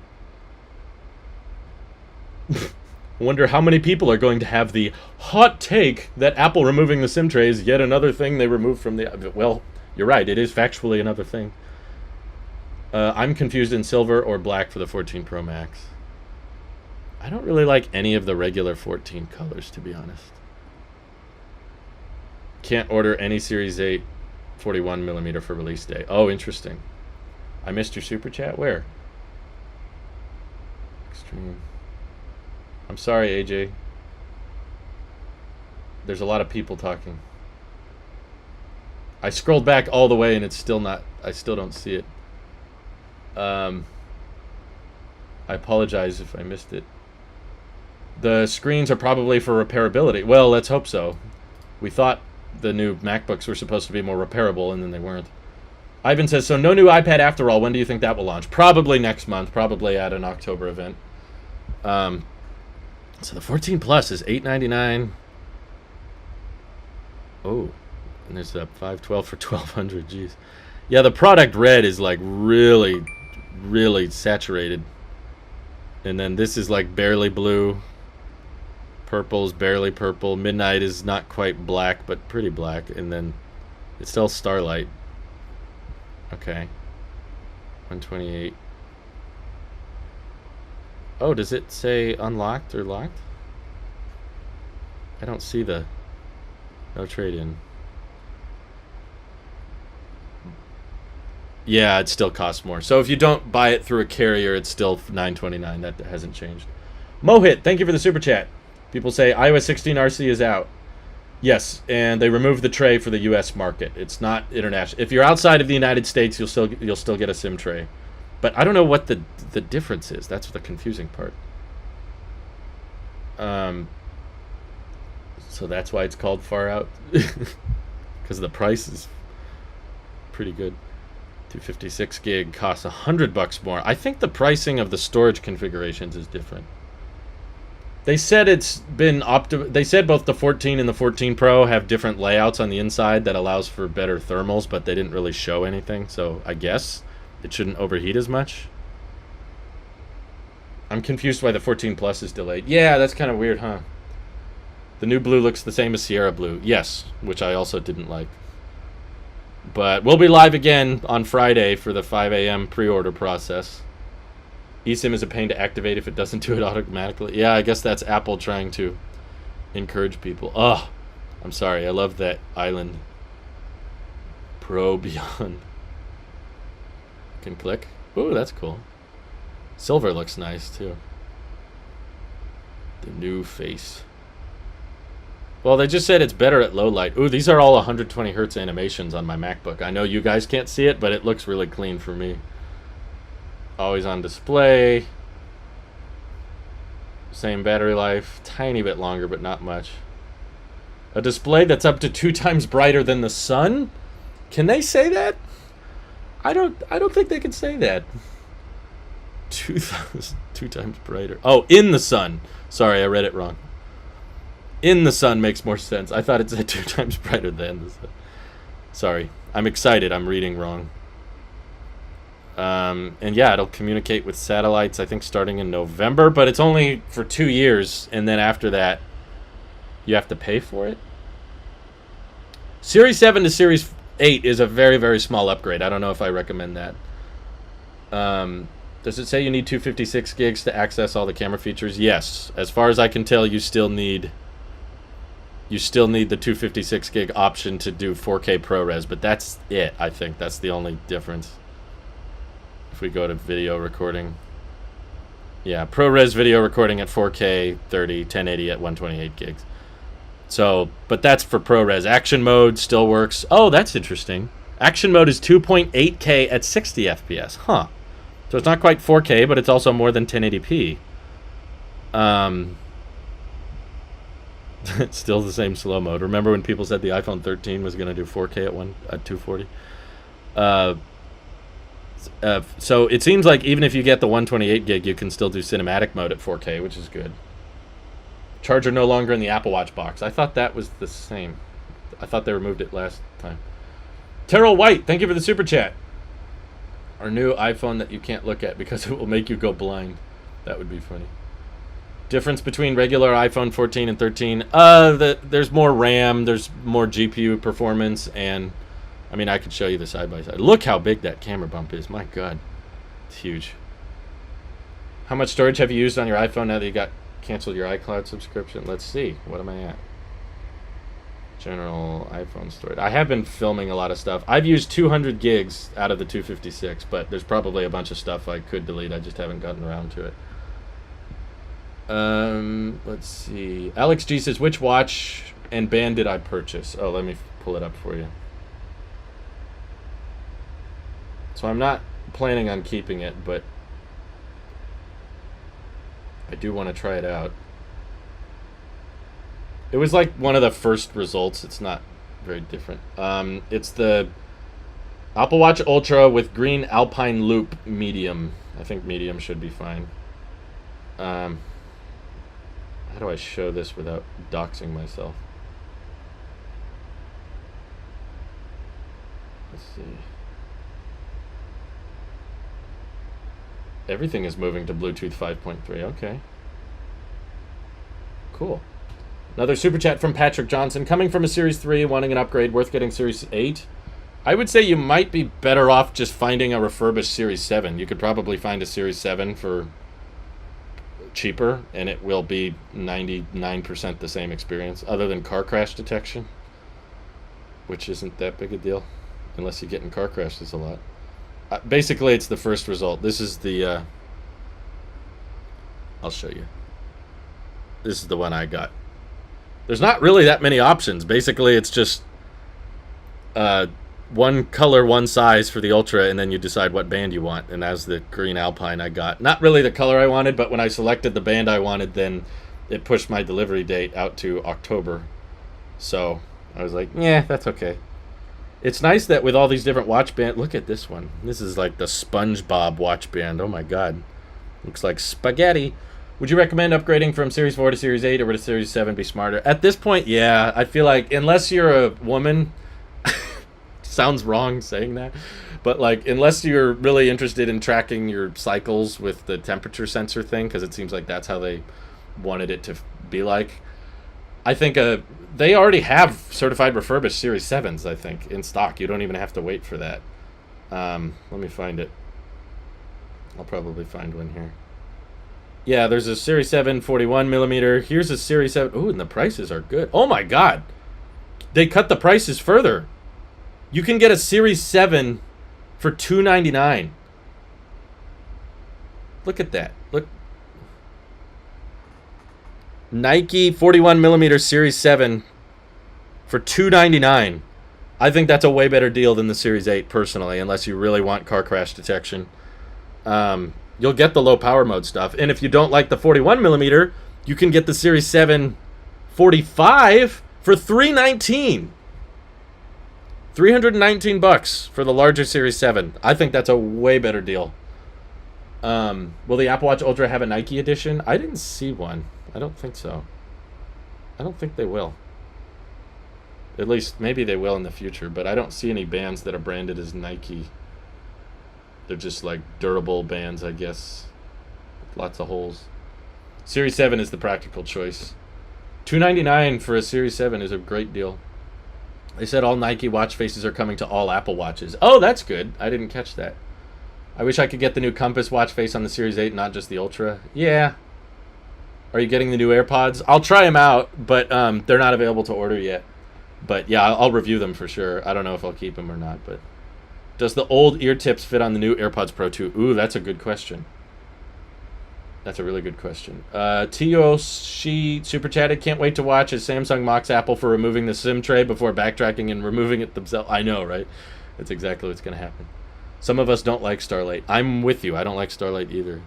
How would we check if the new AirPods Pro accessories are the same size? Well, definitely not extra... Well, maybe it does work with extra small. Bluetooth 5.3. That's good. I didn't really talk about... Jeez. All the compatibility. As far as I can tell, they should work. Maybe I need to go to the overview page. I drive 300 to 500 miles a day for work, so I feel like I need one of these new products. If that'll help. Series 7 45mm is just $329 on Amazon. There you go. DTOM420 says, if you don't want to be locked permanently to one carrier, do you have to pay more for an iPhone 14 Pro Max? I heard some people mentioning that. They used to do that with just the regulars, but now I think people are saying they're doing it with the... Is there a vapor chamber? They didn't say. They said that they just rearranged the internal layout. No trade-in. Buy. No, I don't see a price hike here. Connect to any carrier. It's still $11.99. Is it just when you give the base option? Yeah, it's $1,099. I don't see any change there. Apple iPhone upgrade program. This is still $99 for the Pro. Yeah, still $9.99, whether you get it with a carrier or unlocked. Let's see. The tips on the store only say for 2nd Gen Pro, doesn't list 1st Gen. Oh. Interesting. Okay, so maybe they did change the connection. Where's the frickin' accessories page? They said something about improved thermal management, which might be a vapor chamber. It could be, but they didn't explicitly say that. Knowing Apple, I wouldn't be surprised if it's not that.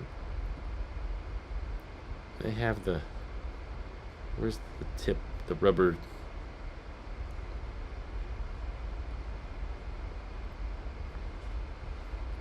Where do you find those? Can't find them. It's the upgrade every year option, right? Yeah, people are saying the prices are higher in India. Prices in Germany have risen. Makes sense. The euro is weakened. Tips on the store only say for 2nd Gen Pro. Where did you find the tips? I don't see them. Where did you see those? Okay. Benjamin, thank you for the super chat. Apple Watch Ultra is a disgusting name. It should be called Apple Watch Expedition. I'm sorry, Benjamin. I appreciate the donation, but I disagree with you. I'm all in favor of the least amount of syllables, and Ultra is very quick and it rolls off the tongue, and it's easy to know what you're referring to. I don't want to have to say expedition every time I refer to the watch. I like Ultra. They've already started using Ultra. So if they're using it already, might as well be consistent about it with the other products. Do the Pro models still come with a SIM tray? I don't think so. I think they've expressed that in the US they're doing eSIM only. Yeah, I don't see one. Do you? I don't see a SIM tray. Yeah, that's an antenna. That's not a tray. So yeah, I don't see it on the Pros either. $50 increase in Australia. I think the Apple Watch Ultra looks bad too, but I think it's intentionally looked bad. It's not trying to be pretty. The price increase overseas is also due to Apple keeping the SIM tray outside the US. It's also why there's no price hike here in the US. What? Keeping the SIM tray means that it has to cost 150 pounds more? That doesn't sound right. Verizon introduced One Unlimited for iPhone with Apple One. Okay. But you're also with Verizon, so that sucks. Samsung put out right after the iPhone event. No, we did that last time and it was stupid. It's like, okay, Samsung wants attention. Get over it. And I'm not going to give it to him. I don't need Samsung. I watched the last Samsung ad you guys told me to watch and it was dumb. Canada has no price increase and has a SIM tray. Well, there you go. Where's the innovation these days? What did you want innovation-wise? The phone is literally communicating with satellites now. What more innovation? Like... What they put the true depth, they put some sensors underneath the display, just not all of them yet. Innovation for the sake of innovation is so pointless. What do you want? A foldable phone that will break after a year? Wow, so innovative. Great. Haziel says, I'm trying to stop myself from getting the 14 Pro based on rumors what features would be worth waiting for the iPhone 15 Pro until next year. 15 Pro, see, here we go. We're already talking about the 15s. Expedition has already been taken as well. There's rumored to be USB-C as well as a periscope lens. So the telephoto lens might get improved. That and Type-C, which is a pretty big deal. So I'm not sure if there's other things as well. We just haven't heard about them yet, but that's currently what we know about. No price in Dubai is the same, even though it has a physical SIM card. Yeah, so that argument doesn't work. If you pre-order on September 9th, when will you receive your phone? The 16th. That's what it says. It'll be in store, available starting September 16th, and you can order it on the 9th, which is in 2 days. Coin Kid, thank you for the super chat. Do the cases for the 13 Pro work for the 14 Pro? No, I don't think so, because the camera bump is bigger. It's quite obviously bigger. So, yeah, I don't think the cases are compatible. Did they go down on price with the AirPod Maxes? What? No. What's that miss? No, they're still $549. 45mm stainless steel Apple Watch Series 8 costs nearly as much as the new Apple Watch Ultra. Stainless steel should get a price drop. Well, they just have thicker margins on those, but I think the Ultra is honestly not a super appealing design to a lot of people. So a lot of people might want a steel watch that has a sapphire glass, because the aluminum Apple Watches don't have that, but they don't want this, you know? They don't necessarily want a big, clunky, ugly Ultra. They want something clean and basic. So I think this is a really strong lineup, though. This is a good look. No, don't do trade-in with Apple. It's a scam. You're better off just selling it. $350 price hike for the Pro Max in Europe. Oof. They no longer make a titanium watch. Yeah, they do. It's right here. This is it. The Ultra is titanium, but yeah, they don't make a edition. There's no more Apple Watch edition. I think there's still a Hermès. Yeah, it's right here. So you can still get the Series 8 with Hermès, but again, it's very similar to the Series 7. I love the Ultra. My stainless cost $800 last year. Yeah, me too. I'm starting to think we will never get a one more thing again. We will. It's just, if they did it every event, it wouldn't be fun. I love the utilitarian look. Yeah, it's a style. It's not everyone's style, but it is a look that some people appreciate. Apple played it smart to keep pricing across the board close to the same. Yeah, I'm impressed with that, personally. I did not expect that to happen. You pronounced the name right on the first try. Wow. Really? Hasiel? Hasiel? Hasiel? I don't even remember how I said it. They're bringing the Nike faces to all watches. That's great. I'm happy about that. Thank you. Okay. Is there any things I should know before I start recording? I think I need to start doing the recap video. iPhone 14 Pro is even more expensive in India now. Yeah, that's what I thought. I'm pretty sure it got more expensive everywhere other than the US.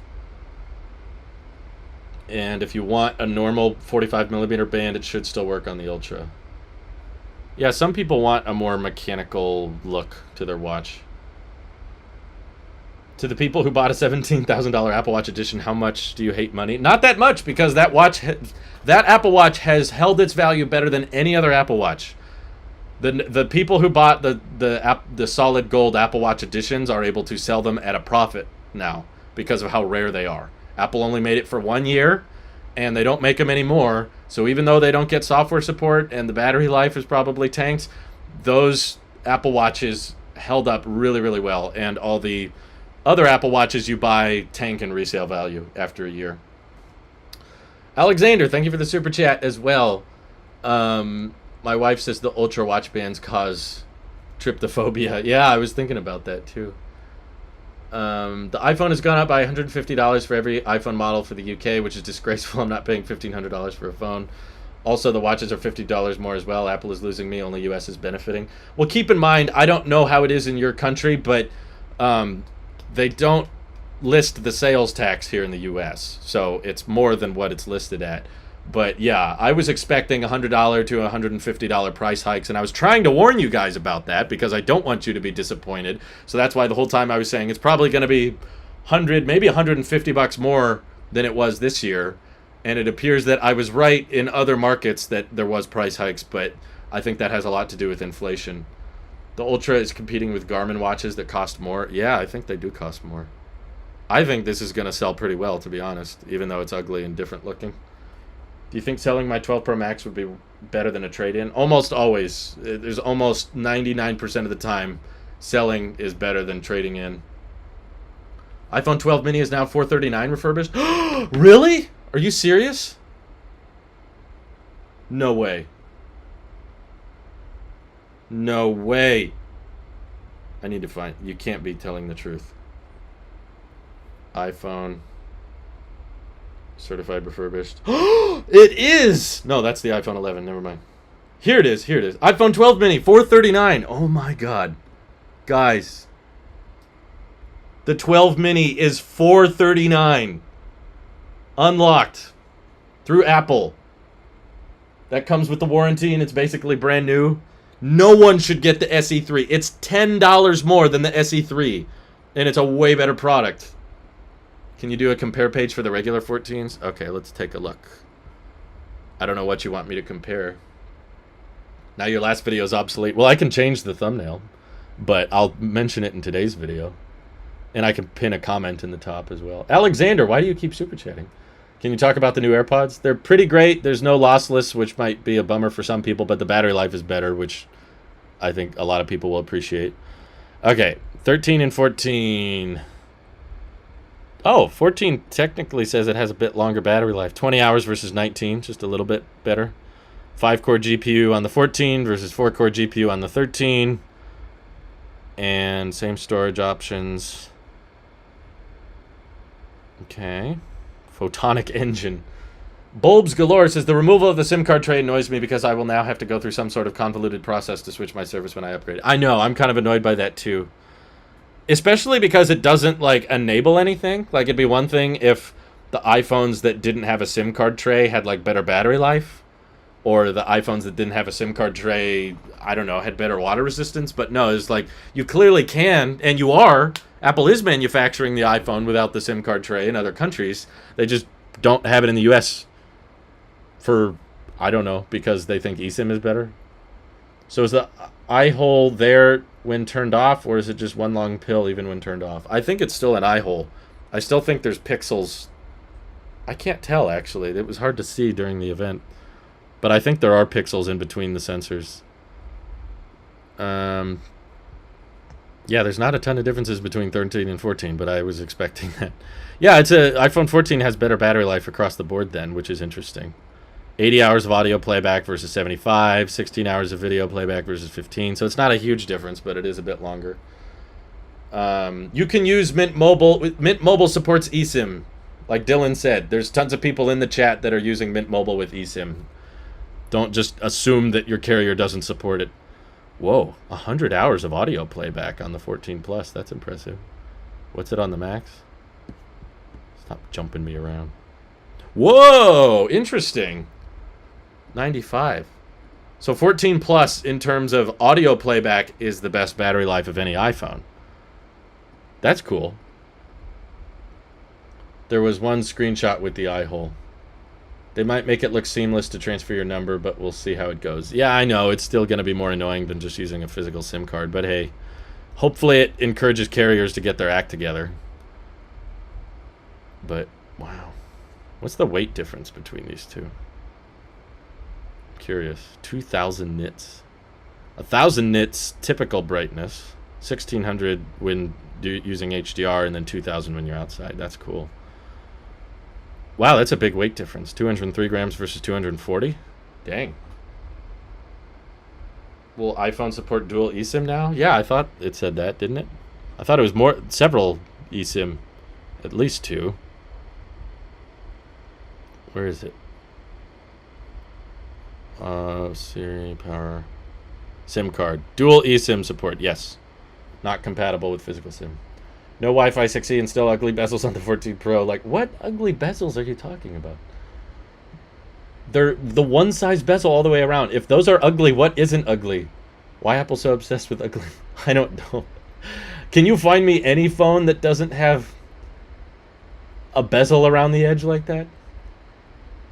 I thought they were going to reduce. Also, no vapor chamber. It could have vapor chamber cooling. They just didn't mention it. They said that the thermals have been improved. I don't know what specifically you want about a vapor cooling. The point is that it's easier to cool. Before you could have one real SIM card and one eSIM, so now you can have 2 eSIMs. Correct. Isaiah, thank you for becoming a supporter. Depending on where you live, sales tax can be as high as 11%. Correct. There's some states with very high sales tax. Will we get SIM card slots outside the U.S. market? Yes. I don't know how else to say that. If you're in the U.S., no. If you're in the U.S., you don't get a SIM card. If you're out of the U.S., you do get a SIM card tray. Counties and cities can add up their own tax on top. Are you only buying the watch from this event? I'm going to review basically everything they announced. I don't think I'll get the 14 Plus because I kind of already know what that's going to have. I'll review the 14 Pro Max. I'm not upgrading to it. I'll review it, and I'll review the Ultra, and I'll review the AirPods Pro 2, but I'm not sure if I'm going to keep either of them. It appears that the 64 gig 12 minis are sold out in the refurbished store. Whoops, that was quick. iPhone 14 Plus probably has better audio playback because the Pro doesn't have the advantage of LTPO. Oh, right. Because, yeah, the regular iPhone 14s are still 60 hertz. So everyday consumers, I don't think are going to care about that. Tech community is going to lose their minds that there's a $900 phone with 60 hertz. But someone said in Dubai the phones are like $25 cheaper. Do you pay sales tax as a tourist? Yeah. Maybe it'd be cheaper to fly to the U.S. But no, you pay regardless of where it is, of where you come from. They don't care where you come from. There's still sales tax. Omer, Clivis, thank you for becoming a channel member. Any limitations between the 128 and 256 like last year with the cinematic video? No. Last year, the only difference between 256 gig and 128 is that the 256 gig could do ProRes at 4K. And this is still the same situation here. If you buy the 14 Pro 256 gig, you can do 4K ProRes. If you buy the 14 Pro 128 gig, it's 1080p ProRes. But 4K cinematic mode is available on either storage configuration. I have my SIM card for years. Traveling aboard, SIM card changes aboard. Yeah, I know. Abroad is what you meant. Sorry. Yeah, if you're traveling a lot, eSIM is kind of annoying. Pre-orders always start, at least in the past few years, the pre-orders always start at 5 a.m. So 5 a.m. Pacific is when pre-orders for the iPhone 14 and the AirPods will open up. Would you recommend getting a Pro Max from a regular Pro? That's entirely up to you. I mean, I don't know how big your hands are or what your budget is. Depends. Do you like big phone or small phone? That's what it comes down to. There are states such as Oregon that don't have sales tax. That's true.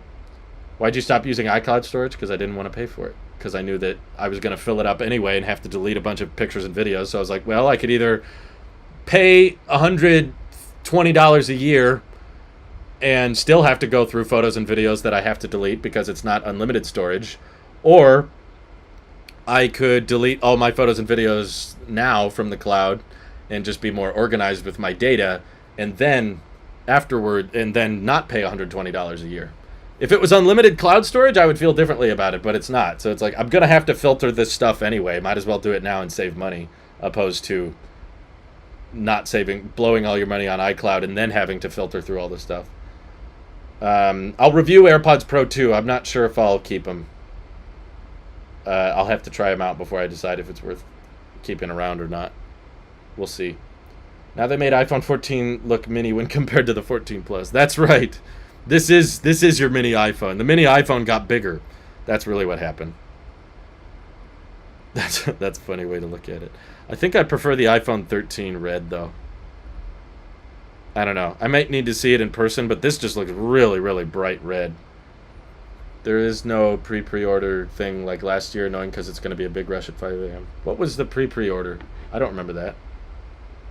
Which do you think is the better, iPhone 14 Plus or 14 Pro? Again, there's not... Why do you guys keep asking these questions that are clearly subjective? It depends. Do you care more about the camera? Some people may hate the 14 Plus if they don't like big phones. If they want a small phone with a good camera, the 14 Pro. If you want a big phone with a big battery life, then 14 Plus. That reminds me. Let's compare battery lives of these two.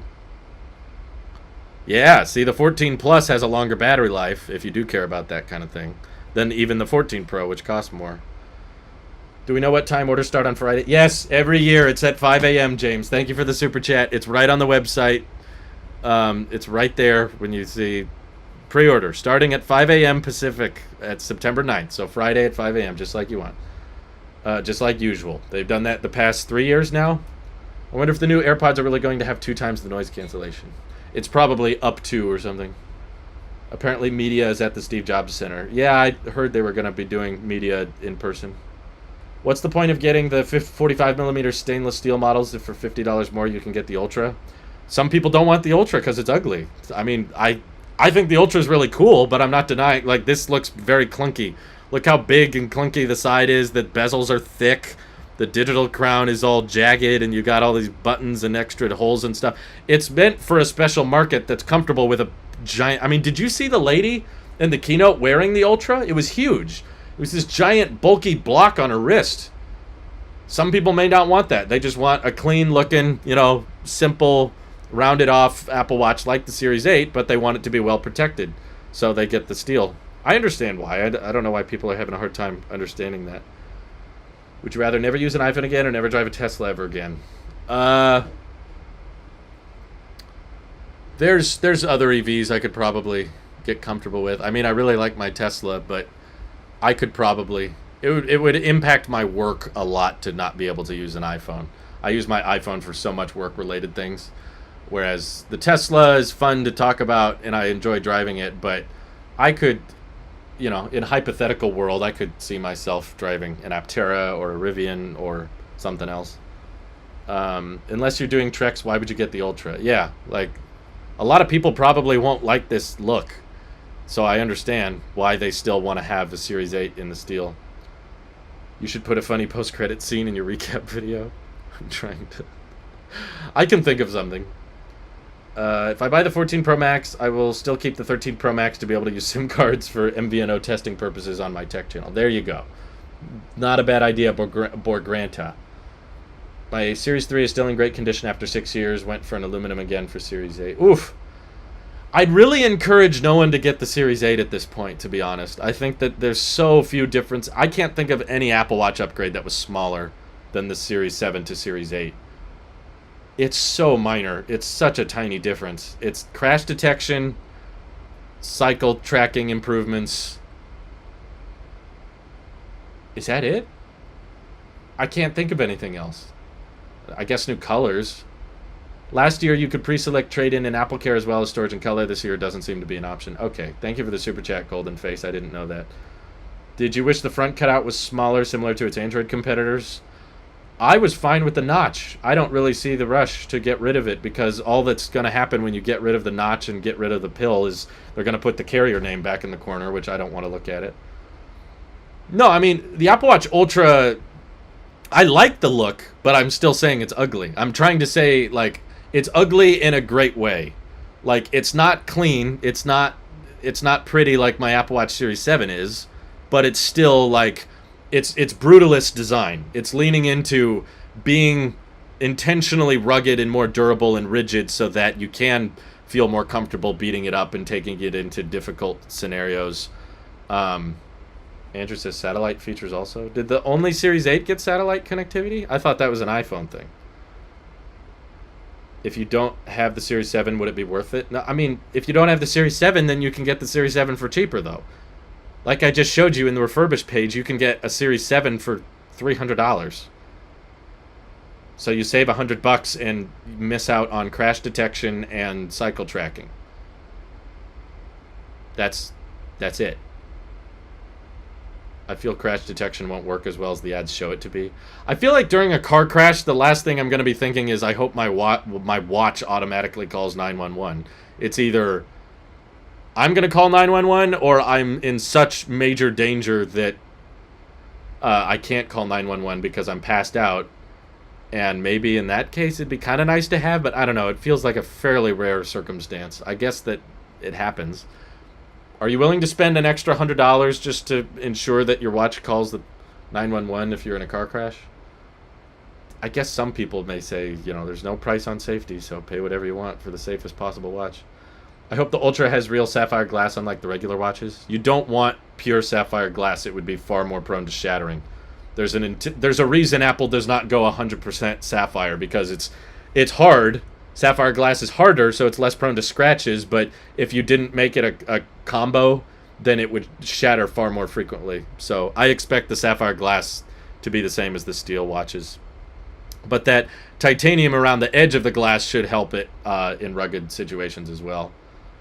Most watches are going to have fall detection go off anyway. That's true. I feel like fall detection would probably work in a car crash. Is there a vapor chamber? They didn't explicitly say there was, but there could be because they said they re-engineered the inside of the phone to have better thermals. So they said the internal heat management has improved, but they didn't say how it improved. Maybe it's a vapor chamber. Maybe it's just rearranged chips. We don't know. Your phone will somewhat work for car crash. That's true. If you get an iPhone 14, you can do the car crash feature anyway. iPhone 13 mini still there. Savior for compact design. Yep. But you can get the iPhone 12 mini for $439 now, which is amazing. Do you think that the 14 Pro is a big leap? No, but I don't think big leaps happen anymore. I don't think there's such a thing. I don't see Samsung or Google doing big leaps. I don't see OnePlus doing big, like, the idea of big leaps in smartphone upgrades is not really a thing. Relative to last year, I think the digital, what's it called? The Island? Dynamic Island, I think that's a far bigger upgrade than the 12 notch to the 13 notch. If you're just talking about looking at the front of your iPhone, can you tell that it's a new iPhone? Yes, it's quite obvious with the 14 Pro. From the outside, you can just look at it and say, yep, that's the 14 Pro. Whereas with the 13, it's like, oh yeah, the notch is a little narrower. But they actually did something with the notch this year. They actually embraced it with the Dynamic Island, which I think is gorgeous. I was not expecting that at all. But just the way the UI handles it is so clean looking. Oh, it looks so nice. It's so bubbly. Wow.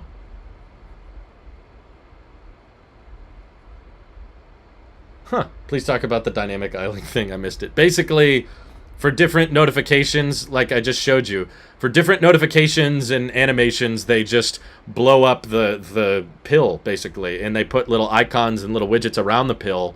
So the UI is like taking advantage of the fact that there's a pill up there and accommodating for it. You could like add it to your cart button, but couldn't buy it till Friday. Yeah, you'll be able to order Friday morning. It'll be cool to see developers take advantage of Dynamic Island. I know, this is just not what I was thinking they would do at all. Nothing like as big as when iPhones first got GPS or Exchange email support or things like that. Even those I don't even think were that big. I just think, like, if you think the iPhone 10 was a big upgrade, then we're never going to get a big upgrade again. It's always going to be incremental changes like this. But it's a very good use of space. I appreciate that. Especially the AirDrop thing. I AirDrop stuff to my phone a lot. And I was like, dang. That's awesome. Anybody notice the very end of the event with the subway, the little glitch? That was a teaser for Apple TV Plus show called Severance that had nothing to do with hardware. Which watch did you order?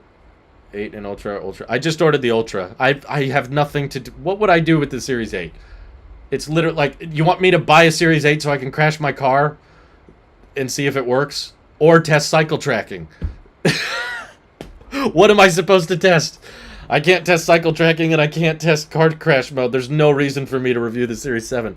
So yeah, no, I'm not getting the Series 8. And the SE2 is basically the same thing, just with crash detection, which again is very difficult to test.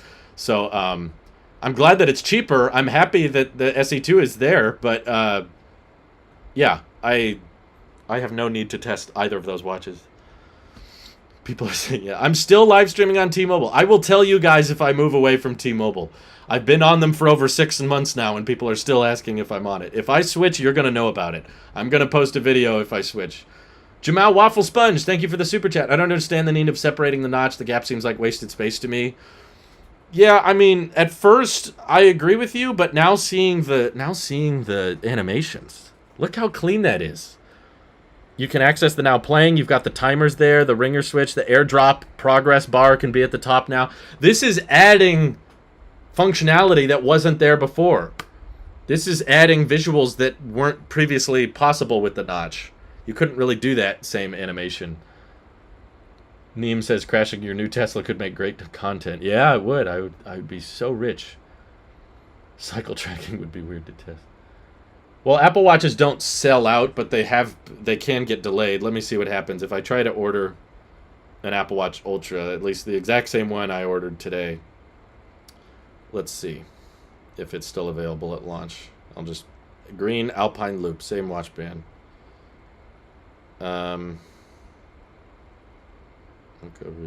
Yeah, no, it's not sold out on day one at least. You can still get the same watch I ordered at launch day, so it's not sold out yet. You can't buy a 14 Pro yet. I'll get one to review, but you can't order it until Friday morning. The UI is definitely growing. Look at those animations. They're so clean. They're so fluid. Oh my god, I love the AirDrop one because I AirDrop stuff all the time. Same with the AirPods thing. And the charging. Ugh. That's so cool. Will the regular 14 get notch animations? No, because it's not a notch animation. It's called Dynamic Island, and there's no... Look at that. There's like a weird O. They could have disguised that O better. Look at this O versus this O. Meet the new face of iPhone. That's like you don't have a pill with the 14s. Jacob says crashing your Sonata makes more sense. That would be fun. They're a way better. I mean, the thing is, I can test the crash testing thing with the Ultra. I don't need a separate watch just to test crash testing. Do you think you'll be able to order if I wait till release day to order? Yeah, probably, but I'm just saying, why do you want to buy the Series 8 41mm? If you're getting the 41mm, you can buy a $300 Series 7 of the same size that's going to be almost the exact same watch. Hardly any changes. Now Android notches look bad and simple. Well, Android phones don't have notches. They have camera holes, but they don't have dynamic island. That's for sure. If you can buy a Series 7 for $299, why would you want to buy the 41mm Series 8? I ordered an Ultra, yes. Look at this. Right there. Series 7, Nike band, 41mm. Oh, it's out of stock. Then why is it listed? How about this one? This one's available. Pick it, order it now, I could get it today. Same display, same brightness, same charger. You're getting almost the exact same stuff as the Series 8. It's so dang close. Dynamic Island reminds me of Touch Bar on MacBook. Yeah, it kind of does. I can see that. I can see the similarities. Watch SE now delivers on 22nd of September in UK. Okay. The 14 Pro pill cutout is more interactive than the iOS widgets. I know. How sad is that? Is there an increase in price of the SE 3rd gen in your country? No, I don't think so. I think it's the same. Yeah, $429. No changes there. There is a temperature sensor on the Series 8, but what are you going to use that for? They mostly said it makes a difference for cycle tracking. Outside of that, I don't think, like, there's no heat stroke warning. There's no, like, health features or anything. Whoa, DJ's into the chat. I'm going to get the Ultra as a scuba diver. This is what I've been waiting for since my Series 3 has been unusable for over a year. Wow! Congratulations, DJ. I didn't know you were a scuba diver. That's awesome. I hope the Ultra works well for you. Neem says, what's your referral again, Drew? Because I'm thinking about leaving Verizon for Google Fi or Mint Mobile. I just don't know which is better for me. I don't have it on the top of my head, but if you look up Tailosive Tech Mint Mobile, you'll get my video, and the referral code is in the description. Yeah, they finally got rid of the Series 3. The Series 3 is thankfully gone. Whew. So this is such a better lineup. Oh my god, this is such a clean Apple Watch line. Apple Watch Ultra only gets 18-hour battery life if LTE is activated. Well, that's way better than what your other watches get with LTE activated, right? What did the old watch get? The battery is basically like twice as long as a regular watch, which is amazing. Let me see battery. Up to 18 hours. Whoops. Up to 36 hours, essentially. That's the highest resolution we've ever had on a watch. 410 by 502. Impressive. Marshall Halfstack says, do you think AirPods Pro 2 drivers will sound better outside of spatial audio? Maybe the new chip will enhance sound. Not sure if they updated drivers. Yeah, they said it might help a little bit, but I wouldn't count on it. Don't think it'll sound that much better. It might sound a little bit improved, but not by much. Oh, that's so cool. Titanium, one color. I told people to stop buying the Series 3 last year. If you bought the Series 3 this year, that's your own fault. I'm glad there's a silver watch again instead of just Starlight, but yeah, I still would rather have. You can't just get. They still call it graphite. You still can't just get a black watch. You have to get like kind of blue or gray. Thick boy. Let's see. Technology. What about power? It's about drive. They all come with the fast charging cable. Up to 18 hours LTE. See, they don't even say it on these. I know it's not 18 hours. You definitely take a hit on battery life with LTE on these watches. They just don't want to say up to 9 hours on LTE. The one color Ultra is annoying. I think it looks nice. If you're going to have one color, that's a pretty good color to choose. Which band did you get? The Sport Loop is estimated to ship. I got the basic one, the Alpine one. Whatever the first one, like when you look up Apple Watch, when you click the Apple Watch Ultra, I got the... Oh, that's so cool. Does anyone in chat even care for USB-C for iPhone? Everyone wants it. They just know that that's not coming this year. That was all. That's been rumored for a while now that it would launch next year, not this year. I don't think anyone was saying it would launch this year. Tesla lineup like watch lineup. I know, the Cybertruck is the Ultra. I wish the Ultra did have a dark color instead of that silverish titanium. You could get a rubber case for it if you want it to be dark. I mean, clearly you don't care how ugly it looks because it's ugly. So this is... You're going to bang this thing up. And I bet if they tried to paint it... That's probably just like raw kind of titanium material. There's probably a little bit of a coating on it, but... So yeah, this is the one I got, Alpine Loop, because it was available at launch. I wanted a different watch band, but they didn't have it available at launch day. I think it's great they made cellular standard on Apple Watch Ultras instead of offering a higher tiered model and under $1,000, not buying one, but they did good. No, I was very impressed. I was not expecting it to be $800, but it's honestly typical because the stainless steel Apple Watches all come standard with cellular. Like, you can't get a stainless steel watch without cellular. So the fact that the expensive watch also has cellular by default just seems logical to me. What's the trade value for the 13 Pro Max? I think it's like $720, which is terrible. You should absolutely try to sell it. Don't trade in your 13 Pro Max. Will you keep the Apple Watch Ultra after reviewing? I don't know. I don't think so. I personally don't think I'll utilize it, and I do think it kind of looks ugly, but I at least admit I should try it out. I should use it and see how I feel about it after. How does the space black on the 14 Pro compare to graphite on the 13 Pro? They're very, very similar. There's not that big a difference between the two. So here's 14 Pro Max, here's 13 Pro Max. It's just like a slight shade darker. It's probably close to what the 10S Max. Yeah, it's a little bit lighter than Space Gray was.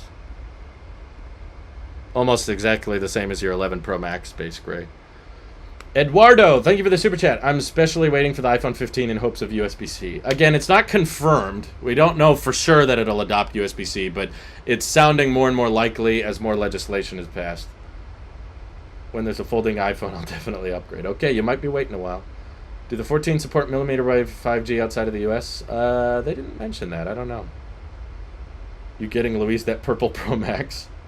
I don't think she'll want it, but I'll see. We got some discussing to do, which reminds me, I think I need to record my recap video, which is probably going to be very long. How do I recap everything? This is going to be tough. Type-C is important to me because I use multiple ecosystems. I don't use multiple ecosystems, and USB-C is still important to me. What are your thoughts on 1 terabyte versus 512? What kind of question is that? It's like someone saying, should I buy a pickup truck or a sedan? It's like, well, what are you doing with it? I don't know. Are you gonna record a ton of ProRes video? Then, like, if you're gonna record ProRes video every single day, then probably get the 1 terabyte. But if you're just taking pictures here and there, then 512 gig is probably plenty. The 13 Pro Max is still amazing.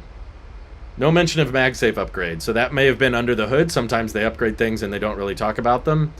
Or it could have been a completely made-up leak that wasn't true. It's hard to tell. Just do multiple vids. Oh, I'm gonna do multiple vids anyway. If a source came to you, would you be a leaker?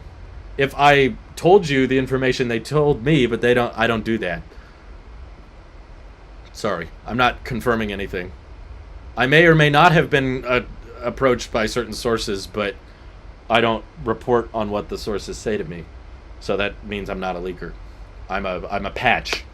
I've caught a leak, but I didn't let it, trickle, if you will. If you are Big Truck Series Review Motorsports, you need 1 terabyte. If you're not him, don't do it. When will the new budget iPad will be announced? I think next month.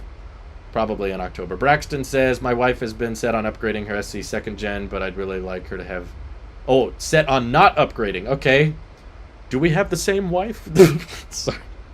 No, probably not. Braxton watches my videos. But he's cheating on my... No, I'm kidding.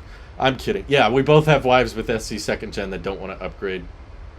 El Carmi, thank you for the super chat. What's the benefit of circular on the watch? Cellular. If you're away from your phone, some people don't take their phones on runs and jogs, but they still want to stay connected. Or some people just leave their phone behind. I don't understand it. I don't do it. I don't pay for cellular on my watch. I tried it, but I found myself intentionally leaving the phone behind. I was like, I had to actively think, oh, don't bring my phone, so that I could test the cellular, and I was like, this is stupid. I just have my phone with me anyway. So I don't see much of a point in it, but just don't sign up for it if you don't want it. Don't ask Louise about me. DJ says the modular Mac Pro leaks made you not want to do leaks anymore. Yeah, basically. After that, I was kind of like, yeah, whatever. That was a long time ago. Is there stronger MagSafe? The specs list needs more info. If they don't say it in the specs, then probably not. Your thoughts on AirPods Pro 2? No lossless support is a bummer. I think it was kind of a high expectation going forward with, but I'm happy for the battery life improvements and the fact that there was no price hike and the H2 chip is better. I like that the touch controls can change volume now, which is a big win. Not one I was expecting. I thought they'd given up on that idea, but yeah, I could read these messages all day, but I need to get filming. I just updated you. Why are you up? I need to get filming. So channel members do get to watch the most of the time I live stream myself filming and editing every tech video, but because today is special, I'm going to let non-channel members watch the process as well, but probably just to be fair to all of you new channel members that want to feel special and loved, we're going to switch to members-only chat very shortly. So let me just make sure everything is set up. I'm worried that I'm going to run out of space on my SD card, actually, because there's so many things to talk about. I wasn't expecting Apple Watch charging for AirPods case. Me neither. That was a big surprise. And they kept the 12 and they kept the 13 mini, but that's the only mini iPhone left, and it's still a good deal. All right. Let me fire up all these bad boys, and then we're going to go to member stream only. Again, if you're not a channel member, you can still watch, you just won't be in the chat, because the point of the editing streams... Look how sweaty I am. Oh my god. This is the Apple sheep sweat stain. But feel free to leave, because now it's recording and editing time. But the point of the member streams is that I'm busy editing, so I can't read as much of the chat. So that's why there would be intentionally less people in the chat. But it's still going if you just want to watch. All right, I'm going to fire this bad boy up. I think we should be all set. I think the SD card is formatted. Yeah, it is. We're just on battery. I think this light is a little too bright. But it's time to film. Why am I so sweaty? Because I leave the fan off in here because it makes too much noise. You can tell. Even the MacBook Pro is making a lot of fan noise. Thank you for the stream, Drew. Thank you, Radzi. Thank you. Always love coming by every year. I had fun. I hope you guys did too. Probably change your shirt before record. Oh, I'm not falling for that mistake again. I only got timed out once this time. The mods are intentionally harsh because there's people that come back with alts and stuff. So I asked them to be harsh. That's why. Otherwise, the chat is just a mess if we just let things slide. Before I'm silenced, I just want to say hi. I've been watching for a while now. Thank you, Jonathan. Any way to get a 14 Pro Max case before launch day? You'll probably be able to order a Pro Max case on Friday, and it will likely arrive before the phone does, because it takes the phone like a week to get to you. All right, I think it's time to record, and because I'm not reading the chat, you know what? Because I'm not reading the chat anyway, I'll let everybody chat while I'm recording. When I come sit down and start editing, I'm going to turn on members only. Oh, and Dave S., thank you for becoming a channel member. Appreciate that. Awesome. Okay, here we go.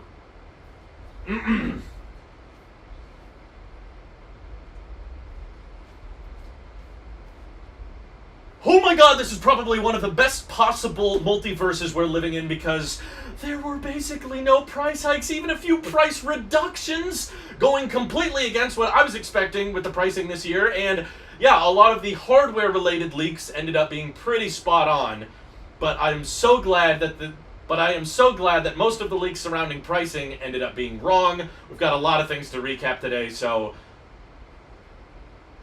apologize for the... We better just get started. Let's begin.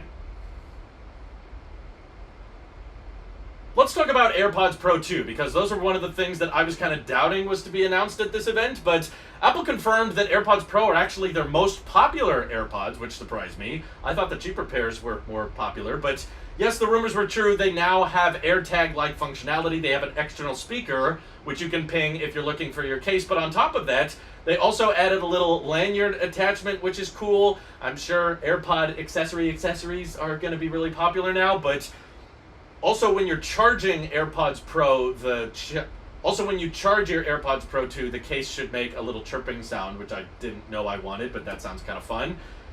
And a big surprise is that you can also charge AirPods Pro 2 with your Apple Watch charge puck, which is the first time I've ever seen the Apple Watch charge puck be able to charge anything other than Apple Watches. I don't know how that's possible. I don't know if there's some weird air power tech lingering around, but basically, yeah, on MagSafe Duo, you can charge your phone and your AirPods simultaneously, which you couldn't do before because I didn't realize you could put Apple Watch charge tech into the AirPods. The bit of a bummer, though, about AirPods Pro 2 is that we didn't really get any upgrades with higher fidelity audio. I know there was a lot of rumors and talk about lossless support coming. Doesn't seem to be the case, unfortunately. Although they did launch it with a new H2 chip with better efficiency, now longer battery life, so they last 6 hours per charge, which is much better. 30 hours with the charge case, which was about dang time. Those AirPods Pro had terrible battery life relative to the rest of the lineup. And they said that active noise cancellation has been improved, so it can actually reduce background noise up to 2 times more than before. And they showed off these awesome features with adaptive noise cancellation, where it can detect road work noise versus talking noise. So maybe you won't have to switch between noise cancellation and transparency as often. But a big surprise, which I'm very happy to report and was not expecting, is that the touch controls have been improved to now support volume scrubbing. So you can actually change your AirPods volumes right off the pod itself rather than having to rely on an Apple Watch or something. So I was not expecting that, and I'm very happy it now exists. Spatial audio should sound a bit more immersive thanks to some new custom equalizers and stuff. We'll have to wait until we can hear them to see if there's actually a noticeable difference. But the best news about AirPods Pro 2 is they did not get a price increase, which I was really worried they were because of the inflation environment we're in. But they still start at $249. Great price. That's what they launched at in 2019. $249 doesn't mean what it used to mean, but they're sticking true with that. So awesome. The Apple Watch line got completely revamped. No Apple Watch that Apple sold yesterday is available anymore. They got rid of the first gen SE, they got rid of the Series 3. Finally! I thought this day would never come. The Series 3 is finally dead. Oh, thank God. And even the Apple Watch Series 7, of course, is not sold anymore. But as far as the SE and the Series 8 go, there's very few notable changes to talk about. I mean, basically Apple came up with these new G-force accelerometers that they put in both the SE2 and the Series 8, which allow for car crash detection, which I don't know how common it is, but it will be probably life-saving to some that when you're in a car crash, the watch will detect it and be able to call the authorities if you're incapacitated or whatever. So I'm glad that feature's there, but as far as external design goes, the Series 8 is identical to the Series 7. Barely any changes, not very many surprises. They did add a body temperature sensor, but it doesn't seem to be used for checking if you have a fever or if heat stroke is an issue. They mainly pushed it for menstrual tracking, and menstrual cycle tracking, and saying that it might give you some more health data when you're doing sleep tracking. So not super applicable to a lot of the population, us guys. But they tried to sneak in a big update in there that wasn't actually a big update, because they said they're introducing a new low power mode that turns off some extra features like the always on display and the automatic activity alerts and the automatic activity workout tracking. And it should allow your battery life to go from 18 hours to 36 hours, which I was really happy to hear about low power mode coming to the watch, but then they mentioned that feature's coming to the Series 4 and later. So you don't even need to have a Series 8 or even a Series 7 to get low power mode. That's just a really awesome, great watchOS feature that Apple decided to not announce with watchOS 9. They just wanted to save that for the Series 8 launch for some reason. The Apple Watch SE 2 also got car crash detection, but aside from that, it's the same design as before, with the one change of switching to nylon polyester on the back, which is a fancy way of saying plastic. So it's not a glass back anymore, but I'm totally okay with that because for one, you hardly ever look at the back of your Apple Watch, and for two, the Apple Watch SE 2 got a price reduction. I did not see this coming at all. I expected it to be a price hike because the iPhone SE got a price hike earlier this year, so I was like, why wouldn't the Apple Watch SE get a price hike as well? But they actually lowered the price to now $249, which is an incredibly good deal if you're just buying straight new from Apple. If some of you are wondering, maybe I should get the Series 8 because that's the new fancy new Apple Watch with the new colors and it's got car crash detection, which I might end up using. When in reality, if you go certified refurbished, you can find an Apple Watch Series 7 starting at $299. Save yourself a bunch of money and just get a Series 7. Seriously, I don't think any of the Series 8 features are worth spending extra for personally. Maybe you feel different if you're a woman or you plan on getting in more car crashes, but in my opinion, the Series 7 is still plenty fine, and I honestly think fall detection on most Apple Watches will still probably work during a car crash anyway. But don't take my word for it on that, just please drive safely if at all possible. Where most of the Apple Watch upgrades came into effect is the Apple Watch Ultra. I love surprises like this because we were not expecting the Ultra terminology. We thought it would be Apple Watch Sport or Apple Watch Rugged. They've started using the Ultra terminology with Apple Silicon, so it makes sense that they brought it to the Ultra as well. But the leaks were true on the hardware. It is bulky, it is ugly, it is chonk. This is the big chungus of Apple Watches, and I love it. I love how ugly it is. This type of design scheme is often referred to as brutalism. It's like leading into how sharp and how rugged of a product this is because it's meant to be tough. It's meant to be abused and take a beating in the field. And that's why they put the metal around the flat glass on the top so that it would be better protected. Of course, it's still so it could be better protected. Of course, it's still sapphire glass. But the chassis is made of titanium, and interestingly, it only comes in one size, which is 49 millimeters. So this is the biggest display on a watch ever. And on top of that, it's also only in one color, which makes the configuration very simple because I guess maybe additional paint is just going to get scratched off anyway if this is being used by scuba divers, because this is rated for twice the depth as normal Apple Watches. It's extra durable, so why put unnecessary paint on this thing? And even though it comes with these special durable rugged watch bands, the funny thing is 45 millimeter watch bands like this still are compatible with the 49 millimeter Apple Watch. Even though it's this huge watch, the watch bands from your bigger Apple Watches of before, like the 44 and the 45 millimeter, they still work on the Ultra, and vice versa. The watch bands that come with your Ultra will still work with older Apple Watches. They just might not sit as flush. But a lot of people are expecting, because it's a 49 millimeter, it has to have a brand new watch band connection type.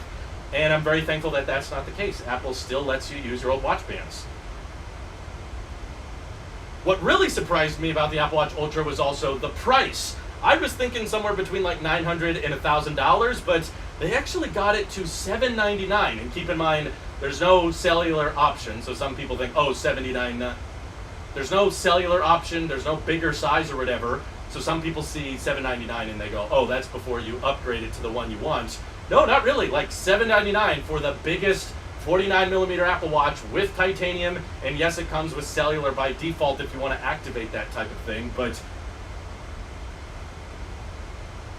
that price point was way lower than I was expecting, and I actually think this is going to be really, really popular compared to a lot of Garmin G-Shock watches that sell today, especially because it's a connected watch, and they added this whole action button on the side that's customizable, remappable to different third-party apps that can take advantage of it, especially if you're scuba diving. Having those extra buttons are helpful because touchscreens don't work underwater. And it also even gains screws on the back. I wonder if that's going to help at all with repairability, hopefully. And it has improved speaker quality that can chirp if you're in an emergency up to like 86 decibels. Super duper loud for a tiny watch like that, and it should have better call quality. It should have better call quality as well. And the most important thing that people have been asking for the Apple Watch for years is that the Apple Watch Ultra finally has an improved battery life, and it's a pretty major one. We're going from 18 hours before, that's all Apple Watches since the beginning, to now the Ultra rocking a 36-hour battery life. And they said that the lower power mode launching later will get it up to like 60 hours. So finally a multi-day battery life out of an Apple Watch, which is going to be great, especially if you plan on owning it for a long time and that battery degrades. That will, like, even if it was at 50% battery health, then it will be on par with basically a brand new Apple Watch Series 8 today. So the battery life improvements, I think, are a big deal, and the price being lower than I expected is fantastic. So that's why I'm pessimistic with a lot of pricing, is I think it's great to have your expectations low and then be pleasantly surprised when reality and the real prices end up being better than we thought. And speaking of prices, no price hikes applied to the entire iPhone 14 lineup. Of course, we got to talk iPhone season now. Most of the leaks ended up being correct, but not quite to the insane level that I was expecting. Like, okay, the 14 and 14 Plus, yes, they still have the A15 chip.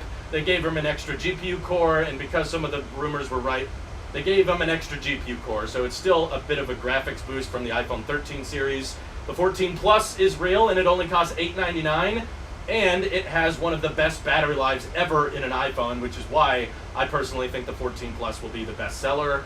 In the compare page, it's still a little bit behind in video playback compared to the 14 Pro Max, but in the audio playback section, it's actually listed at 100 hours. So it has an insanely good battery life for the price.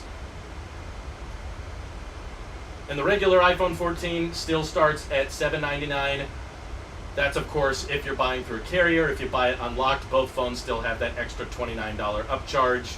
I'm a bit bummed that they haven't gotten rid of that yet, but essentially those regular iPhone 14s got a lot of hand-me-down features, right? Like, they got the A15 chip from the Pro iPhones last year, and I'm guessing they both got 6 gigs of RAM, but we don't have confirmation on that yet.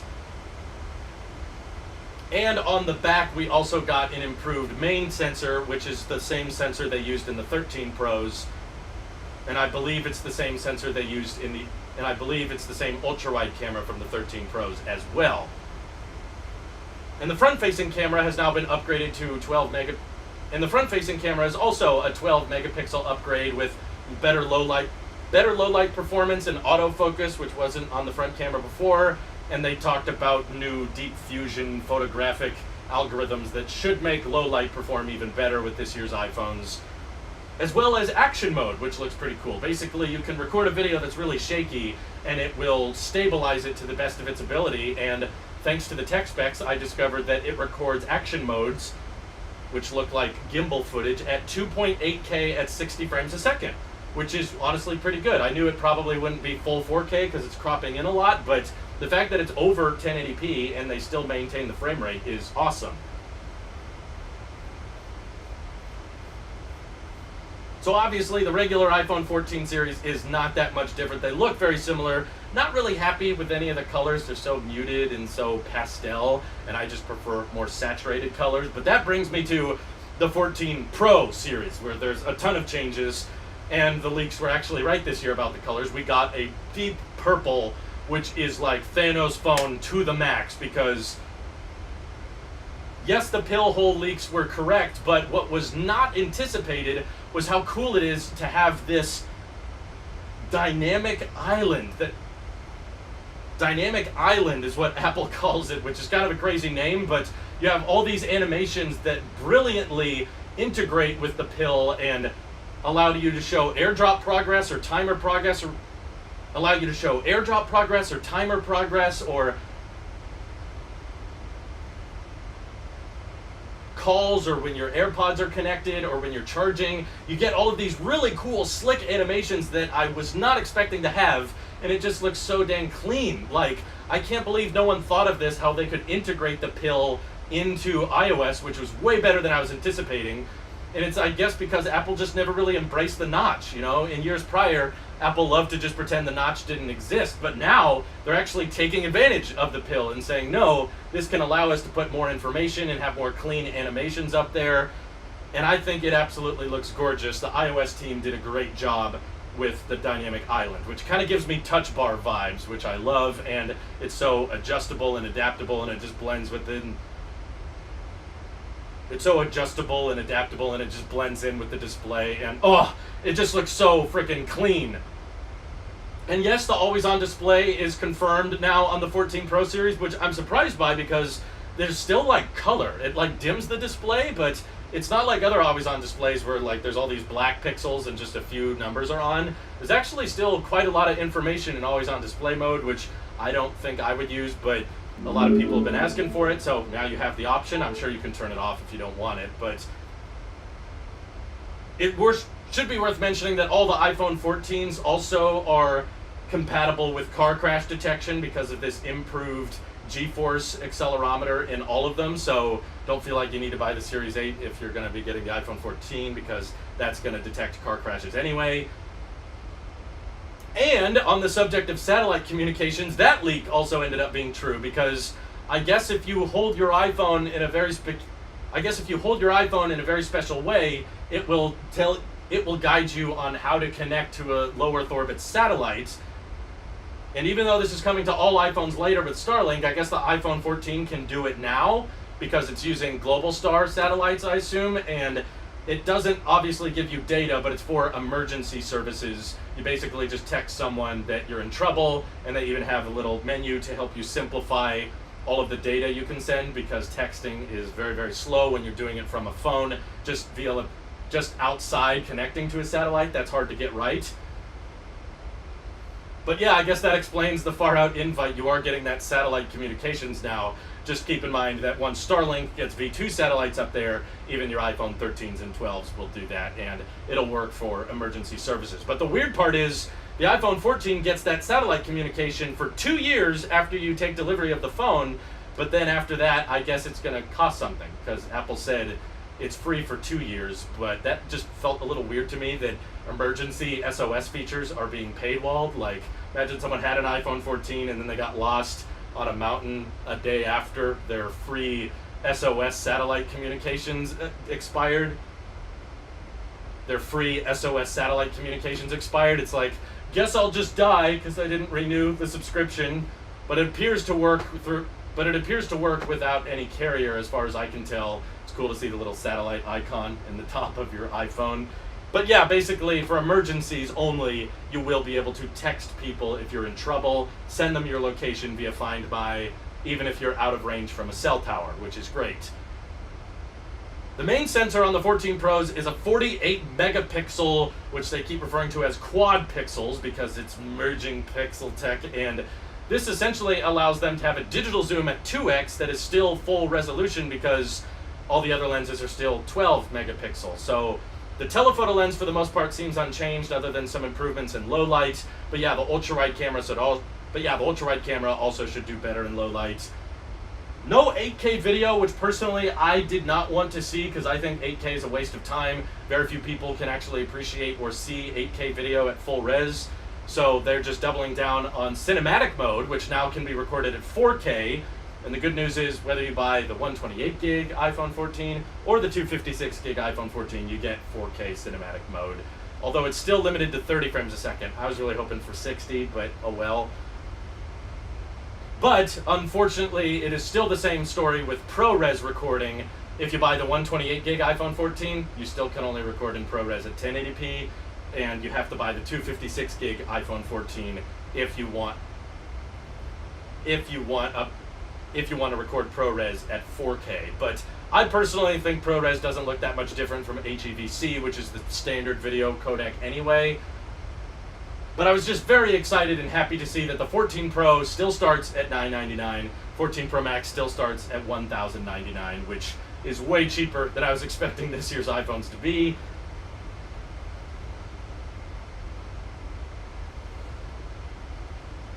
But I should mention that overseas there has been a ton of price hikes across the lineup. £150 more in the UK, $200 more in India, and I think that does have a lot to do with the weakening of the euro in Europe and a lot of currencies crumbling depending on where you are in the world. So my heart goes out to all of you international viewers overseas that are going to have to deal with these higher prices.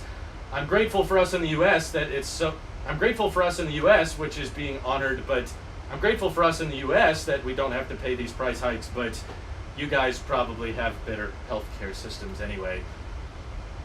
So I guess you win some and you lose some depending on where you live. However, one big downside that was rumored that is unfortunately the case for us in the US is that they have removed the SIM card tray across the entire iPhone 14 lineup. You still get a SIM tray if you're outside of the US, which is kind of surprising, but it's, I guess, Apple really pushing for eSIM. They want everybody to move on from the physical SIMs, which is going to be a real headache when you're traveling abroad, trying to switch between carriers and stuff. At least it is dual eSIM, so you can get multiple carriers on board, but I think this is just Apple's way of pushing carriers to adopt eSIM as quickly as possible, because this might feel premature to a lot of people that are used to just physical SIMs, and some carriers can make eSIM really easy, other carriers make it really complicated and kind of frustrating to try to switch SIMs between devices. I'm personally the kind of guy that likes reviewing phones and trying out phones for a little while, so having to switch my physical SIM over to an eSIM and everything is kind of gonna annoy me, but either way, it wouldn't be an iPhone launch without some kind of controversial removal, and that's this year's. The SIM tray is no more in the US market, and I imagine they're probably gonna ditch it for everyone next year. I would be more understanding if like the US iPhones had some advantage, like there's no SIM tray, so these get a slightly better battery life or something, but nah, it doesn't really appear to be the case. Apple didn't really say the battery life had improved with the 14 Pro series, but in the compare page it says it's a little bit better.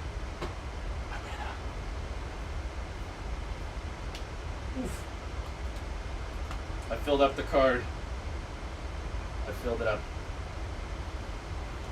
And the battery's almost dead on the camera. Special day. I'm not a member, though I am here. Yeah, when I start editing, I'll turn on members only mode. One Love, One Being, thank you for becoming a member. Appreciate it. And M. Jalied, thank you as well. Let me start input. Ayush Mayer, thank you.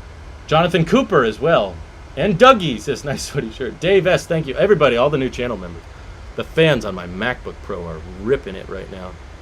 My God. Okay, I gotta import this. I might need to charge the camera.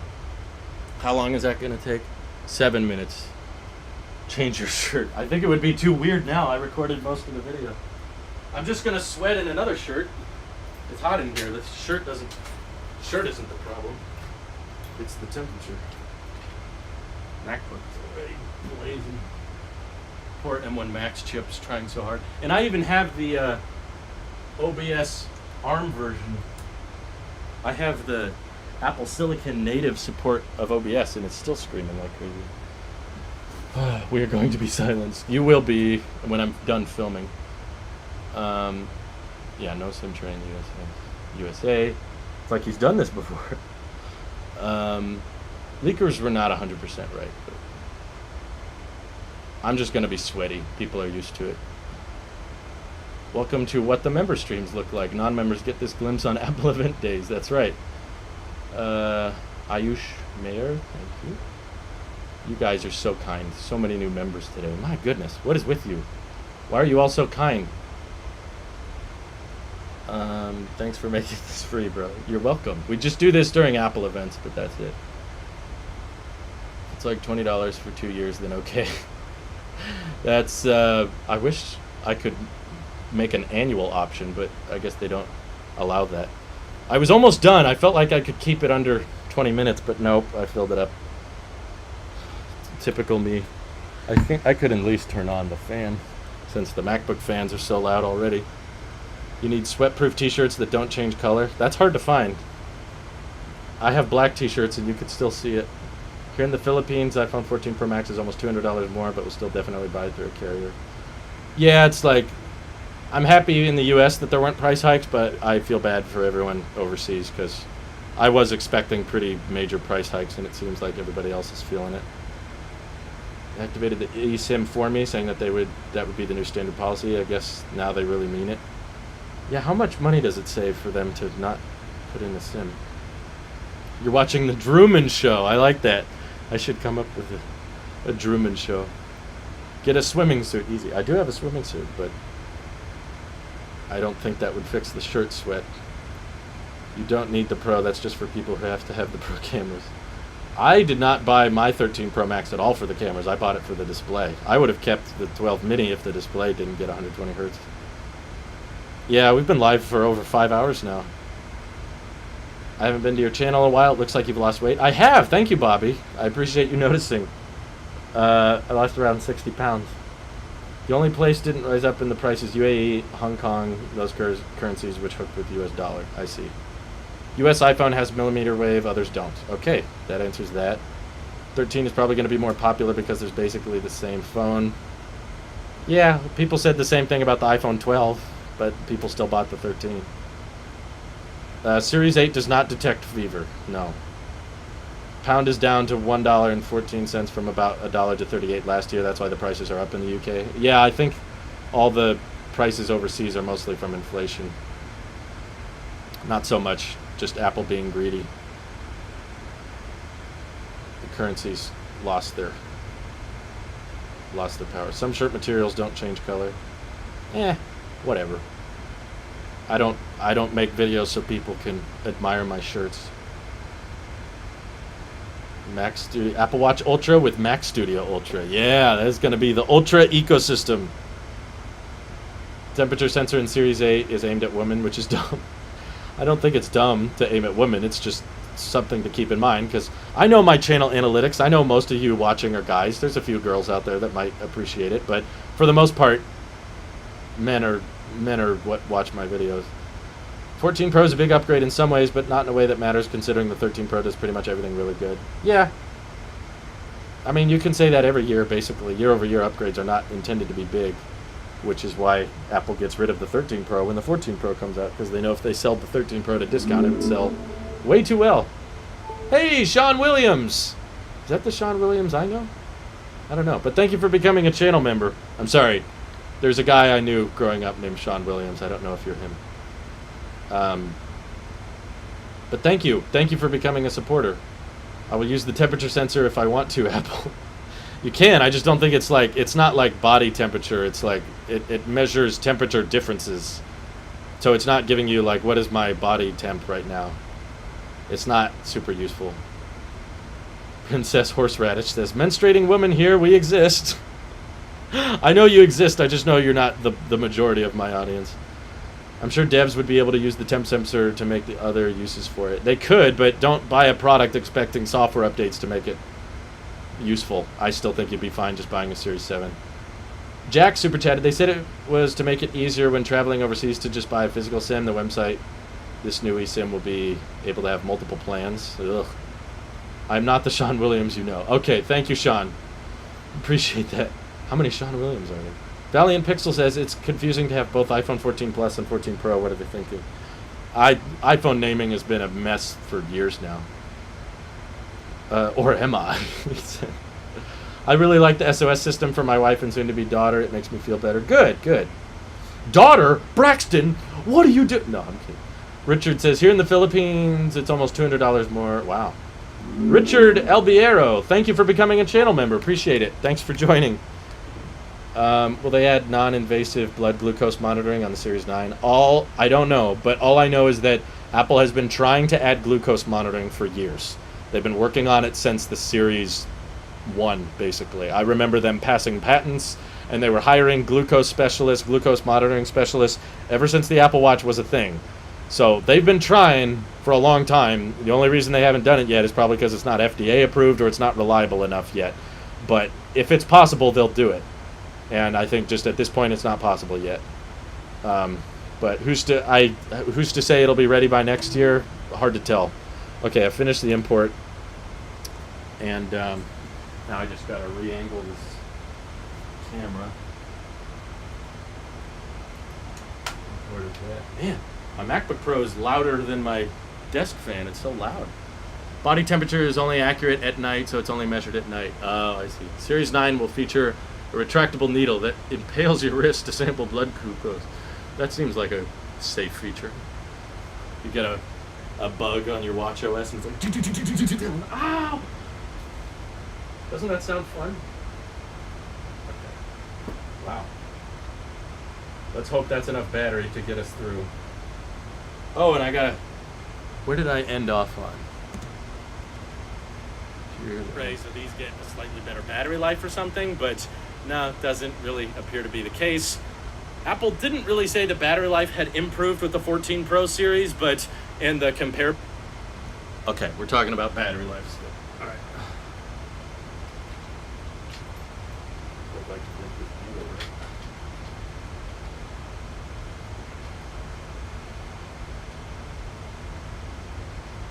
Whoa, this is going to be a long video. I'm sorry. Okay. Make sure it's still in focus real quick. Test. 1, 2, 3. Testing. 1, 2, 3.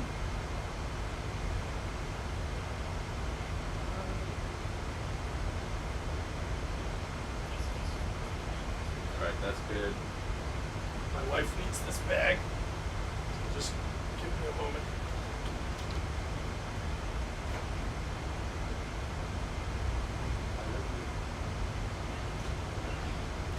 Alright, I think we're ready to keep going.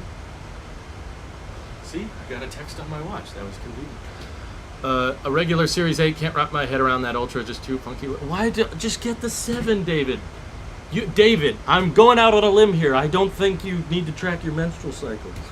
Just a theory.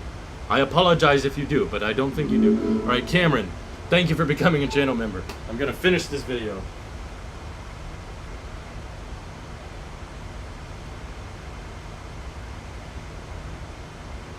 Apple said the 14 Pro series should have the same battery life as before, but on the compare page, the 14 Pro Max lists a slightly higher battery life than the 13 Pro Max, so I think that's probably the best battery life on any iPhone. But what's cool is actually the 14 Plus at $899 has a better battery life than the 14 Pro at $999. So this is going to be an interesting dilemma for a lot of people. You know, it sucks that the regular iPhone 14s still have 60 hertz and they still have that old-fashioned notch, but the fact that there is now a big iPhone for $900 that has a really good battery life, I think it's going to be the best seller. I think a lot of people are going to opt for that one, but I've been wrong before.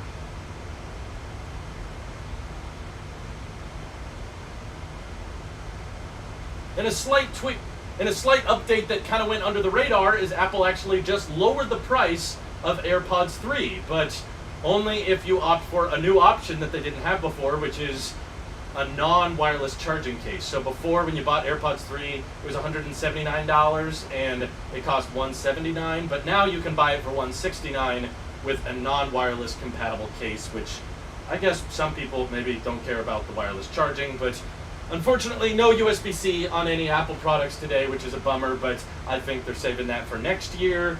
No new fast charging or anything crazy like that, but I just have to say that Dynamic Island is one of the most impressive adoptions of hardware and software I've ever seen Apple come up with. It really reminds me of the Touch Bar, except maybe this one won't be removed in the future. So much so that I really want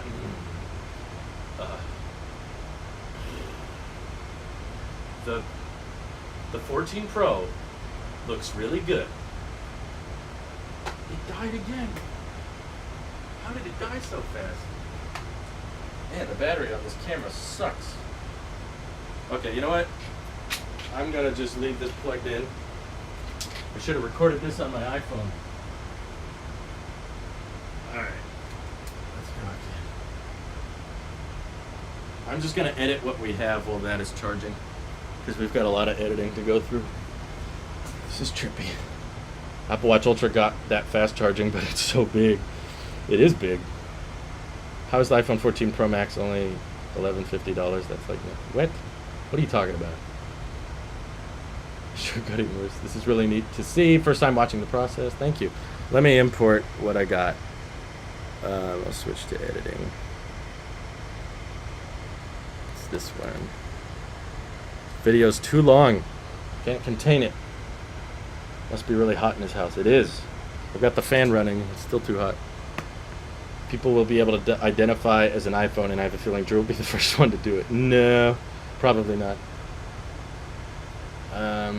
Cameron, thank you. Yeah, that fan sound is all MacBook Pro. What did David say? Lol.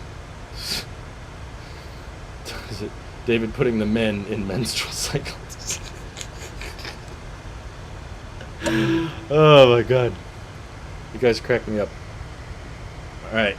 You're recording a video right now in the background. Yeah, that's what we're doing. Doesn't the Watch 8 have better battery life versus 7? No, it's the exact same battery. The only differences are car crash detection and the menstrual tracking improvements because it measures your body at night. But that's it. Alright guys, it's members only mode. Here we go. What's your guess for that last normal message? What's your guess for the iPhone 15? Well, guess of what? The price? Probably go up. Expected to go up. Members only mode is on because we're editing now. You can see my last TV video. We're going at 4K at 60. We just got the 14. Chill. Yeah, really. Okay, I'm going to put in the 60 gig file first. Poor MacBook is so hot. Okay. Let's color correct this right.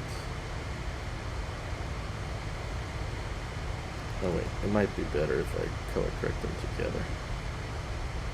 There's a little bit of a jump, but I don't think it's super noticeable. Pro series, but and the compare. Combine, balance. Whoops, I hit the wrong button. We gotta wait till I'm on screen and then hit balance color. Then we boost the saturation to probably 80 or 90. Get some exposure improvements.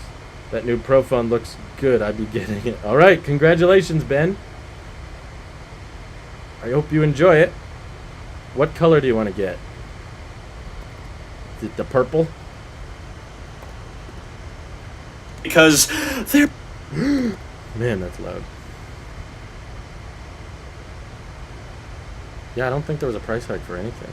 Ultra is cheaper than the Apple Watch Edition. But I am so glad that... Dynamically is land. Yeah, just not a fan of the colors. I got you. Apologize. We better just... That seems like every year. Got a lot of things to recap today, so we better just... Let's talk about AirPods. Let's talk about that. I thought the cheaper pairs... Yes, the rumors were true. They now... Alright, time to cut out the dead air. Flying through this... not that fast. This is... I should be going faster. Also, when you charge your AirPods... And I probably missed a bunch of details, too. I don't know how... I don't know if there's some weird air possible. I don't know if there's some gaps. Inspired by challenge. Hey, thanks for becoming a member. Basically, your phone and... Thank you. Black or purple? That black looks dope. Space black? Yeah. It's screaming and now you're editing on top of it. I know. This is what I mean. I abuse my Macs. But hey, it's doing it. It's taking it. Doesn't seem to... Although they did lock... Okay, that wasn't a mistake. You guys will see my secret formula. Sounds to me like this eSIM situation being forced as a way to bypass people who want to avoid carrier bloat apps. Huh? Does iPhones get carrier bloat apps? I haven't heard of that. No, Androids do. And they showed off these awesome adaptive... What did you say? The silver on the Pro looks really good, much more white than last year's. Oh, really? I didn't notice. I should check. T-Mobile bitrate is starting to freak out a little bit. Sorry if it looks pixelated. Normally I live stream at 60 FPS, but because it was such a long live stream, I kept it to 30. It just makes it a little easier. YouTube also doesn't... If there's actually... The best news... YouTube doesn't handle 60 FPS very well. Which I was really... It's fine when you're doing desktop capture like this, but when it's just me talking, it doesn't look as nice. It's great price. That's what they launched it in $249. Is the iPhone upgrade program worth it? I don't think so. It's up to you. Worth is subjective.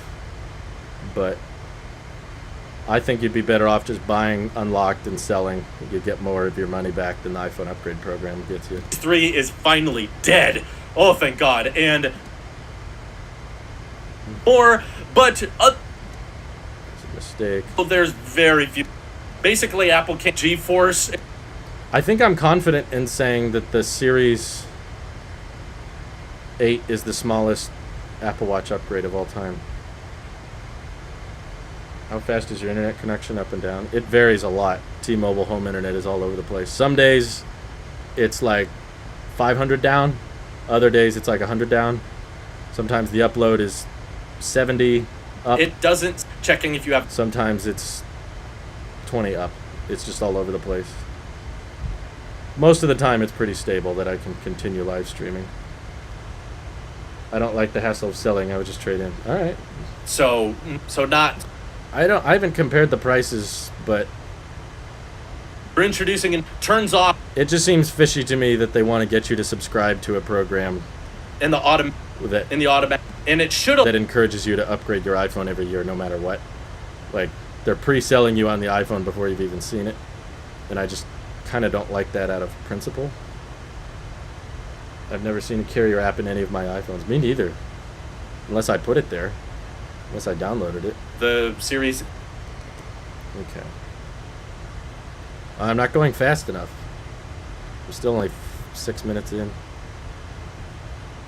Which is so it's not a glass back anymore. So it's not a glass. It's cool that they found a way to reduce the price of the SE2, though. That's clever.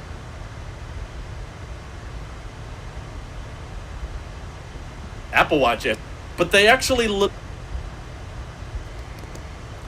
I'm proud of Apple for their prices today. Very good pricing. A lot of people are probably still upset by the pricing, but I'm impressed. I was expecting far worse. I'm coming from the iPhone 11 Pro Max, and I'm definitely interested in the 15. Okay. Yeah, I'm interested in the 15 too.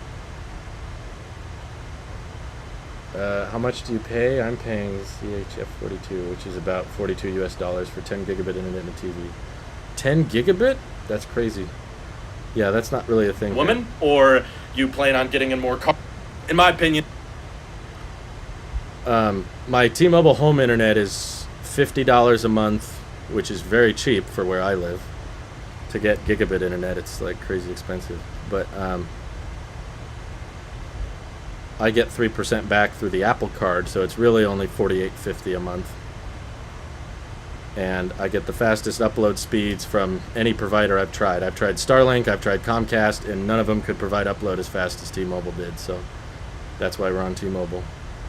Because it's meant to be tough, it's meant to be abused, and You can't see the sweat stains too obviously. It's kind of there, but it's not super obvious. so that it would be better protected. Of course, it's still sap, so it could be better. But the chassis is made of Titanium,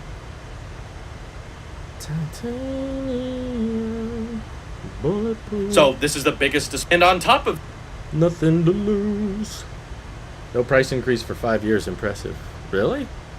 I guess on the 6.1 inch model, yeah. 10s Max came out in 2018.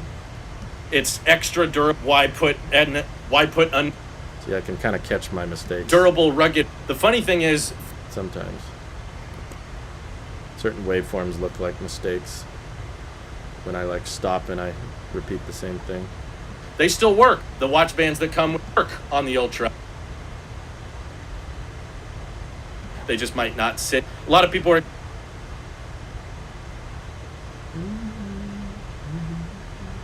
Nobody cares. I just watch the videos for the information. There are so many better channels to watch if all you want is information. They didn't say when I was 16 and WatchOS 9 are coming. I thought someone said they did. But please don't intentionally abuse it. Apple Watch Ultra feelings matter too. He's kind of asking for it though. When you look that ugly, you want to be abused. Talking about the watch specifically, okay? That's not a double meaning for people.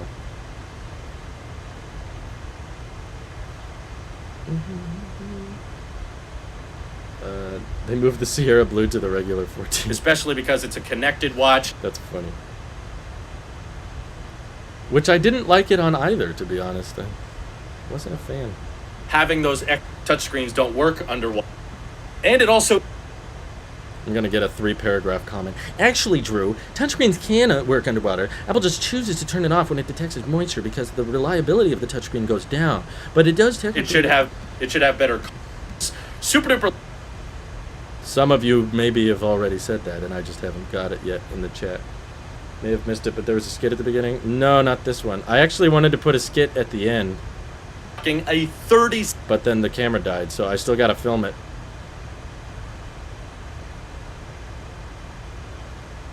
That will, like, then it will be on.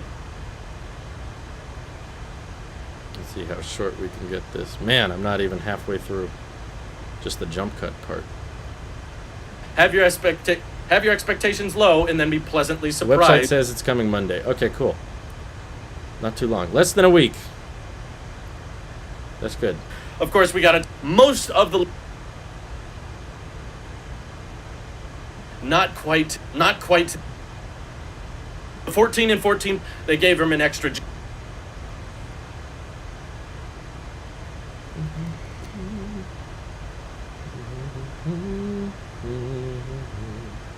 Really looking forward to heart rate zone tracking. Really?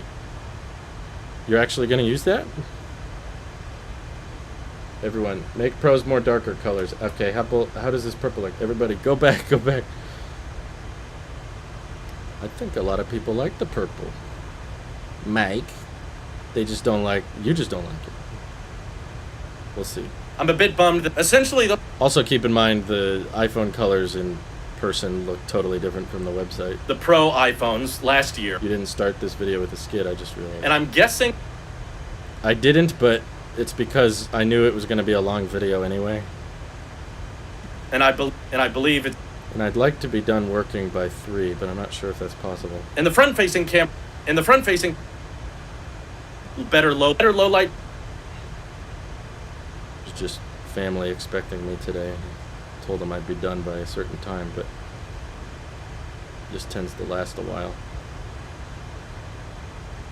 I love the purple. I took your advice during canceled my 8 and just found a 7 on Amazon for $100 less. Hey! Save you $100, David.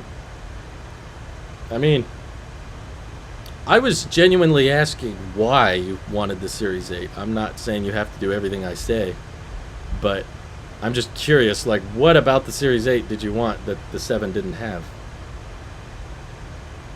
And if you didn't have a good answer, maybe that's why you canceled? Was how cool it is to dynamic... But I'm sorry, I hope I didn't come across too strong. Dynamic... You have all these animations that integrate with the... Allow you to show... This is a pill, Apple. No, it's an island. Marketing is amazing.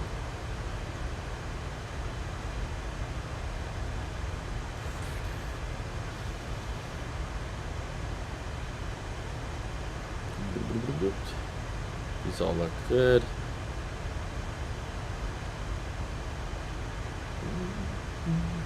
Black or silver is my go-to. Starlight looks too, well, coffee stained or something, I guess. There's a Starlight Pro? Or are you talking about something else? The watch? It just looks so frick... And yes, the always... I guess one reason for getting the Series 8 might be one more year of software support. Look at the Series 3. They're going to update... Like, there's no difference in chip. The S8 chip versus the S7 chip. They're all the S6 chip at the end of the day. I don't think I would use, but a lot of people have been asking. I love the purple. It's the Thanos phone people have been asking for. Good. Should be worth... Plus, watchOS features are always so minor.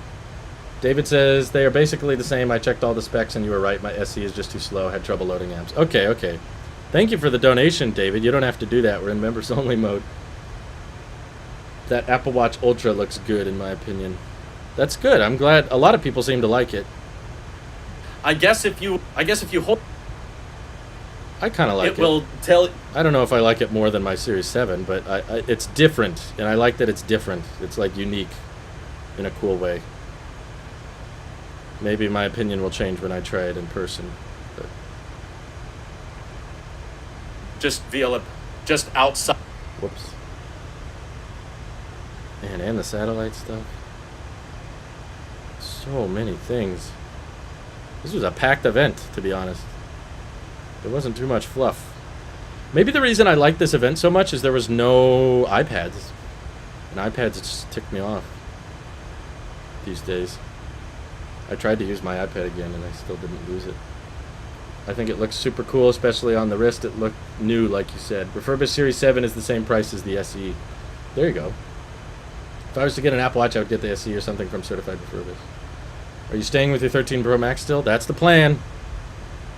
That's the plan. I'm still going to review the 14 Pro, the Pro Max. But it appears to work. Oh, I should have mentioned that the 14 Plus is delayed. I forgot to mention that. Send them your location, even if you're out of range. I think all the other iPhones are available on the 16th, though. It's just the Plus that's October. This reminds me of the 10R. The 10R was also a month late, but it ended up being the bestseller. Low lights, but yeah, the ultra-wide camera said all. But yeah, the ultra. I have multiple fans on because of how hot it is in here, but yeah, the MacBook Pro fans are running at full blast. And my desk fan is running because I'm as hot as an Intel chip right now. The Island is cool. I love the Island.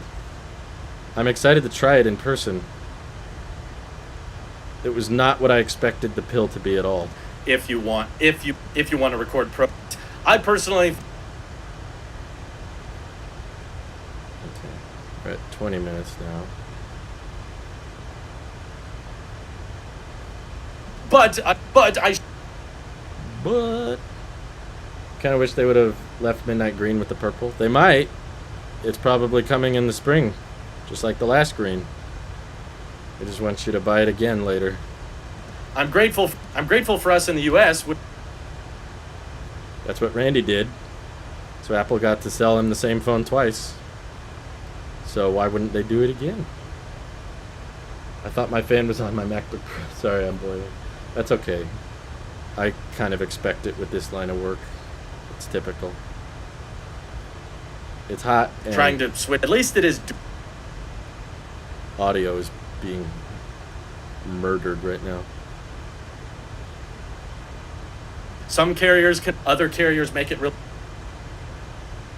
Big deal. I made a similar mistake. I could have bought the Series 7 when it was 40% off, but decided to wait for the Series 8. Oof. So having to switch my physical. Can we just admit that the squared off Apple Watch isn't a thing, please? Can we do that now? That's so hard to. No, actually, they were gonna do it, but then they did. No, they weren't. No, it doesn't. Apple didn't. It's been 2 years, guys. Give up. It was just a fake leak. There's fake leaks. Not every leak has to be explained.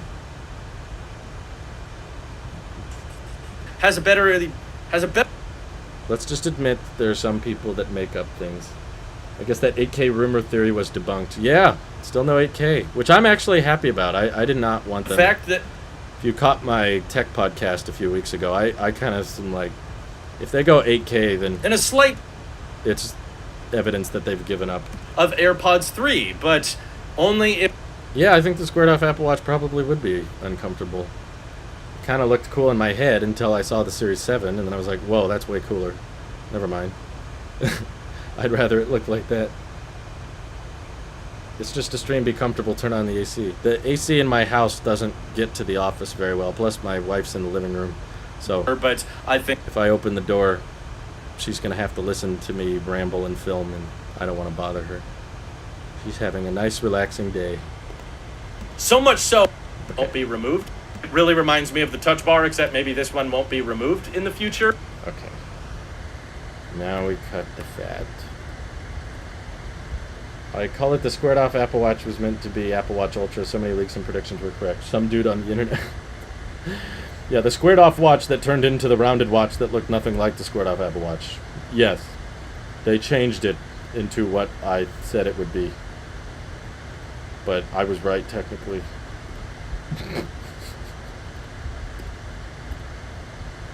No, I'm excited to hear the speakers on the Ultra. It's so bulky. Looks like a Pip-Boy. Does anybody in the chat know what a Pip-Boy is? Who wants to say what that video game's from? Sorry, I feel like an elementary school teacher. Fishing for references. I actually reviewed the Pip-Boy a long time ago. I think that was on the gaming channel, though. Hey, by the way, what did the, we asked people to subscribe to the Oh, stupid search results. We asked people to subscribe to the EV Podcast channel. What's it at? 600. Hey, we're getting closer. That's good. Thank you, Dougie. Thank you. Braxton is also correct. It's from Halo. No, it's not. I think the flat watch was somewhat real, but it is never coming now. I don't think it was even kind of real. I think it was completely made up. And you will have no way to prove that it was real. I think there was just some people that like to fake leaks for attention. And that was one of them, because it was wrong multiple times in a row. Shave his eyebrows again. You gotta have eyebrows to shave eyebrows. So, no, I think. I'm guessing no. This poor MacBook Pro is screaming.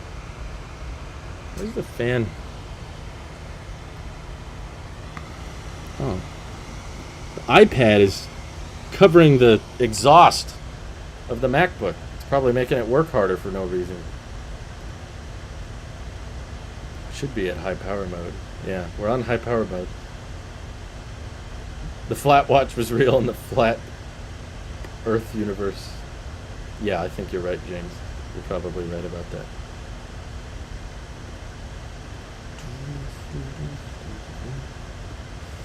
My goodness, you guys were awfully generous today. We got a lot of new members, so many super chats. I was having a hard time keeping up. Far too kind, all of you, far too kind. I know. I love the Apple Watch Ultra. I don't think I'm going to keep it. I don't think I have a use for it, but I still am very grateful it exists. I think it's a great watch. iPad got jealous trying to kill your Mac. Yeah, I think it did, Ryan. iPad be smothering the MacBook Pro. How dare you? Here I was thinking I should bring my iPad Pro out of retirement, and then I don't use it, and now it's suffocating. I believe it existed in prototype. Just because he also said he had pictures of the Apple glasses that were going to come out in spring of 2021. He also said he had pictures of AirPower. We all know where that ended up.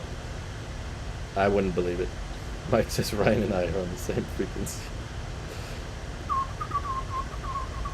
Ultra would be way too big for my wrist. Could have just been an early prototype for the Ultra. Or it could have been made up, which I also think is extremely possible. I don't think there was a squared off Apple Watch ever intended. The flat watch wasn't leaked by one, it was leaked by everyone. Yeah, and they all fall by the same fake leak. I'm not saying it came out of nowhere. I'm saying someone came up with it, but it wasn't Apple. And it was a fake leak, and all the different analysts thought it was real. They fell for it. It was fabricated. And they all just started agreeing with each other. But there's no way to prove. I think it's very easy to prove that it didn't happen, because obviously it didn't. It's very hard to prove that it could have happened. That's all holding out a lot. At least we knew AirPower was meant to be a real product. Yeah, but then Apple canceled it, and then people said it was coming back after Apple canceled it. And I was like, no, that's ridiculous. They're not going to announce that it's been canceled and then bring it back. Like, that would be such a bad marketing move. But there were leakers allegedly claiming that it was going to come back after Apple canceled it. Apple Watch Ultra looks like a leg monitor that someone found on the ground, spray painted it silver, and thought it would...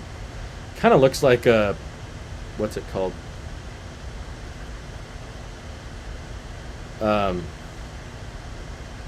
Belt... Ankle bracelet? What are those things when you get put under house arrest? Is it just an ankle bracelet? Those things that they put on you when you have to stay home. It's like a court order. It kind of looks like that. Of course, Apple Car is never happening, and people keep leaking that. I feel like there's a little bit... I don't think it's happening either, but there's clear evidence of Apple hiring people, former Tesla employees, former car engineers. Like, there's clearly work being done on it, but that's not the same as saying the Apple Car will look like this and it will launch on this day, and then it's wrong. Ankle bracelet. Okay. I wanted to, for some reason, I wanted to say brankle acelet, but that's probably not a thing, huh? Watching you edit is really cool. Thank you, Dave. Thank you. I'm glad you enjoy it. Yeah, the iPhone 14 leak from last year is awfully wrong. Ben Rayner said nothing leaked the flat watch. He's still doing it. A leg monitor equals Brankle Acelet. New term. Wish the iPhone 4 inspired iPhone 14 was a real thing. I like what we got, personally. I don't like the circular volume buttons. I mean, it's squared off. What more could it be? You want the glass to go over the metal? That would just make it more fragile. There is Apple Car software for other cars. We know that. Just no Apple hardware. Yeah. But, I mean, Elon Musk himself talked about it. Like, Apple was hiring a bunch of former Tesla employees and hiring, like, former Ford employees. That's a little bit different, saying there's an ongoing research and development, than saying that the new Apple Watch coming in September will look like this. That's not the same kind of leak. Any update on Face ID angles from a table? No, I don't think that's a thing yet. Or ever. And have they completely abandoned Touch ID for iPhone? The SE still has it, but it's probably going to lose it next year. Unless they do that thing like the iPad Air and they put Touch ID in the power button, but it's rumored that the iPhone SE 4 will not have a home button. Whether or not that means Face ID, we don't know, but it might not have Touch ID. I had family members who wore them. Oh, really? I didn't know that. Someone got caught using ad block on YouTube. Got put under house arrest, I think. Good morning from Japan, says Makima. Wow, all the way from Japan. Japan sounds like an amazing place. I want to go there someday. The purple color they got wrong this year. What? No, everyone said there would be a purple iPhone. And there was. It may have not been the exact right shade, but, I mean, considering compared to last year, everyone said there was going to be, like, a rose gold and a matte black, and there wasn't. Like, the colors were far more accurate this year than last. Okay, I got the video under 20 minutes, which is a start. So you can get a Series 8 Hermé for $1,500 worth the upgrade from my SE. No. Hermé is stupid. Don't buy it. Yeah, I'll say it. I'll say it. Don't do it. Oh my god, this is probably... Alright. Loud start. So we got a big zoom. Oh my god, this is probably one of the best possible multiverses we're living in because there were Bye, Drew. Have a good one. Japan would be a nice to visit along with Germany. Yeah? Do you know when the Belkin continuity camera accessories coming to market? I don't think we do. They did get a surprising amount of things right. Yeah, we did. Versus we're living in because there were basically no price hikes, even a few price reductions, going completely against what I was expecting with the pricing this year. And yeah, a lot of the hardware related leaks ended up being pretty spot on, but I'm so glad that most of the leaks surrounding pricing ended up being wrong. We've got a lot of things to recap today, so we better just get started. Let's begin. Where's their intro? Schwa. Read that. Just get started. Let's begin. Just get started. Let's begin. It's off. We're off. Here we go. Let's talk about AirPods Pro 2, because those are one of the things that I was kind of doubting was to be announced at this event, but Apple confirmed that AirPods Pro are actually their most... Let's see him. Whoops. This is just a guy dancing. I want a picture of the headphones.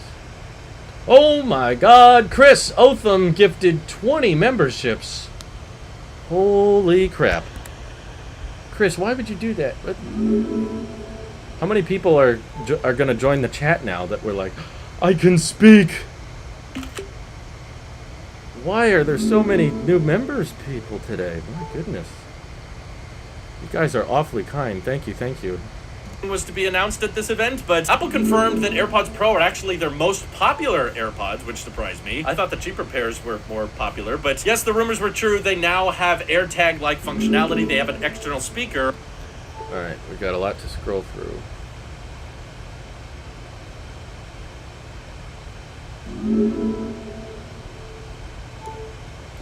A lanyard loop. Now it says anyard loop. What the heck does that mean? I can't believe how early in advance Mac Rumors got that report right. Oh, is there not a metal piece there? It looks smaller. Oh, it's just the lighting. That's the front. Never mind. Thank you, Chris. Although Apple products are becoming ever so expensive. Everything's becoming expensive everywhere. More popular. But yes, the rumors were true. They now have AirTag-like functionality. They have an external speaker, which you can ping if you're looking for your case. But on top of that, they also added a little lanyard attachment, which is cool. I'm sure AirPod accessories are going to be really popular now. But also when you charge your AirPods Pro 2, the case should make a little chirping sound, which I didn't know I wanted, but that sounds kind of fun. And a big surprise... Hey, Halami. How goes it? Welcome back. Is that you can also charge AirPods Pro 2 with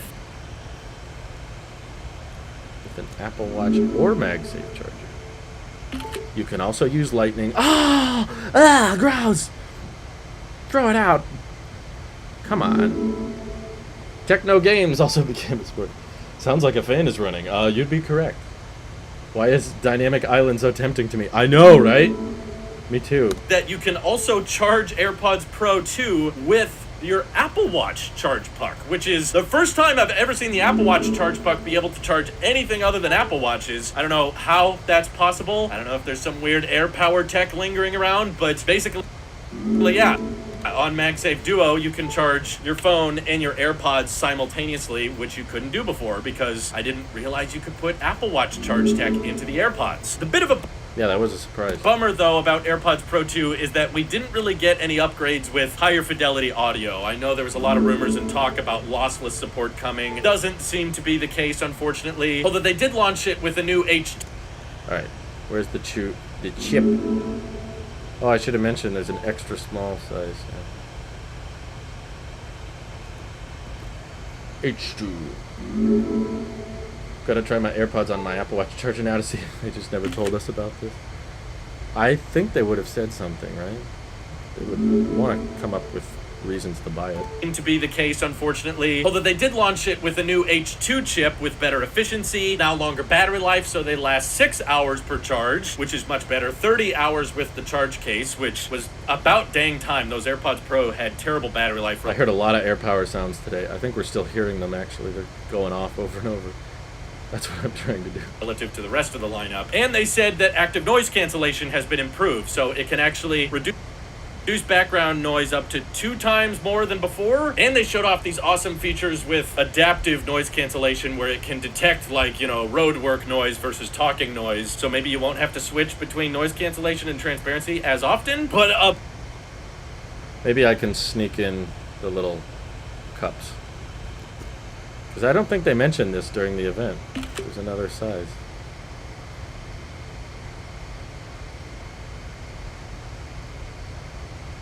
There. Adaptive noise cancellation where it can detect, like, road work noise versus talking noise. So maybe you won't have to switch between noise cancellation and transparency as often. The lanyard for AirPods is $13. Yeah. That's not bad, actually. I expected it to be worse. So maybe you won't have to switch between noise cancellation and transparency as often. But a big surprise, which I'm very happy to report and was not expecting, is that the touch controls have been improved to now support volume. Where is it? Higher level. Play the thing! Whatever. I wanted the little green dot, but I guess it's a screenshot, so it won't matter anyway.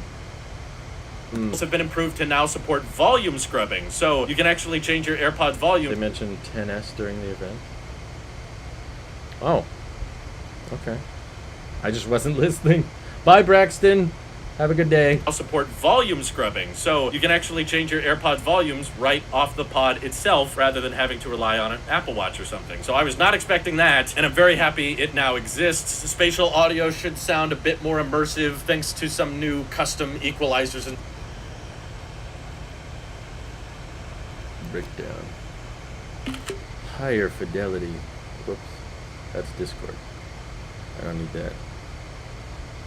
immersive thanks to some new custom equalizers and stuff. We'll have to wait until we can hear them to see if there's actually a noticeable difference. But the best news about AirPods Pro 2 is they did not get a price increase, which I was really worried they were because of the Hey Michael, welcome back. inflation environment we're in. But they still start at $249. Great Great price. That's what they launched at in 2019. $249 doesn't mean what it used to mean, but they're sticking true with that. So awesome. The Apple Watch line got completely revamped. No Apple Watch that Apple sold yesterday is available anymore. They got rid of the first gen SE. They got rid of the Series 3. Finally,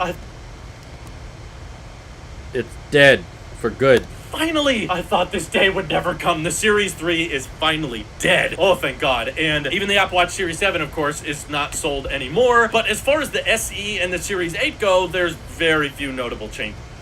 All right, let's jump.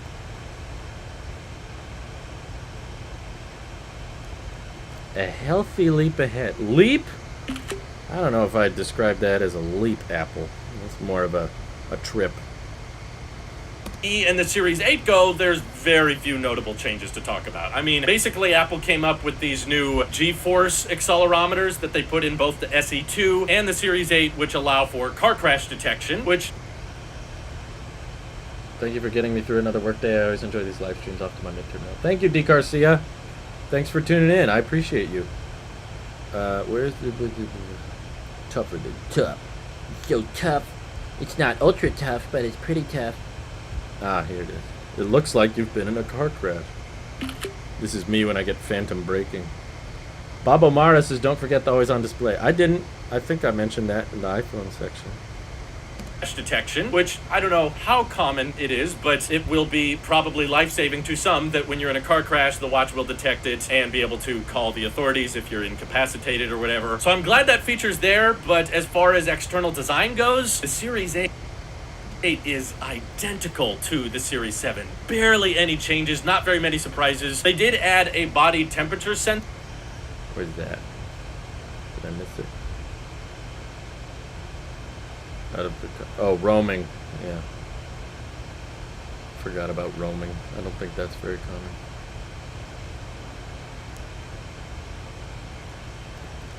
It's not temperature checking, it's temperature sensing.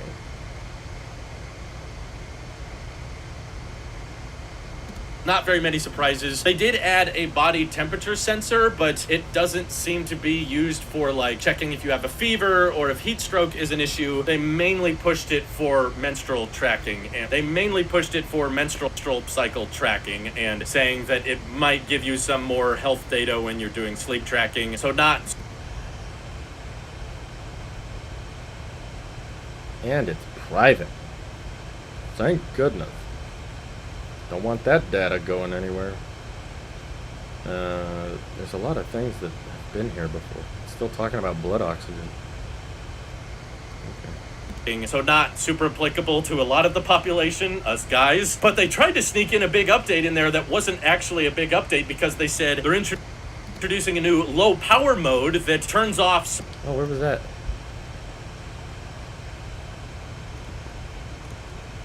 It's just a big tile here. They don't want to show a screenshot of it. Would the car crash detection have worked for the 6 mobility scooter accidents I've been in? It was a car that hit me. Oh my God, James! I'm so sorry. They still sell the Series 3 refurbished, not dead totally. That doesn't count. We don't count refurbished. And that's not new. They're introducing a new low power mode that turns off some extra features like the always on display and the automatic activity workout tracking, and it should allow your battery life to go from 18 hours to 36 hours, which I was really happy to hear about low power mode coming to the watch, but then they mentioned that that feature's coming to the Series 4 and later. So you don't even need to have a Series 8 or even a Series 7 to get low power mode. That's just a really awesome, great watchOS feature that Apple decided to not announce with watchOS 9. They just wanted to save that for the Series 8 launch for some reason. The Apple Watch SE2 also got car crash detection, but aside from that, it's the same old, same old. Wait, we haven't revealed the price yet.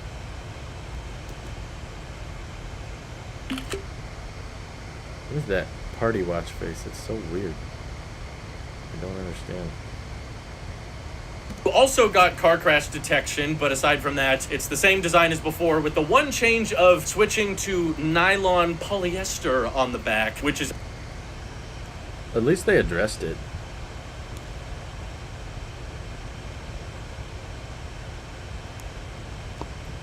the planet in mind.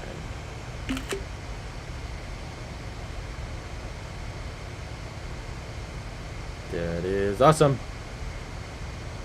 He's covering the whole event while managing his audience. It's bound to miss a few things. Yes. Side controls, though, I'm so tempted to buy these just to try them, but end up returning wait for a sale. Good, okay. Sales are good. Try to find a sale when you can. And polyester on the back, which is a fancy way of saying plastic, so it's not a glass back anymore, but I'm totally okay with that because for one, you hardly ever look at the back of your Apple Watch, and for two, the Apple Watch SE 2 got a price reduction. Woo!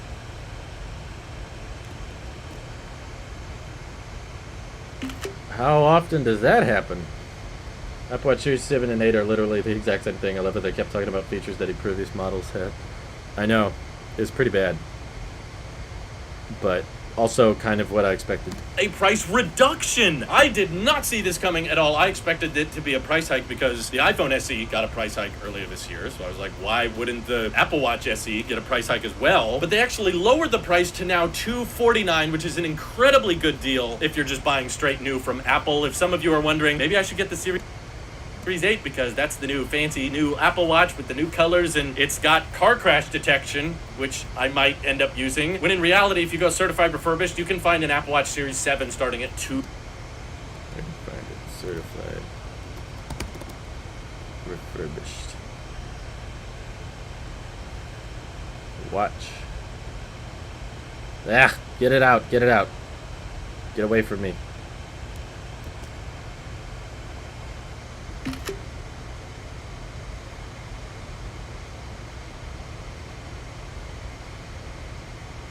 Certified refurbished, you can find an Apple Watch Series 7 starting at $299. Save yourself a bunch of money. It's one of the less reasons to have an Apple Watch for me. Oh yeah, volume controls on AirPods is going to be great. Save yourself a bunch of money and just get a Series 7. Seriously, I don't think any of the Series 8 features are worth spending extra for personally. Maybe you feel different if you're a woman or you plan on getting in more car crashes, but in my opinion, the Series 7 is still plenty fine, and I honestly think fall detection on most Apple Watches will still probably work during a car crash anyway. But don't take my word for it on that, just please drive safely if at all possible. Where most of the Apple Watch upgrades came into effect is the Apple Watch Ultra.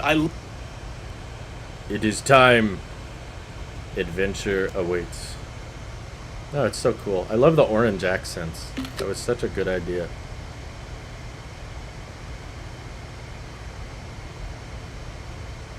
Watch Ultra. I love surprises like this because we were not expecting the Ultra terminology. We thought it would be an Apple Watch Sport or Apple Watch Rugged. They've started using the Ultra terminology with Apple Silicon, so it makes sense that they brought it to the Ultra as well. But the leaks were true on the hardware. It is bulky. It is ugly. It is chonk. This is the big chungus of Apple Watches, and I love it. I love how ugly it is. This type of design. Let me get some close-ups. Pioneering engineering. The titanium watch bands, too. How ugly it is. This type of design scheme is often referred to as brutalism. It's like leading into how sharp and how rugged of a product this is because it's meant to be tough. It's meant to be abused and take a beating in the field. And that's why car crashes. Yes. AirPods Max 2 would come out already with lossless and USB-C. That would be a good idea. Most impressive product to me are updated AirPods Pro because they have a ton of new features. 2 times better noise cancellation. I'm excited to try that. Take a beating in the field, and that's why they put the metal around the flat glass on the top. So they have a close-up of that. There you go. Chunky. Man, look at that crown. It's huge. The flat glass on the top so it could be better protected. Of course, it's still sapphire glass, but the chassis is made of titanium, and interestingly, it only comes in one size, which is 49 millimeters. So this is the biggest display on a watch ever. And on top of that, it's also only in one color, which makes the configuration very simple because I guess maybe a Whoa. What is all this? Whoa, whoa, whoa, whoa.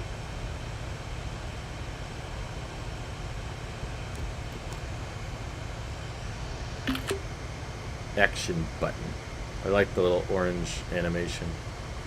Software team is so good. Very simple, because I guess maybe additional paint is just going to get scratched off anyway if this is being used by scuba divers, because this is rated for twice the depth as normal Apple Watch is. It's extra durable, so why put unnecessary paint on this thing? And even though it comes with these special durable rugged watch bands, the funny thing is...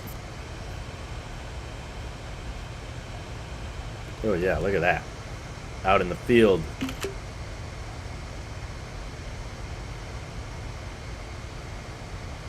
These special durable rugged watch bands. The funny thing is 45mm watch bands like this still are compatible with the 49mm Apple Watch. Even I need to show myself. durable rugged watch bands. The funny thing is 45mm watch bands like this still are compatible with the 49mm. Where's the bands? We needed a lighter AirPods Max. Lighter? I don't know about that. Mostly cheaper, but yeah.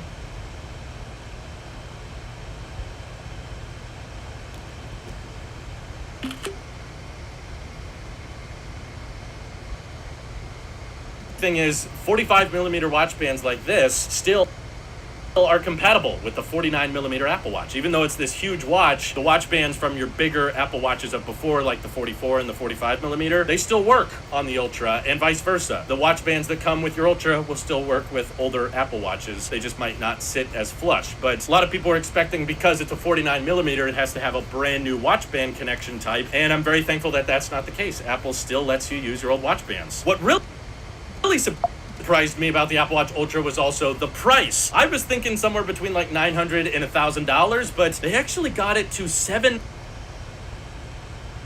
Where is that whole thing? There it is.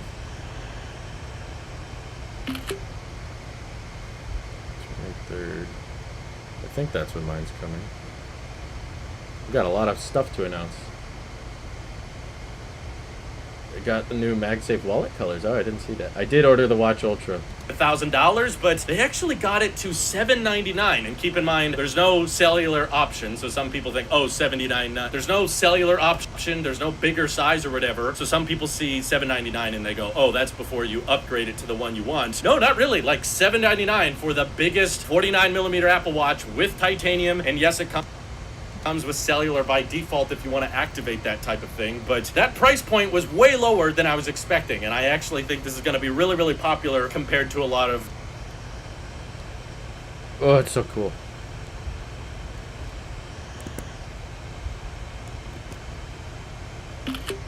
It's so thick.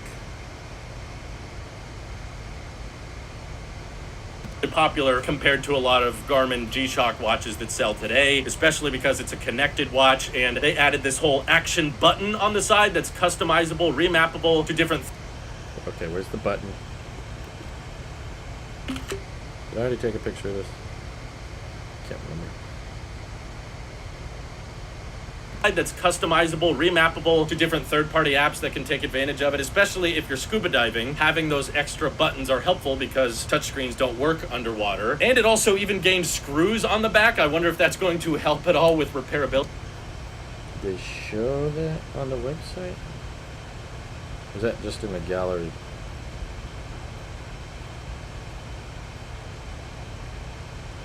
Where did that go?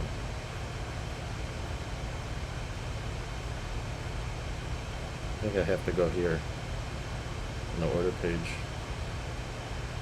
This is the one I ordered, in case you're wondering. I got the Alpine. That's not there either. Where did it go? At one point I saw a picture of it from the back.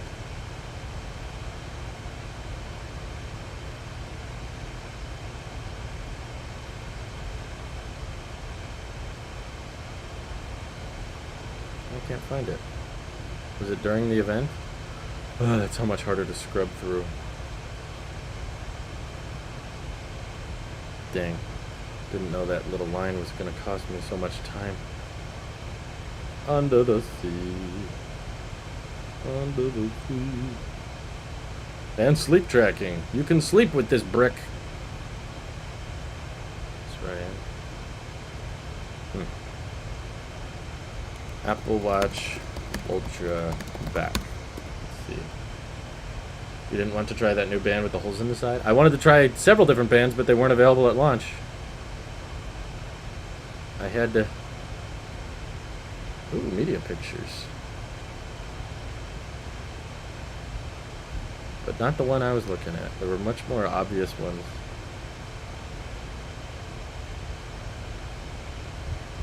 It's the satellite SOS feature. That would be neat. I guess they can work on that since the phone's doing it. Why couldn't the watch? The watch doesn't even have 5G though. Look at all these random pictures. Does TechCrunch get any side angle profile? Oh, it's big. These shots are not in focus.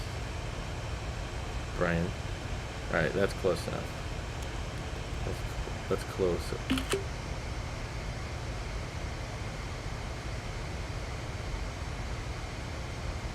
Screws on the back. I wonder if that's going to help at all with repairability, hopefully. And it has improved speaker quality that can chirp if you're in an emergency up to like 86 decibels. Super duper loud for a tiny watch like that, and it should have better call quality as well. And the most important thing that people have been asking for the Apple Watch for years is that the Apple You had a terrible experience with a Nomad watch band? Uh-oh. Watch Ultra finally has an improved battery life, and it's a pretty major one. We're going from... Well, just because you said that, I'm not going to buy any Nomad watch bands. How about that?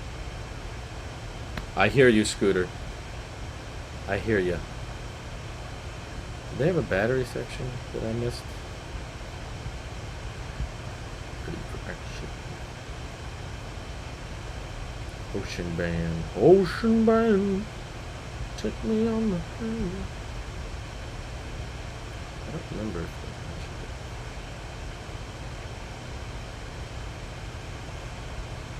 it. Up to 60 hours.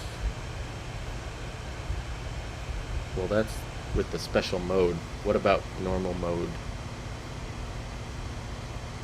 Oh, they're kind of making it hard to find the compare. Oh, and it's brighter. Yeah, the SE did not get the fast charging, which kind of surprised me. I thought it would. It felt like an easy thing to throw to the SE. battery life, and it's a pretty major one. We're going from 18 hours before, that's all Apple Watches since the beginning, to now the Ultra rocking a 36-hour battery life, and they said that the lower power mode launching later will get it up to like 60 hours. Ah, now I want to find that page over there. No. Where'd it go? It's down here. Where are you? Where are you? There it is. On low power settings. There we go. Later, we'll get it up to like 60 hours. So finally, a multi-day battery life out of an Apple Watch, which is... When is low power mode for watch coming? Soon. Name it. That's all they said. Soon. Probably like October, November. 60 hours. So finally, a multi-day battery life out of an Apple Watch, which is going to be great, especially if you plan on owning it for a long time and that battery degrades. That will, like, even if it was at 50% battery health, then it will be on par with basic... Liam Cole, thank you for becoming a supporter. Appreciate it. A brand new Apple Watch Series 8 today. So the battery life improvements, I think, are a big deal, and the price being lower than I expected is fantastic. So that's why I'm pessimistic with a lot of pricing, is I think it's great to have your expectations low and then be pleasantly surprised when reality and the real prices end up being better than we thought. And speaking of prices, no price hikes applied to the entire iPhone 14 lineup. Of course, we got to talk iPhone season now. Most of the leaks ended up being correct, but not quite to the insane level that I was expecting. Like, okay, the 14 and 14 Plus, They exist. 5G on S9, maybe. Whoops, iPhone. Bigger. It's bigger. I wonder if they make the iPhone 14s look 120 hertz when you're viewing the website on a MacBook Pro. That I was expecting. Like, okay, the 14 and 14 Plus, yes, they still have the 815 chip. They gave them an extra GPU core, and because some of the rumors were right, they gave them an extra GPU core, so it's still a bit of a graphics boost from the iPhone 13 series. The 14 Plus is real, and it only costs $899, and it...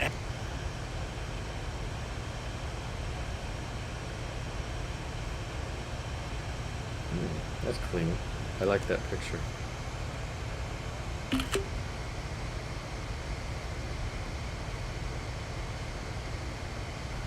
$99, and it has one of the best battery lives ever in an iPhone, which is why I personally think the 14 Plus will be the best seller. In the compare page, it's still a little bit behind in video playback compared to the...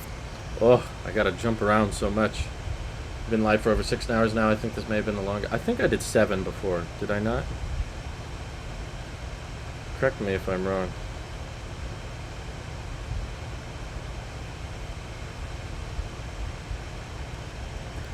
Okay. That was all that.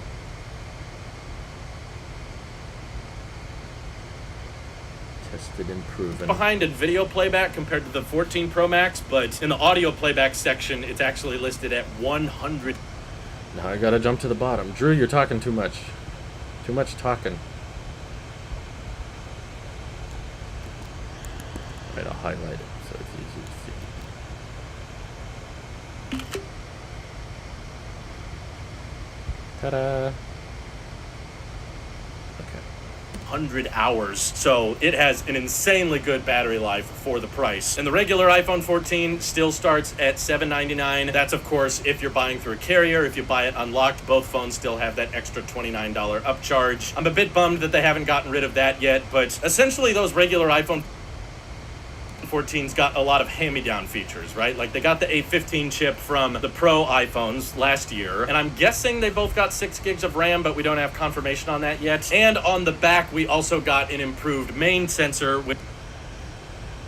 Alright, go to the learn. I want to learn, not do pricing. I want to learn more. I don't know if I've scrolled through this one yet. Whoa, it's wonderful. Oh my god. This is wacky. Why will the marketing for the iPhone 14 be looking so goofy? Woof. What was I talking about? On the back, we all... Oh, the camera. Cam-packed. Oh my god.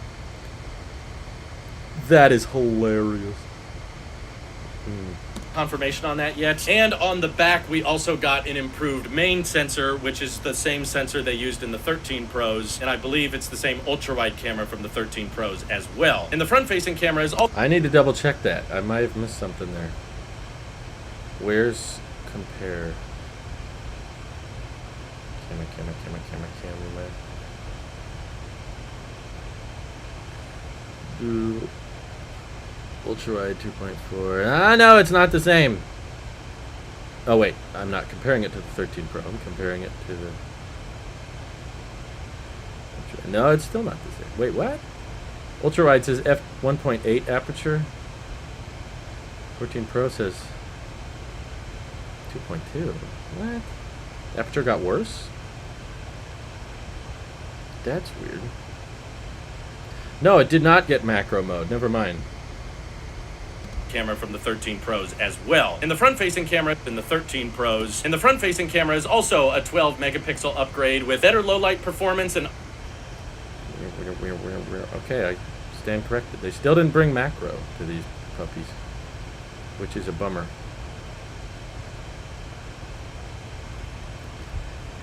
Wonderful! This is so weird. The mini iPhone just got bigger, and the non-mini iPhone also got bigger, that's all. Upgrade with better low-light performance and autofocus, which wasn't on the front camera before, and they talked about new deep fusion photographic algorithms that should make low-light perform even better with this year's iPhones, as well Thank you, Liam Cole, by the way, for becoming a supporter. I don't know if I said that. as action mode, which looks pretty cool. Basically, you can record a video that's really shaky, and it will...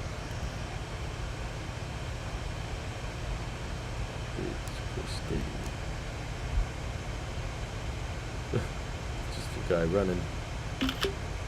He's still running. Shaky, and it will stabilize it to the best of its ability. And thanks to the tech specs, I discovered that it records action modes, which look like gimbal footage, at 2.8K. Let's see. Action.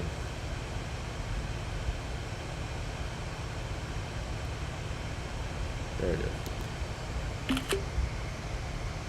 And I don't think these got ProRes recording, even though they could have.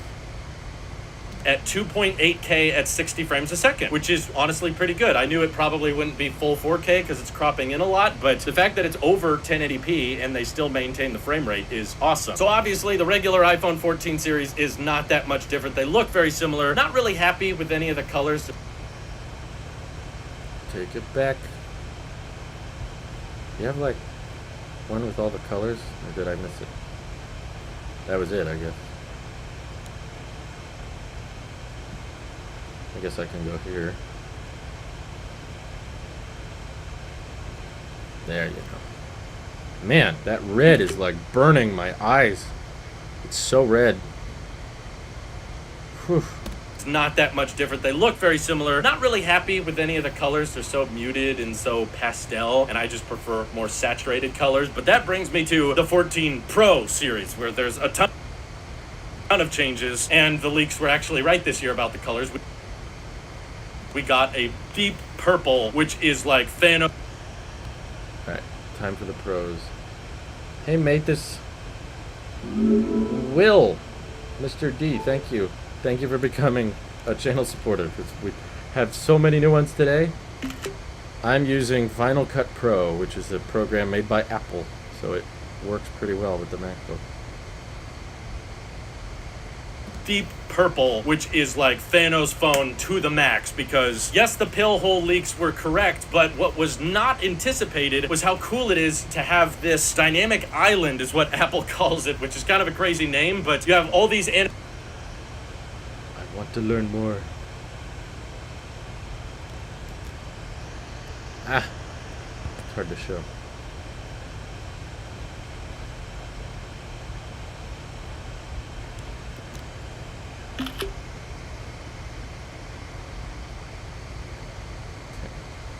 It's kind of a crazy name, but you have all these animations that brilliantly integrate with the pill and allow you to show airdrop progress or timer progress, or allow you to show airdrop progress or timer progress, or calls, or when your AirPods are connected, or when you're charging. You get all of these. We need another one. They look so cool. I use Final Cut as well when editing videos. Will you be buying the new AirPods Pro? I'll review all basically everything announced. Connected, yes. Or when you're charging. Yes. You get all of these really cool, slick animations that I was not expecting to have, and it just looks so dang clean. Like, I can't believe no one thought of this, how they could integrate the pill into iOS, which was way better than I was anticipating. And it's, I guess, because Apple just never really embraced the notch. How would I recommend learning how to use Final Cut? Just get it. Just start doing stuff. I never took a class. I never took a course on Final Cut. I just downloaded it and I wanted to edit videos, so I just started trying to edit. And if I didn't know how to do something, I'd look it up. Someone on YouTube can tell you how to do it in 2 minutes, and then you do it, and then it's very intuitive. Anticipating, and it's, I guess, because Apple just never really embraced the notch. You know, in years prior, Apple loved to just pretend the notch didn't exist, but now they're actually taking advantage of the pill and saying, no, this can allow us to put more information and have more clean animations up there. And I think it absolutely looks gorgeous. The iOS team did a great job with the dynamic island, which kind of gives me touch bar vibes, which I love, and it's so adjustable and adaptable, and it just blends with it. And it's so adjustable and adaptable, and it just blends in with the display. And is there a cheaper way to get Final Cut? Look up the Pro Apps Bundle for Education. Even if you're not a student, you can buy that. It takes a little longer to get to you. It's digital, but they wait a while to email it to you, but it's $200, and you can get Final Cut, Logic, Compressor. You get a bunch of stuff all at once. It's worth it. Just play with the software. That's the best way to learn it. Just, if you're trying to make something, make it with Final Cut. And if you don't know how to do something, look it up, and there'll probably be someone to tell you. Just blends in with the display, and it just looks so freaking clean. And yes, the always-on display. Oh, yeah.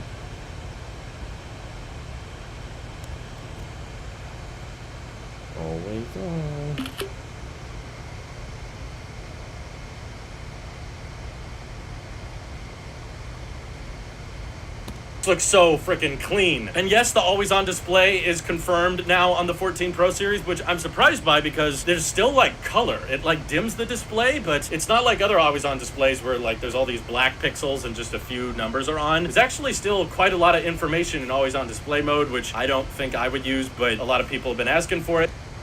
So now you have the option. I'm sure you can turn it off if you don't want it, but it should be worth mentioning that all the iPhone 14s also are compatible with car crash detection because of this improved G-force accelerometer in all of them. So don't feel like you need to buy the Series 8 if you're going to be getting the iPhone 14 because that's going to detect car crashes anyway. And on the subject of satellite communications, that leak also ended up being true because I guess if you hold your iPhone...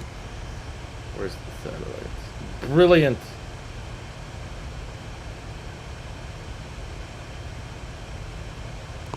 Whoa. How on earth do you... Oh my god. This marketing team. These websites are a treasure. True, because I guess if you hold your iPhone in a very special way, it will guide you on how to connect to a low Earth orbit satellite. And even though this is coming to all iPhones later with Starlink, I guess the iPhone 14 can do it now because it's using Globalstar satellites, I assume, and it doesn't obviously give you data, but it's for emergency services. You basically just text someone that you're in trouble, and they even have a little menu to help you simplify all of the data you can send because texting is very, very slow when you're doing it from a phone just outside connecting to a satellite. That's hard to get right. But yeah, I guess that explains the far out invite. You are getting that satellite communications now. Just keep in mind. Anything else? Let's scroll through this. Oh, that's it. That's the whole thing. Okay. I'll need that anyway. Just keep in mind that once Starlink gets V2 satellites up there, even your iPhone 13s and 12s will do that, and it'll work for emergency services. But the weird part is the iPhone 14 gets that satellite communication for 2 years after you take delivery of the phone, but then after that, I guess it's going to cost something because Apple said it's free for 2 years, but that just felt a little weird to me that emergency SOS features are being paywalled. Like, imagine someone had an iPhone 14 and then they got lost on a mountain a day after their free SOS satellite communications expired. Their free SOS satellite after their free Whoopsie. There we go. Free SOS satellite communications expired. It's like, guess I'll just die because I didn't renew the subscription, but it appears to work without any carrier as far as I can tell. Cool to see the little satellite icon in the top of... Did they show that? Oh yeah, it's up here.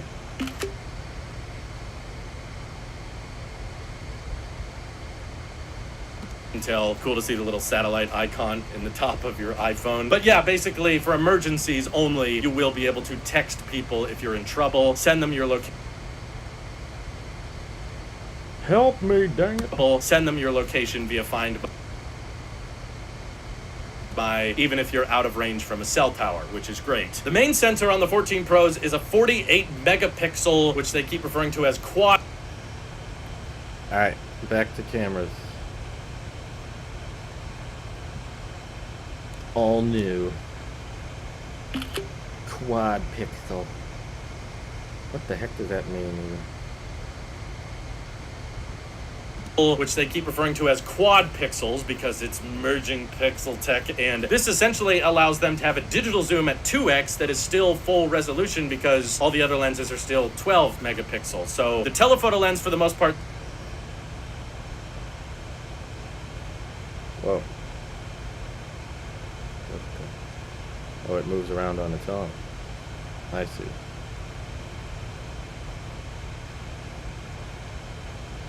Can we show me the 2x thing? Where did that go? No, this is all battery. I wanted the camera with the... It says 2x.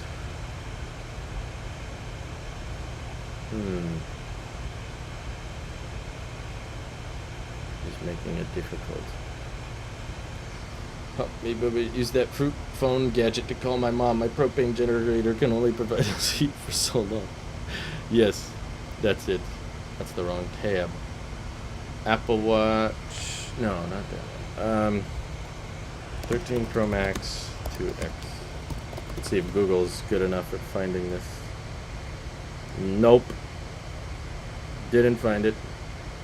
I'm in the middle of the jungle and my leg is being ripped from my body. Oops, I forgot to renew the satellite service. Guess I'll just be the animal's next meal. That's it. You figured it out? Oh, not 13 Pro Max. What am I doing? No wonder it's wrong. 14 Pro Max. There it is. 2X. Yeah, DaVinci Resolve is also good. I have that down here, actually. My friend Ross uses DaVinci. The telephoto lens, for the most part, seems unchanged, other than all the other lenses are still 12 megapixels. So the telephoto lens, for the most part, seems unchanged, other than some improvements in low light. But yeah, the ultra-wide camera also should do better in low light. No 8K video, which personally I did not want to see, because I think 8K is a waste of time. Very few people can actually appreciate or see 8K video at full res. So they're just doubling down on cinematic mode, which now can be recorded at 4K. Where did that go? Oh, you had it for that.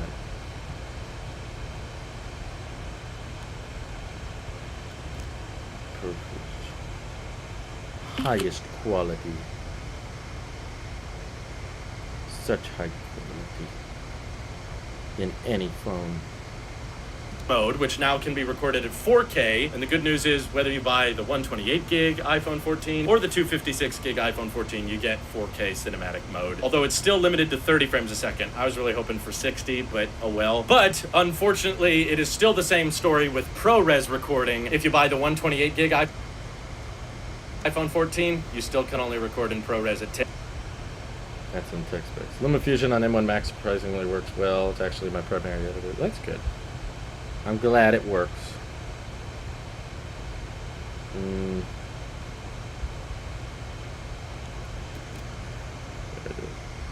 you know if the Purchase Pro apps bundle you mentioned, if it can be used in family sharing? I actually don't know that.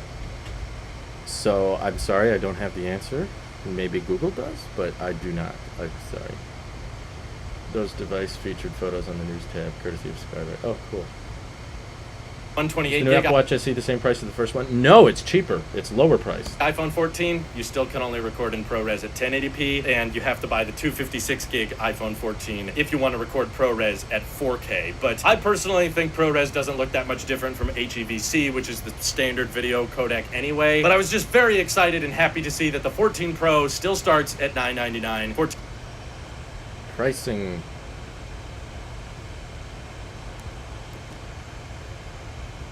Need help choosing a model? The big screen is good if you want a big screen. The small screen is good if you want a small screen. Wow. The 14 Pro still starts at $999. 14 Pro Max still starts at $1,099, which is way cheaper than I was expecting this year's iPhones to be. But I should mention that overseas there has been a ton of price hikes across the lineup. £150 more in the UK, $200 more in India, and I think that does have a lot to do with the weakening of the euro in Europe and a lot of currencies crumbling depending on where you are in the world. So my heart goes out to all of you international viewers overseas that are going to have to deal with these higher prices. I'm grateful for us in the US, which is being honored, but I'm grateful for us in the US that we don't have to pay these price hikes, but you guys probably have better healthcare systems anyway. So I guess you win some and you lose some depending on where you live. However, one big downside that was rumored that is unfortunately the case for us in the US is that they have removed the SIM. You didn't get a side profile. Yeah. It is kind of grayish purple now that I see it like that. It's not a very deep purple. Unfortunately, the case for us in the US is that they have removed the SIM card tray across the entire iPhone 14 lineup. You still get a SIM tray if you're outside of the US, which is kind of surprising, but it's, I guess, Apple really pushing for eSIM. They want everybody to move on from the physical SIMs, which is going to be a real headache when you're traveling abroad, trying to switch between carriers and stuff. At least it is dual eSIM, so you can get multiple carriers on board, but I think this is just Apple's way of pushing carriers to adopt eSIM as quickly as possible, because this might feel premature to a lot of people that are used to just physical SIMs, and some carriers can make eSIM really easy. Other carriers make it really complicated and kind of frustrating to try to switch SIMs between devices. I'm personally the kind of guy that likes reviewing phones and trying out phones for a little while, so having to switch my physical SIM over to an eSIM and everything is kind of gonna annoy me. But either way, it wouldn't be an iPhone launch without some kind of controversial removal, and that's this year's. The SIM tray is no more in the US market, and I imagine they're probably going to ditch it for the US side, probably going to ditch it for everyone next year. I would be more understanding if like the US iPhones had some advantage, like there's no SIM tray, so these get a slightly better battery life or something, but no, doesn't really appear to be the case. Apple didn't really say the battery life had 14 picture. I want to learn. That's a good shot, actually. I like that. How many people buy the gold one? I never see the gold one. Who's buying that? It will definitely be an upgrade from the 11 Pro to 14 Pro. Nice. Just like other mic. Congrats, JT. Battery life would be the case. Apple didn't really say the battery life had improved with the 14 Pro series, but Apple said the 14 Pro series should have the same battery life as before, but on the compare page, Cut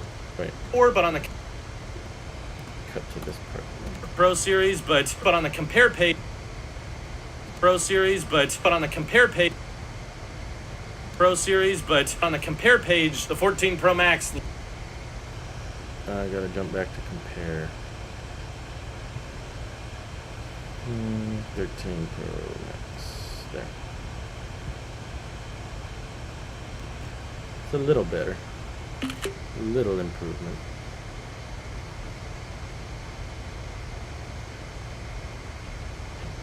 The 13 Pro Max lists a slightly higher battery life than the 13 Pro Max, so I think that's probably the best battery life on any iPhone. But what's cool is actually the 14 Plus at $899 has a better battery life than the 14 Pro at $999. I think I showed that earlier. Where is it? Yeah, it's here. I just didn't highlight it. Still rocking my Series 5 watch. Is anyone else still using Series 5? Oh yeah, I know Mike is at least.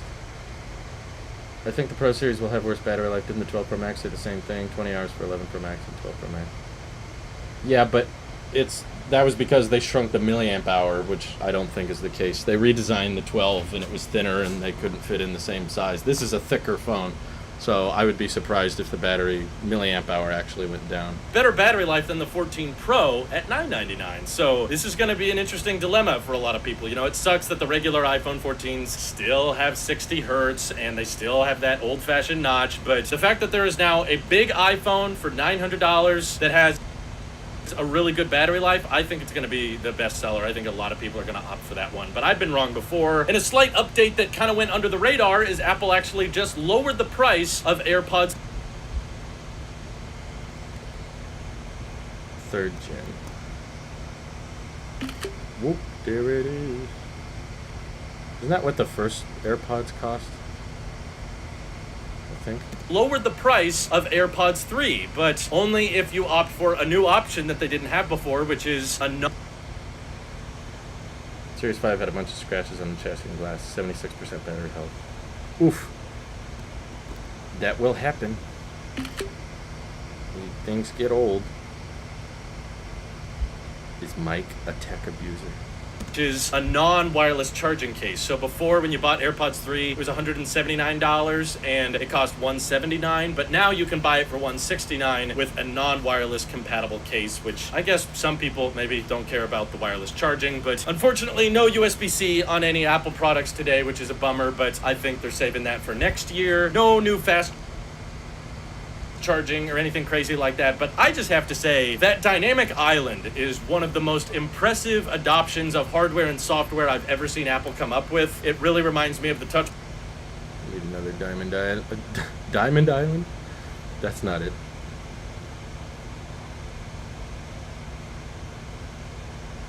Need another picture. That one. Oh, it's so fluid. Eye hole confirmed. But I just have to say that Dynamic Island is one of the most impressive adoptions of hardware and software I've ever seen Apple come up with. It really reminds me of the Touch Bar, except maybe this one won't be removed in the future. My battery isn't lasting as long either, but once it finally dies, then I want to break. Good idea, Phil. Will, sorry. Diamond Island sounds like... Dynamic Island sounds like two words that shouldn't be together, because they've never been together. Okay. It's time to continue the video, since just about through. Hopefully this camera actually gained a charge. Light it up here. Hold on. Pardon my fan noise.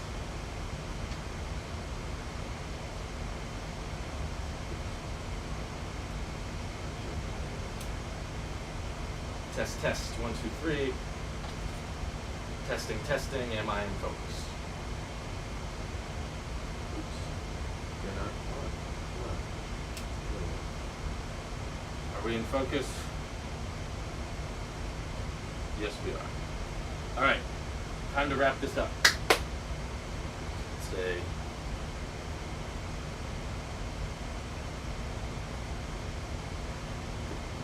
And that makes me love the iPhone 14 Pro a lot more than I was expecting, because Apple just has implemented this no-notch design in such a clean, elegant way. So much so that it makes me want to...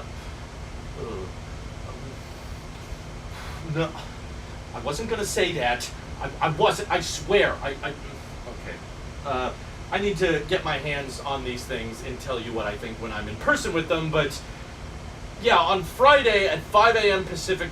But yeah, on this Friday at 5 a.m. Pacific, you'll be able to pre-order the new AirPods Pro 2 and the new new iPhones. The Apple Watches are actually available right now. So if you want an SE2, if you want an SE2 on launch day, better head over to the Apple website or the Apple Store app right now. Same story with the Apple Watch Ultra. If you want the Apple Watch Series 8, then stop. You don't. You want a Series 7, and you want to save yourself some money. You'll thank me later. But the weird thing is actually the iPhone 14 Plus, even though you can pre-order it this Friday, they said it's not launching until October 7th. So this is kind of a 10S, 10R situation all over again. All the rest of the iPhones in the lineup should be available on September 16th. But yeah, I guess that Plus option is just too weird, too different. They couldn't get that out in September. So you gotta wait a little bit longer for the So you gotta wait a little bit longer for likely the most popular iPhone, but I'll be reviewing most of what was announced today and trying to talk myself out of falling in love with Dynamic Island, because it's just so freaking beautiful. Oh my god. Let me know your favorite parts of the event down below. This is your Apple Sheep here, and I'll see you all in the next one. Oh my god, the battery almost died again. Thankfully it didn't. It didn't die, but it was very close to dying.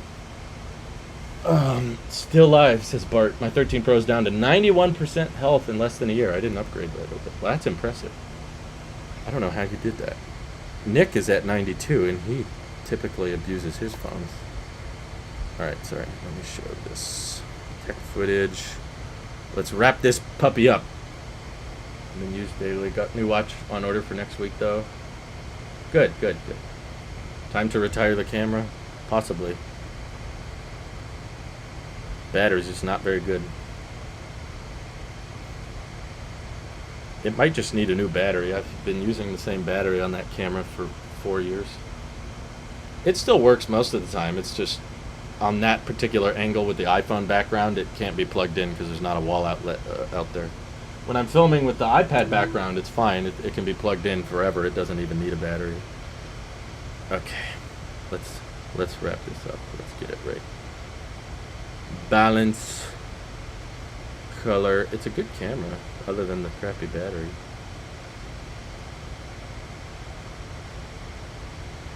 How does that look comparative? Yeah, it's pretty close. It makes me want to no, I wasn't gonna say that. I wasn't. Okay. I need to go home and rethink my life. My watch is at 99% battery health. Yeah, on Friday at 5 a.m. Pacific. But yeah, on this and the new Apple and the new iPhones. So if you want an SE2, on launch. Same story with. If you want the Apple Watch Series 8, stop. You don't. You want a Series.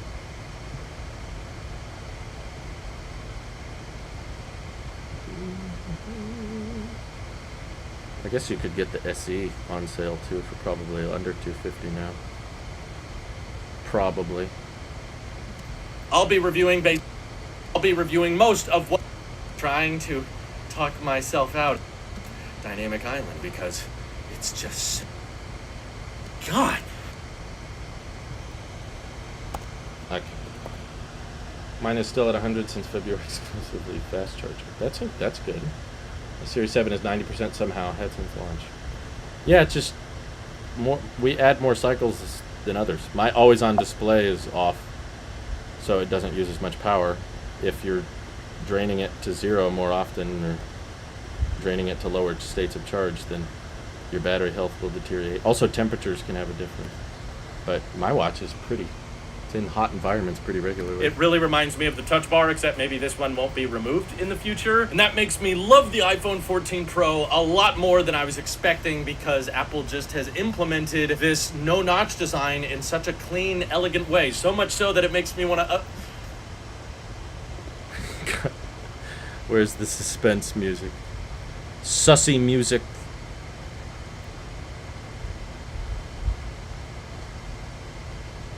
design in such a clean, elegant way. So much so that it makes me want to... No, I wasn't going to say that. I wasn't. I swear. Okay. I need to get my hands on these things and tell you what I think when I'm in person with them. But yeah, on this Friday at 5 a.m. Pacific, you'll be able to pre-order...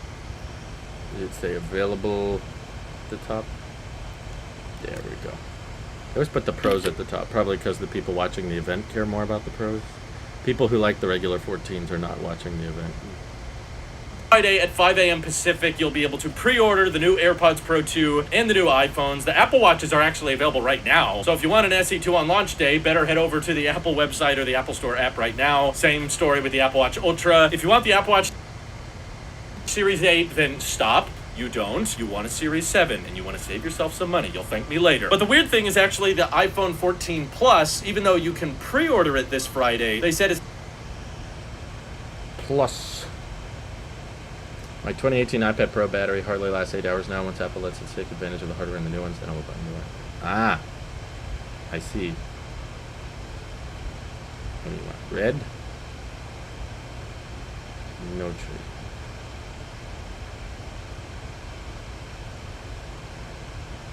No cover. Oh my god, so many. Where does it say iPhone 14 Plus availability? October 7th.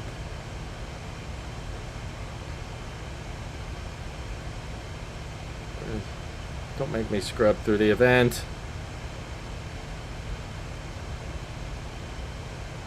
Ah. You're gonna make me do it. Yeah, I guess it's there. Availability. Weird. Even though you can pre-order it this Friday, they said it's not launching until October 7th. So this is kind of a 10S, 10R situation all over again. All the rest of the iPhones in the lineup should be available on September 16th. But yeah, I guess that Plus option is just too weird, too different. They couldn't get that out in September. So you gotta wait a little bit longer for the best, most so you gotta wait a little bit longer for likely the most popular iPhone, but I'll be reviewing most of what was announced today and trying to talk myself out of falling in love with Dynamic Island because it's just so freaking beautiful. Oh my god. We need a close-up of that one. There we go. Because it's just so freaking beautiful. Oh my god. Let me know your favorite parts of the event down below. This is your... Okay, I think we got a video. Sorry for the lack of skit. No, it's in here. Come on, Drew. Dropship here, and I'll see you all in the next one. Okay, time to export. Let's go. Far out recap. Exporting. Let's watch the M1 Max chip scream now. And I gotta work on a thumbnail. Fun. Oh, so many texts. Why do people all love to text me when I'm busy?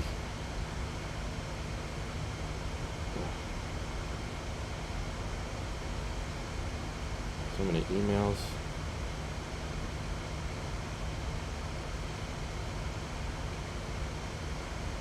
Okay. How should I do this? Should probably show the 14 Pro.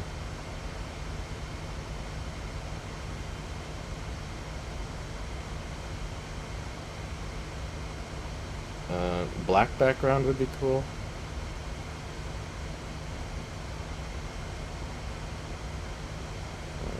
I think I can actually show this technically if I do AirPlay. The dynamic island feature will sink into the ocean. Yep, I feel bad because I want to thank whomever gifted a subscription, but I didn't notice until it happened until 2 hours later. Oh, that's okay. They were giving anonymously, so I thanked one of them. Something down here. And then maybe there's a way. Apple. 14s have smart HDR4 stuff. You need to put Dynamic Island in the title. That would be good. What? The Ultra, probably? Do they have one in black background? That would make life easier for me. Do they have one that was like night mode with the red lighting? What is that? Oh. I missed it.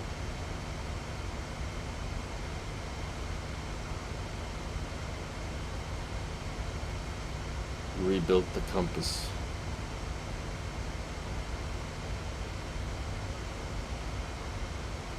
One might work. I think my phone display just dimmed because it's hot. I gifted 5 subs, but I don't know who they went to. Including the A16 Pro models. Huh. That's weird. Hold on. There's one image I liked.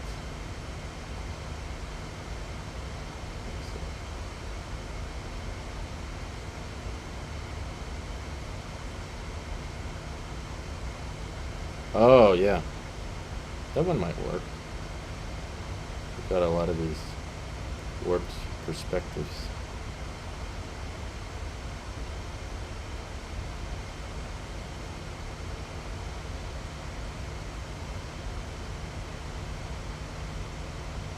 Maybe like that.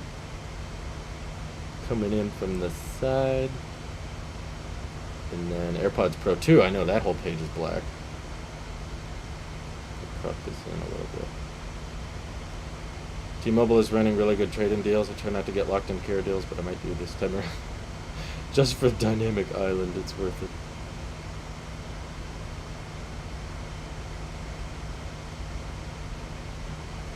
Okay. Apple AirPods 2.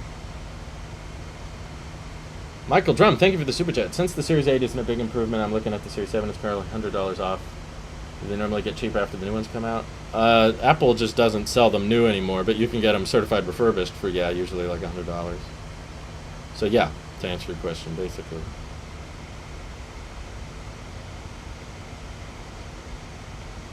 From the sound up. That's great.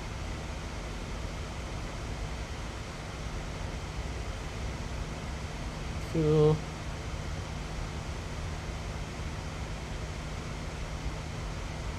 Why are these kind of low res? This is not a super high res image.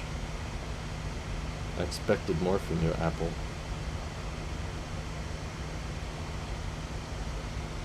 I ain't on the DL. I'm on that DL. The what? Oh, I get it.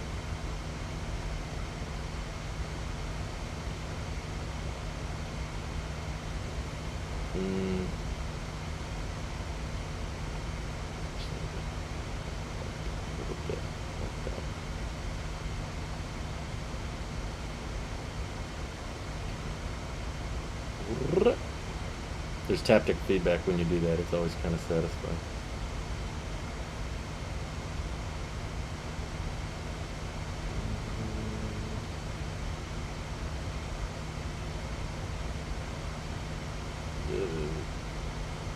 So no price hikes in the text.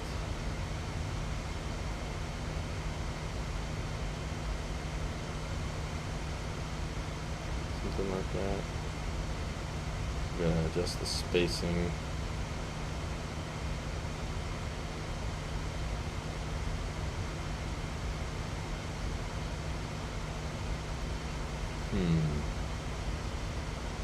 Gonna mask this one. Like that.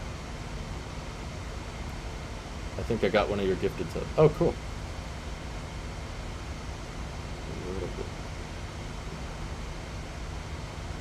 Man, my phone is so hot right now. Maybe a little star reaction. Like that. Okay. I think I can adjust this.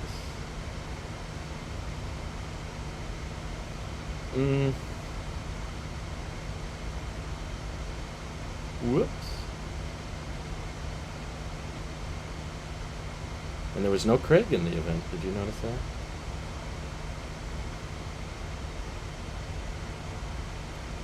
No price hikes. Yay! I'm the guy from Austin Powers and Gold Member. I love gold. I always buy the gold option. That's great. I'm happy for you. Okay, the export's at 51%. I think I'm happy with the thumbnail. I'm not sure if I should change much else. Airdrop it. There's Treasure Island and Jurassic Island, and now there's always... What's Jurassic Island? I think you're referring to Isla Nublar or Isla Sorna. One of those two. Never heard it referred to as Jurassic Island. So there's our thumbnail. And of course we'll have more things to dive into in future videos. The fact that the 14 Plus is $929 unlocked makes it really hard to recommend, while the screen is smaller. 14 Pro for $99 is a much more compelling device. I don't know, man. I think a lot of people prefer better battery life. You want to pay an extra $70 to get worse battery? Oh, why should you spend extra? Oh, because it's heavier, and I guess the camera's better. Yeah, I'm still planning to keep the 13 Pro Max. No plans have changed so far. It's at 59%. Oh, man. We just hit the 7-hour mark. Oh, what a long day. The best deal for a big iPhone is the 13 Pro Max, and if you don't care about refresh rate, it's the 12 Pro Max. Yeah, if you're willing to go used. Some people just don't want to go used for whatever reason. Jurassic Island isn't a movie. There's Jurassic Park and Jurassic World. I've never seen a movie called Jurassic Island. Unlocked iPhones cost more in the US. Apple made it so that if you buy the 14 or 14 Plus, same thing with the 13s and 12s, the regular iPhones get more expensive if you buy them unlocked, but the Pros cost the same whether you buy them through the carrier or not. So that's just a cheaper margin preserving thing, I guess. But Ultra, the AirPods Pro 2, and the Dynamic Island. No price hikes. That's the good news. Alright, we're at 67%. Once this is done exporting, we're going to wrap up the stream. Sounds like a scary movie-esque ripoff. Yeah, Jurassic Island. But this has been a fun one. This has been a lot of fun. So many generous fans donating and becoming members and gifting memberships today. Feels quite awesome to be supported like I have been, and I knew this would be a long stream, but I think it was a good event. I was happy with the announcements, and I think I had my expectations in the right place. I wasn't really disappointed by anything. Everything that wasn't that big a deal was kind of not what I expected to be a big deal. Jurassic Island is a new movie this year. I didn't know that. Huh. But yeah, I'm genuinely excited to review the new products. I'm excited to try them out, see how they feel, see what they look like in person. And we'll do a pre-order stream on Friday morning, bright and early. Actually, dark and early. I'll probably start like 4:30 in the morning, and then the pre-order page will go up, and I'll order it. And I'm not sure what color to get. Purple's kind of nice, but silver's not bad either. I need to look at the page again. Let's see.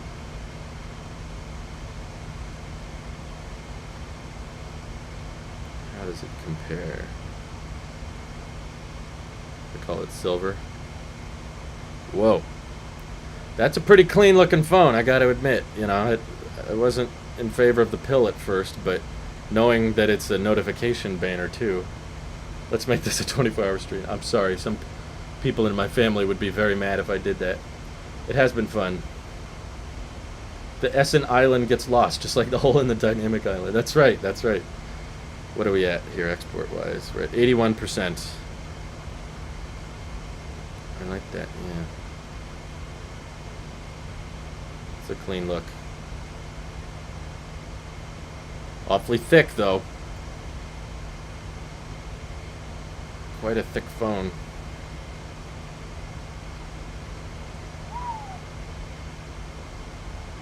That's awesome. That purple's very deep. It's almost gray. It's like black down here.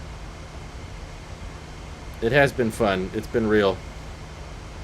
And I can say it's been real fun. It really has been. It's been awesome. Yeah, they keep emailing me though. So many people.